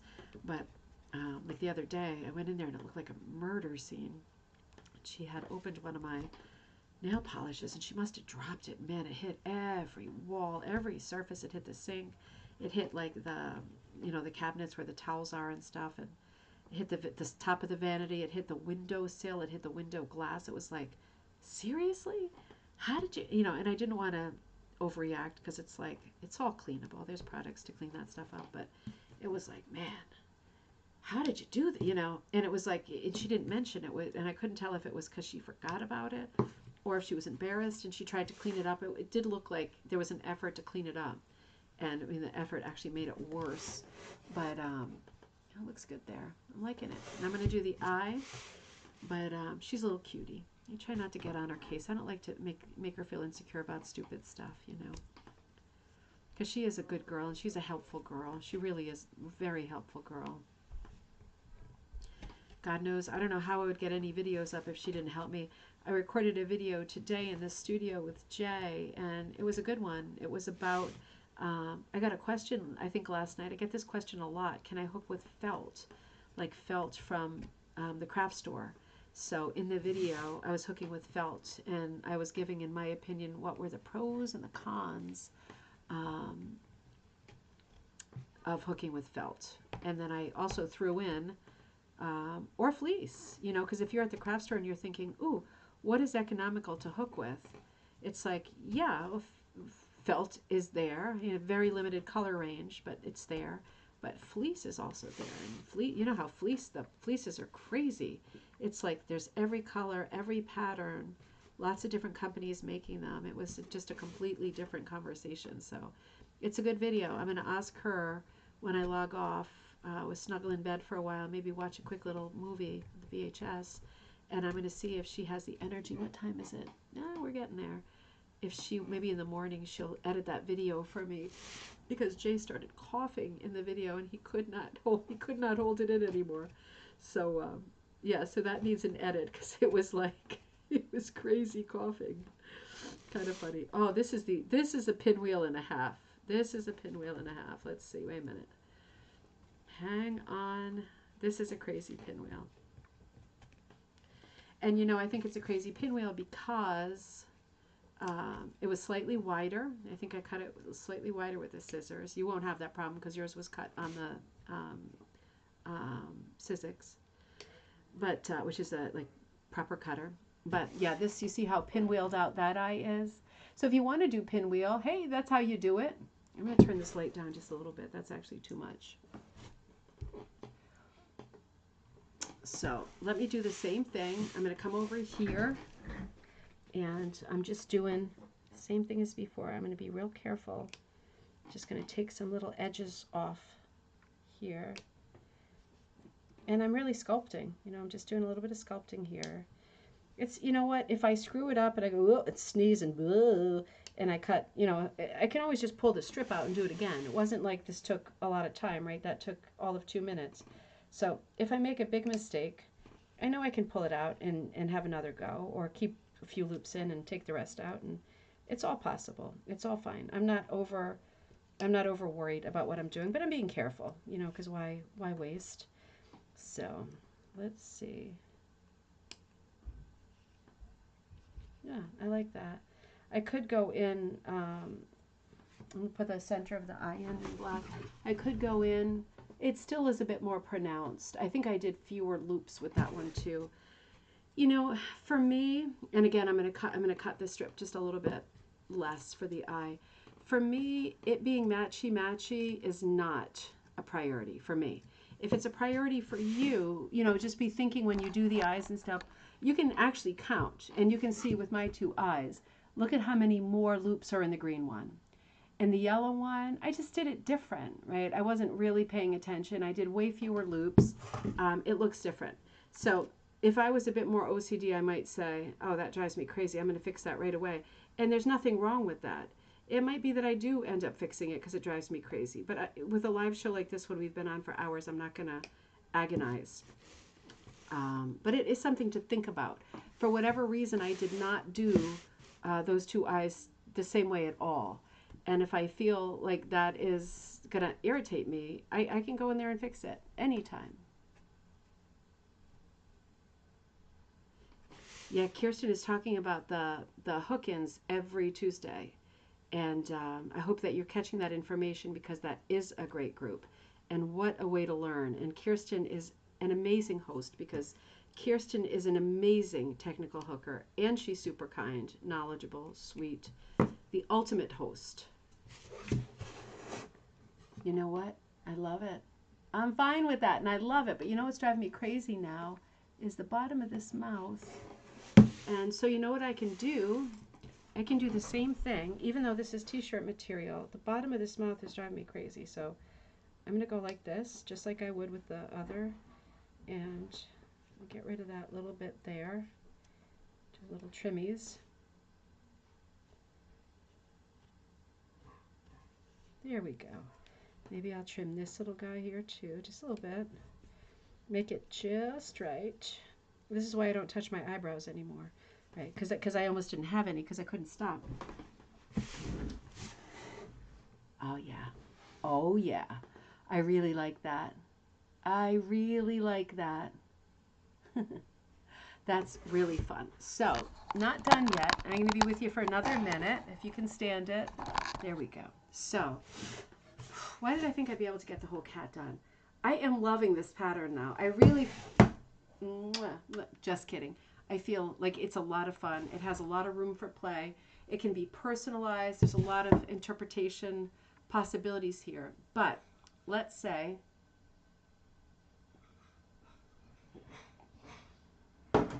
I wanted to do something with the background, because I am not a big one for stuffed stuff. So, gosh, I hardly used any. I mean, I had a much smaller kit than you all, and I hardly used any of my reds. I added the pink for the lips, and I went right through my black.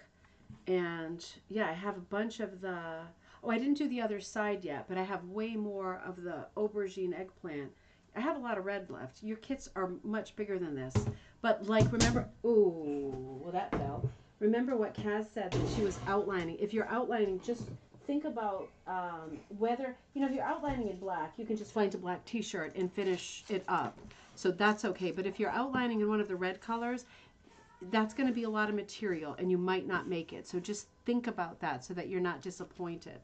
But if you are okay with like outlining in some of the red, if you want to outline everything, I didn't. But if you want to, just outline in a few different colors, right? So that, gosh, now I feel like I want to save this pink. I might as well save the pink, right? Because I really like this color of pink. Good thing it was there. The only reason I thought of it was because I happened to notice it this morning when I was getting ready. I thought, oh, I forgot that that was there. And then it turned out later in the day I can use it. Isn't that just the way it goes? But if I hadn't noticed it, I wouldn't have thought to use it, and I would have pulled something out of the bag. So, Dawn, everybody does it. I put the stuff on it to make them look bigger because I went crazy for a while. So this is how she's looking. Now here is the question. Hey, Fluffy, what are you feeling, honey, about yourself? Now, I'm going to want to, I don't know what frame I'm going to use yet, but I'm going to want to put a color around the edge of Fluffy. And because I have this bag, right, where's the bag gone? I have this bag of all these things, I guess, that used to fit me. I'm just kind of rootling through them. Got like a cute striped shirt like that. How small is that that it's not on my back right now? Oh, it's a medium. Yeah, I'm not a medium anymore. Oh, that is a cute shirt though. You know, I might try that on again. Sorry, never mind. I think I'm going to try that on again. I haven't seen that in ages. That might fit. Let's see what else is in here. That's a pretty skirt. That's one of these LuLaRoe skirts. I just went right off of them. Sometimes they're nice, sometimes they're not. But that might be, I'm looking for background material, something I can cut up with my scissors. That's what I'm thinking of. I don't really want a solid material in the background. I want something else. But for me, this is a little bit too busy. Let's see. Oh, I got some denim in here. Of course, denim could work. No, I don't think so. I don't know. Not exciting enough. I got a lot of printed stuff. There's some summer patterns. I think that this is like a stretchy dress. I think that's too busy again, and maybe it's not the right season. You know, I think I'm going to go for, I saw a skirt right here. This is another one of these LuLaRoe. I think I might go for that. This is one of these LuLaRoe skirts. It's very, very thin. It's cute. You know, quite sheer, so that's always kind of a thing with me. But I don't know if you can see this. This is bad advertisement for the brand, but like, look at all these pills on it. I mean, is that like insane? It's absolutely pilling everywhere, and it drove me nuts because it is a really pretty skirt. It's stretchy material, so it's quite pretty, right? The material is quite pretty. I'm kind of wondering, and you know what else this material has? Besides a million pulls, is it has this kind of streaky effect, doesn't it, of darks and lights. What I am wondering is with these stupid pulls, if I cut them off, yeah, it's actually okay. I mean, I wouldn't want to cut them off and wear it because it's not okay, right? That's an extension of the fabric. There are a Brazilian pulls is absolutely absurd, right? I hope they decided that this was not the right material. It seems to be the elastic that's pulling, but it is like, it's bad. It's really bad. But you know, I do like it. I think it could work. And so the question will be, I want to just hook a little bit with it. The question would be, am I thinking I want to cut it this way? I'm thinking no. I'm thinking a hard no. I'm thinking I want to cut it this way. Because if I cut it this, I just pulled it again with my hangnail. Can you believe that? Stupid skirt. See, no way. Now I really want to take it out on this skirt. If I cut it this way, I'm going to catch all the darks and lights, aren't I? Let me do that. Let me just cut it a little bit and see. At the thrift stores, you often see, look at all these pulls. Can you see all these pulls? It's crazy. The whole surface is pulled. When you go to thrift stores, you often see this brand. I'm not saying that you'll necessarily see this exact skirt, but I mean, you might. You see a lot of this brand. I just wanted to test whether or not the thing unraveled, you know, if you were going to cut it, because I am going to cut it. And I am going to cut those nubby snags out. I know they have that stupid snag thing, like that tool where you can pull snags back through. I have that, but I mean, honestly, there's 500 snags on here. The skirt isn't worth that. It's just a silly skirt, you know. I'm not going to spend that kind of time fooling around with snags. What an utter waste of time. So I'm just going to go up a little bit. I'm not going to do the whole thing. I'm just going to do one panel. I'm just cutting it off at the seams. But I feel like it has a bit of a mysterious night look. You know what I mean? It has like a kind of a dark look that I feel could be, of the things in my bag, it could be really good for this piece. So I just want to pull off a little bit like this, and then I'm going to, you know, at the bottom of it, it has, you know, it's sewn up under with like the serger. I'm going to cut that off too and see if I can use that because it's such a lightweight skirt. I don't know that it's going to matter that it's 2-ply, and it might even I might even be able to unfold it with the way that I'm cutting it. I'm cutting it right on this stitch. Let's see what happens, because then I might get like a 2-for-1 special and get 2 pieces out of that. Let's see. Got a tiny little stupid pair of scissors because I wasn't planning on doing this, but I got the idea at some point in the night. Little bits that I just can't do anything with. They just go. They just go. And you go. Because it was stitched under. It's not worth unpicking it for something that small. Let me see if I can. I don't think I can undo it that way. But you know what I can do? You know what I can do is just more huge snags. It's just insane. I can do it like this. I'm not going to do this on camera, but you see how I can tunnel up. I need scissors with a dull tip because it's just going to keep snagging. This material, it's catching on my hangnails left and right. This is an awful material, but let's see how it hooks. Something as thin as this, I don't want to cut it too thick. I think I'll cut it about maybe 1/2 to 3/4 of an inch. And I am going the way that I catch the darks and the lights because I think that will create some super interest. Might even be doing it a little bit too wide. I guess we'll find out. And I can fudge it if I do it too wide. I mean, I'll just do this one, hook this one the way that it is, and then if I like the look and I want to continue, then I can do all the future ones thinner. You know what I like about this skirt, besides how cool I think the colors are and how cool I think they'll fall. Oops, hang on. Is that I remember when I was wearing that skirt, I didn't wear it very many times because it started snagging, but I went to a magic show with the kids. It was when they were much younger. And I went alone with them. It was like in the afternoon. And we brought like a little blanket. We sat on the grass and watched this old guy do magic. It wasn't very good. But maybe that's where I got the snags. I regret not doing this one little piece here, but I'm too tired to do that because it's really confusing. Otherwise, this whole part is done. So I'm just going to start, I'm going to take the piece I cut, and it's got some flaws, so I'm going to be careful. I don't want this kind of business, right? I'm just going to pull that business off. But it's a nice stretchy piece, and I'm just curious to see if I hook it into the background, is it going to be a nice fun complement to this? Let's see. Now, with something like this, I am not going to keep the tail up. I'm not, because it's going to look ratty. Come on. It's definitely going to look ratty, and there's no two ways about it. This piece is a little bit wide, so I'm going to back over a little bit. So, nope, that's too far away. And it's almost like this particular textile, the surface of it was decorated with paint, because I'm seeing like little bits of paint flake off, which is fine. I'm going to show it to you closer up when I get a little traction. Doesn't bother me at all that it looks like that, because once it's hooked, it's hooked. You're not going to be able to tell that there's like a little bit of color loss here or there. If there's a ton of color loss, I might not like it. I might not like it at all. I mean, until I hook a little bit of it, I'm not going to know. So just going to hook for a couple minutes, and then I'm going to assess it and show it to you.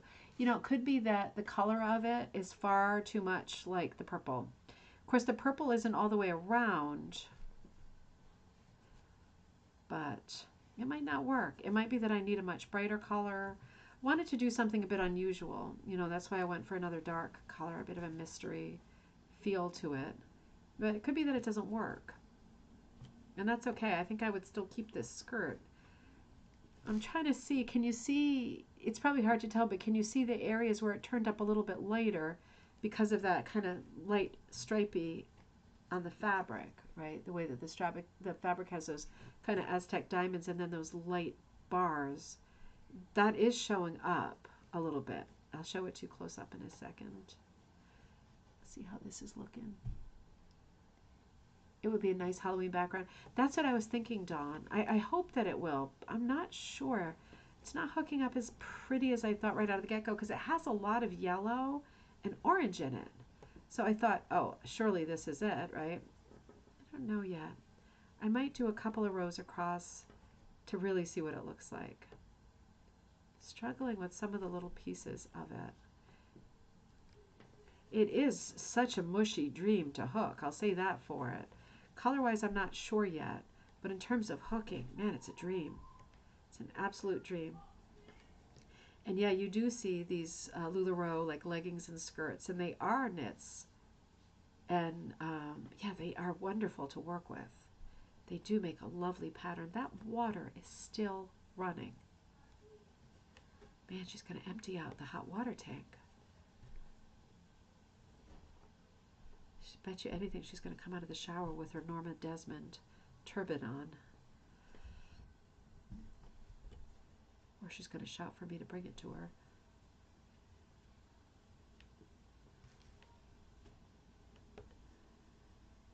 Just fooling around under here because I feel this is the one I did that I liked so much, and I can feel that little end that I purposely left under, but I'm going to bring it back because it seems to want to be.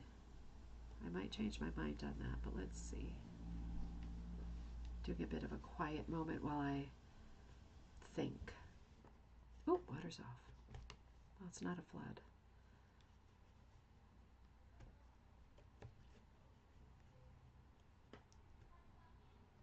All right, let's see.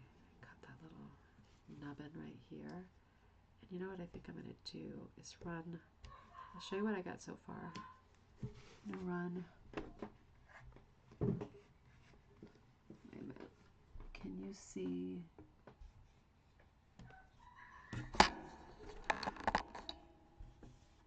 Sorry, you're reversed. Right here. You see that a little bit? I don't know if it's going to work. I'm going to take the time to do one more, and then I'll probably log off because I know you're probably getting tired too, and it's after 10. It's after 10. We've been here for 4 hours. Let me try to do one more. Hey, buttons. Oh, you know what? I see some scissors that have this is what I want, scissors that have a dull tip, because when I'm tunneling under here to try to open this up a little bit, and yeah, the pointy tip just keeps snagging. So let me do this instead. I'll just do a little bit more. I don't know. I'm going to try to show you the surface really, really, really close up. It might be that with the dark that it's really hard, but the surface has an effect I've never seen before. It's like it's painted and it's all speckly, almost like it's sandblasted or something. It's a weird look. Let me see. I'm just trying to pry these guys apart now. Hey, Joss. Yeah, that's her. Oh, Jiminy Cricket. Okay, tell me when you get out of the shower. I'm on live. I'm still on. I'm going to get off in a minute. She had an idea. Well, the shower is where so many ideas happen. Isn't that true?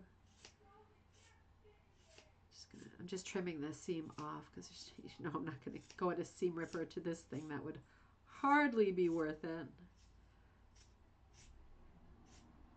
Yeah, we won't go all the way because tickety talk. All right, so I got my 2 strips. These are a little bit smaller just because I'm into that hem, you know.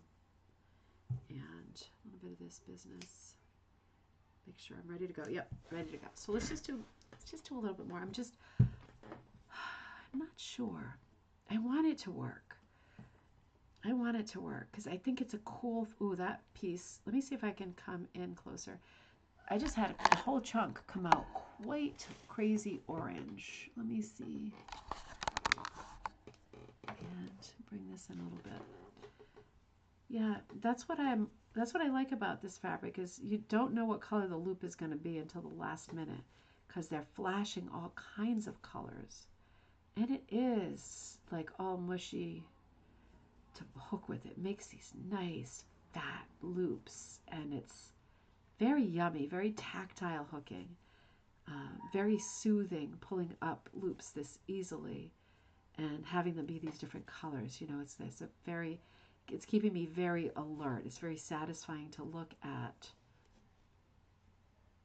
Oh, these great color changes. Ooh, that one was so bright and pretty.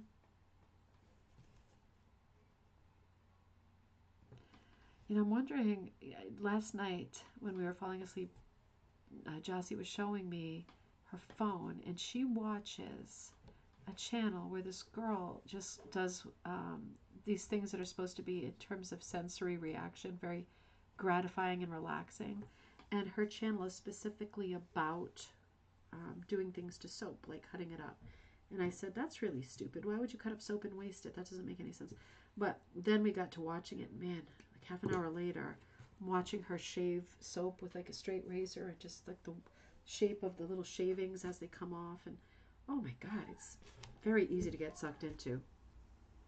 And I'm thinking, yeah, we were there watching it like, you know, we had had a lobotomy.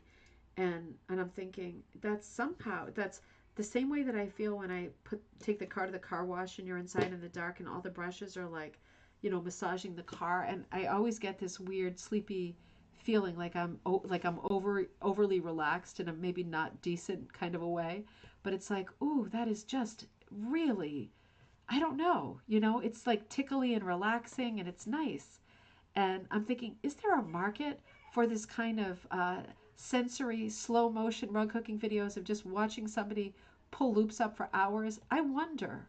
Because as much as I loved seeing somebody shave pieces of soap, right, make all these little parts, you know, falling off, so yummy, I also love hooking, whether I'm doing it or not. I find it very relaxing to see the progress of the loops springing up and to see, you know, a pattern emerging. Yeah, it was kind of funny. It was a funny use of time, I'll tell you. You know, I don't think so. You know how much I want this to work, but I don't think so. I think it's really too weird. And I love it, but I don't think it's doing much for the piece. See, I can't stop either. Just coming around this corner a little bit. I'll just leave it like that. Who cares? Let me bring the camera. Let me bring the camera right. Oh, no, let me bring it right to the camera. And we do. I'm going to come into focus. There we go. You see what a nice material that is? Do you see what I mean? How it's all kind of flecked? Like it's almost Teddy. Like it's almost painted on the surface. I mean, it's a very pretty material. It reminds me of an Italian fresco or something. But in terms of color, I don't think it's doing anything for this piece. I think it's actually taking away from it. Sadly. Because I really want it to work. I love the idea of it. But I don't know. I don't know. What do you all think? I don't know. I feel like, you know, I don't like to go for the low-hanging fruit. I like to go for something that's different, but I'm not sure. Happy Halloween, Veronica. I think it's lost. Yeah, I do too, Maggie, next to the other color. No, of course you, don't say that. Of course you know. It's just a gut instinct, but I agree with you. I don't think it's doing anything for the piece. And the thing is, right, it's not all going to be that color, but it's going to be mostly that color. That aubergine that goes to the edge. I don't like it. I don't like it. But I'm going to save it because I'm going to see what happens when I pull it out. If it has massive loss. That's hard to tell. It's a very funny fabric. It's like it's screen printed, but with a quantity of paint. There's quite a bit of paint on there. Let me see. If it looks awful, it's leaving a lot of like little paint flecks as it comes out. Ooh, it's leaving a lot. You know, it does lose something when you pull it out for sure. I don't know. I mean, I'm not going to use it. I'm just debating if I even want it. I mean, I might want it for a future project. It left a bit of a mess. Lots of little pieces hanging on because it is a beautiful piece. You see why I was interested. I'm sure you get why I was interested in having it. I don't think I can do that at all. Hey, Ryan. Happy Halloween to you too. So I'll have to think on that. I don't know that I have something in my bag of tricks. Maybe these green pants, maybe these olive green pants. But again, yeah, I don't think so. You know what? I might end up going for, and I can't believe I'm saying this. This happened with one of my other pumpkins too. But I might end up going for like white. I'm not a person who likes white in the background. I'll tell you, I'm not a fan. But I know you are. Joss is a real modernist. But yeah, I don't really see it going. No. No, I think I'm going to go for white. Because, I mean, I'm loving the way it looks right now. Save it for a different pattern. Yeah, exactly, Dawn. I'll save it for something else. And, you know, I don't have to finish the background of this. Tomorrow is Halloween. You know, I think my gut instinct is either white or, like, a light pink. Hey, baby. Peekaboo. I'll put you back on in a second. You can sit with me as we close. But I'd be tempted by a light pink. You did a hook with me, Fluffy? Yeah. I did a hook with me, Fluffy. I thought the hook with me was an actual class. Like a Zoom. No. This is the hook along. Come sit with me, baby, as we close. Yeah, we struggled to get out of there. We struggled at the end with. Can you Go. put your legs together? I can't put my legs together. Here she comes. You want to sit on my lap or? She sit right there. She sit right there. She my puff. That's my puff right there. Oh yes. Oh, you smell like my shampoo. Oh no, I didn't know where my conditioner was, so I took a random one. Did you take the one that said biotin that was still inside the box? No. Did you promise? Yeah. Okay. I used one that looked like it just got ran over by a truck. Okay, because that's the only one that's going to stop me from going bald. Remember this business? Business? No, I don't remember.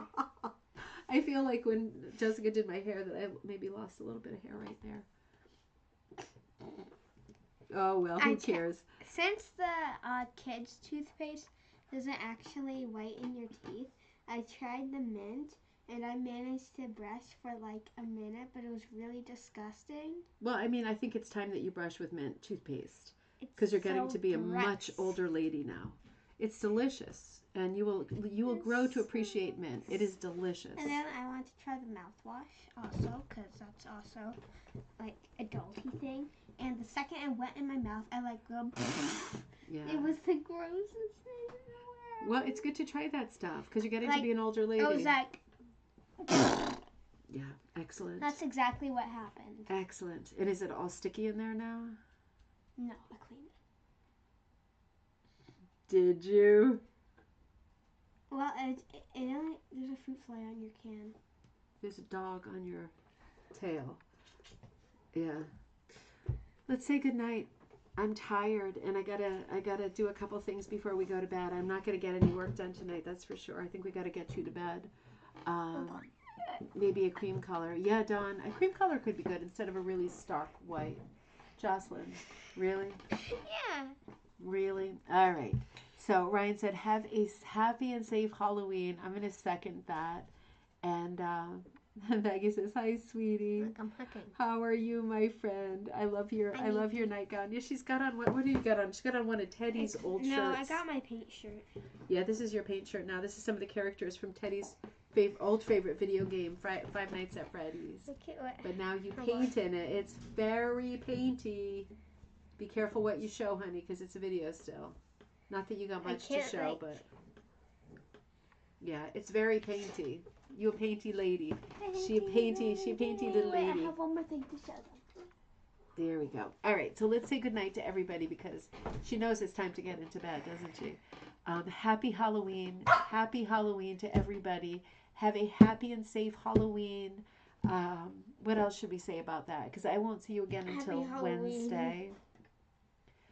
I guess it's just a happy Halloween. Mm-hmm. And we're really hoping to have a happy night full of great memories and that it's nice weather and that we can show our costumes without being either freezing or very, very hot and uncomfortable.